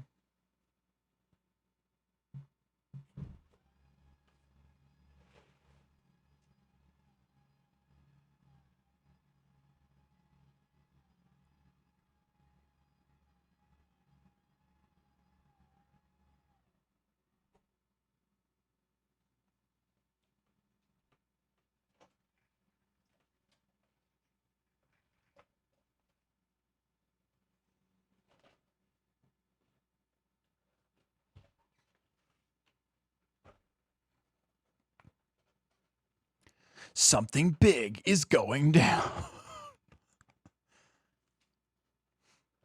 I'll show you something big going down. Okay, so we learned nothing about futures. I think this is something we'll have to come back to at a much, much, much later date.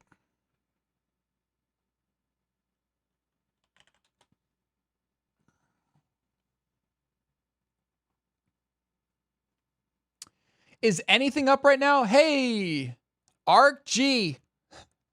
Just slowly trying to get itself in there, man. We're still down so much today, thanks to QCLN. QCLN got fucked up today.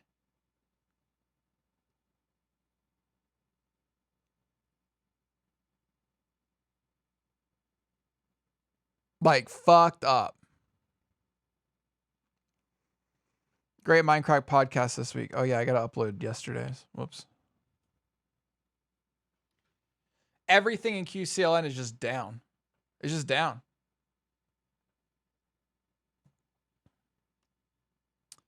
It's just down.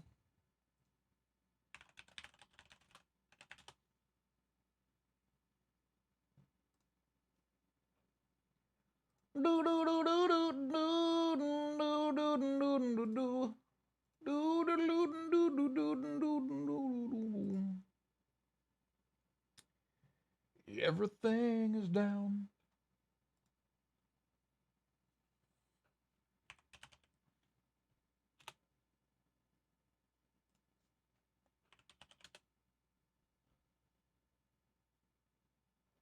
Too bad there's no like way to really look at it.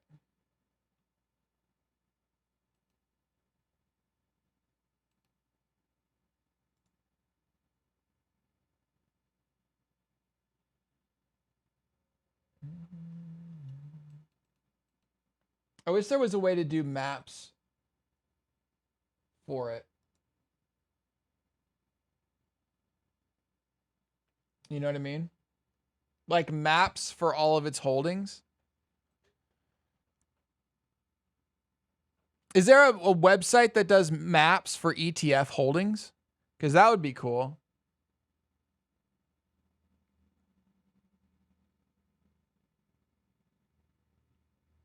Power outage in Seattle was nuts. It was nuts.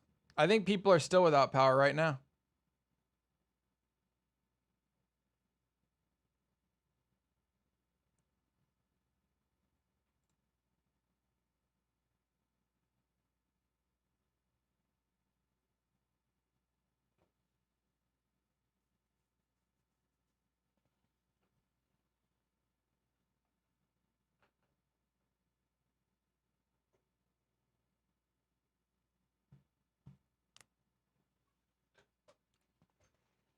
Yeah, doesn't that sound like it's a thing that you'd want? Like if you're looking at an ETF, like a visual diagram of the ETF based on its holdings? Or no? Maybe you should make a bot or something that does it.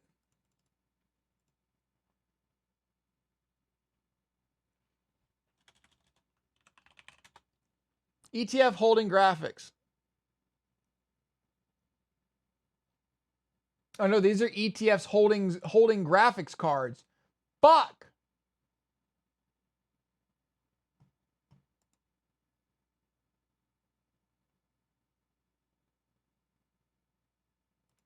Fundvisualizer.com.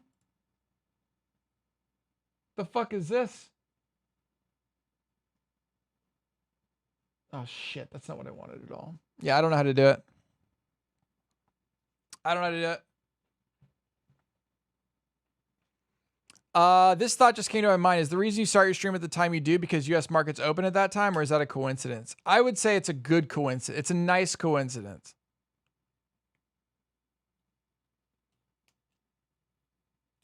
I guess in theory, the better time to start my stream would be a half hour before. Meh. Meh. CLOU. Just barely peeking up over the top, baby. Barely. Oh my gosh, stop sending me shit.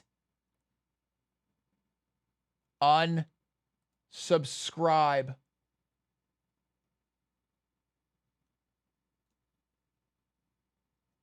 Okay.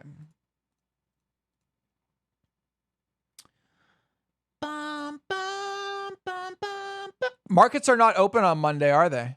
Are markets open on Monday?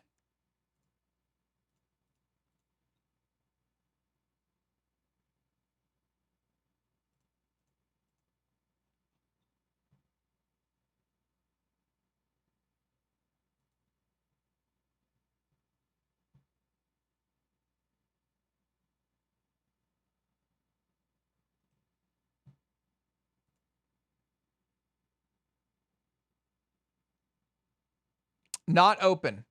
Okay. MLK Day, baby. Nice. By the way, it looks like our call and our vertical spread is back to basically fine. I think we're going to do well on this spread. I think we're going to do well. Now, I'm actually really interested to look into this one. Surface Oncology.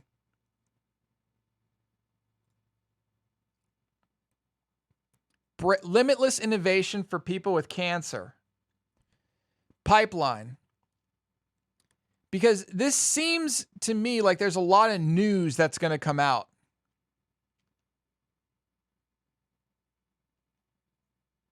The fuck are all these things? I don't think I know enough about cancer to know if this is going to be good. Chat, raise your hand if you know anything about cancer.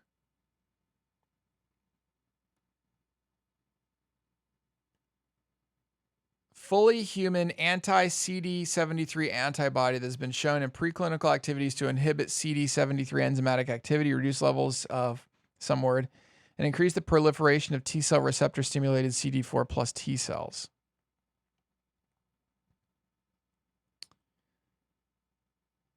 To attack the tumor. Holy shit, this is so detailed.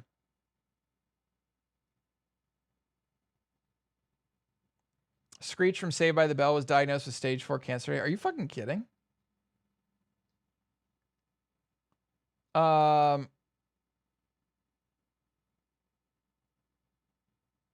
invest in biotech stocks around pipeline deadlines.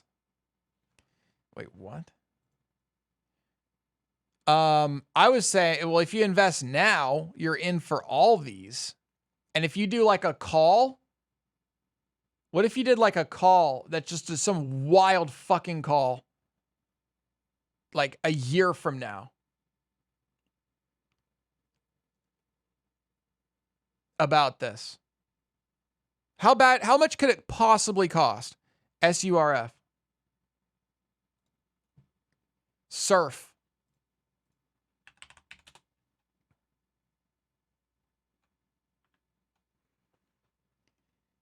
Option chain. Wait, you can only go out so far? How come some stocks have way more options than others?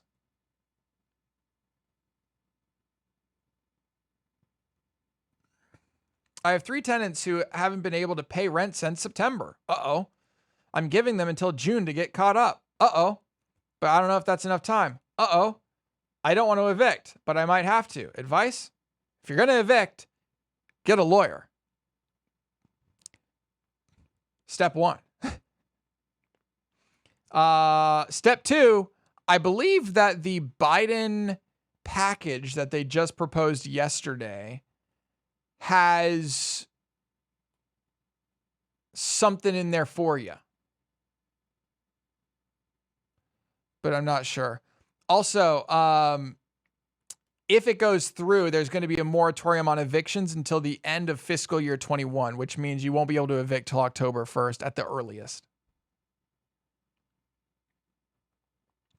Like, I don't understand why the option chain doesn't go out a year, because that's where I would have gone. And also, look, these are the only, you know?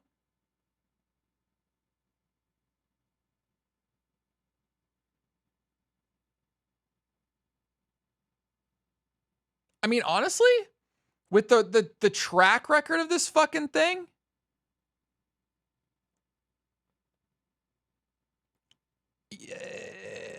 $15, $17 by July. Since July, it's gone up 150%. I don't know.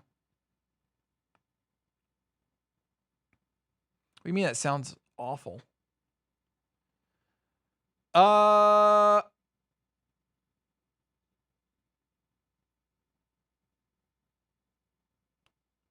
But I need some evictions because I'm trying to buy a house and the market prices are just dumb right now. Well, you're going to keep trying because you're not evicting forever now. Definitely just get a lawyer. They're out there. So yeah, surf right now is sitting at 1261. Like I feel like it's a pretty safe bet. Oh, but you also have to think, is it going to go over 19? Right?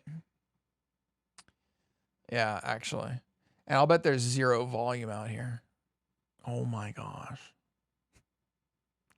Actually, there's a lot of people right here. Look at all these people right here. Look at all these burritos right here.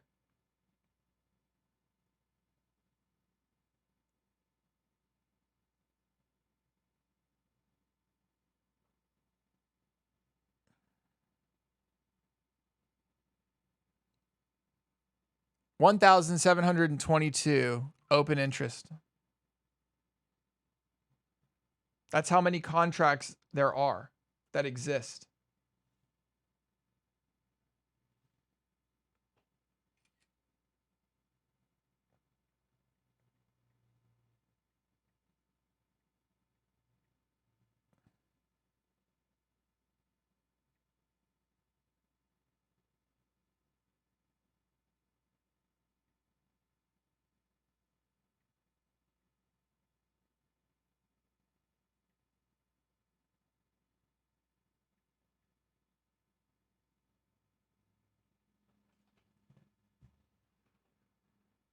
Um,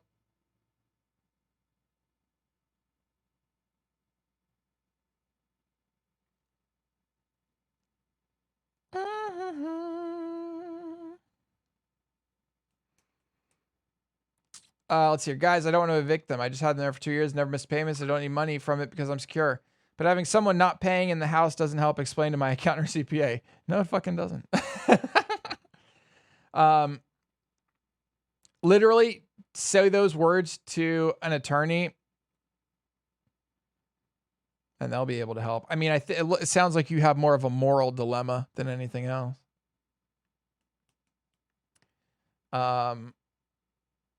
But you don't really have much of a dilemma because Biden's taking care of that for you.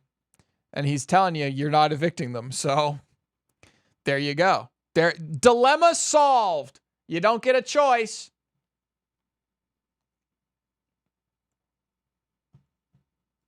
Oh, fuck. I have therapy. Shit. Hey, chat. I have to run. Totally forgot I had therapy. Fucking whoops. So that's cool. Okay.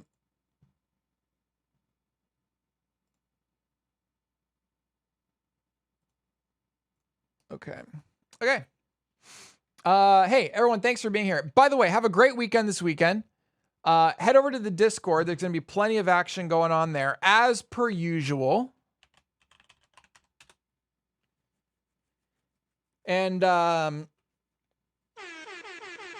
think that's it. R3, I think that's it. V3, N4, NT. You already know a lawyer, I'm sure. The Baus, you already know a real estate attorney. You must.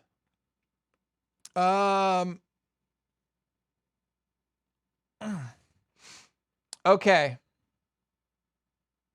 I think that's it. I think that's it. Okay. Have a great rest of your day, everybody. Thanks for hanging out. Head over to the Discord. And if you'd like to head over, you can watch the stream that's currently live right now. Is it on my main page? Haha. There you go. I might try to hang that up. If I have time. We'll see. All right. Have a great rest of your day today, everybody. Appreciate you all hanging out with me. It's been real. It's been fun. I'm going to see you guys Monday, where we're not going to do trading. So we really should focus on YouTube on Monday. That's what we're going to do. Monday, we focus on the tube of you. Is this going to show up or not? Oh, there it goes. Okay. Have a good one, everybody. See you Monday, okay? Take care of yourselves. Bye.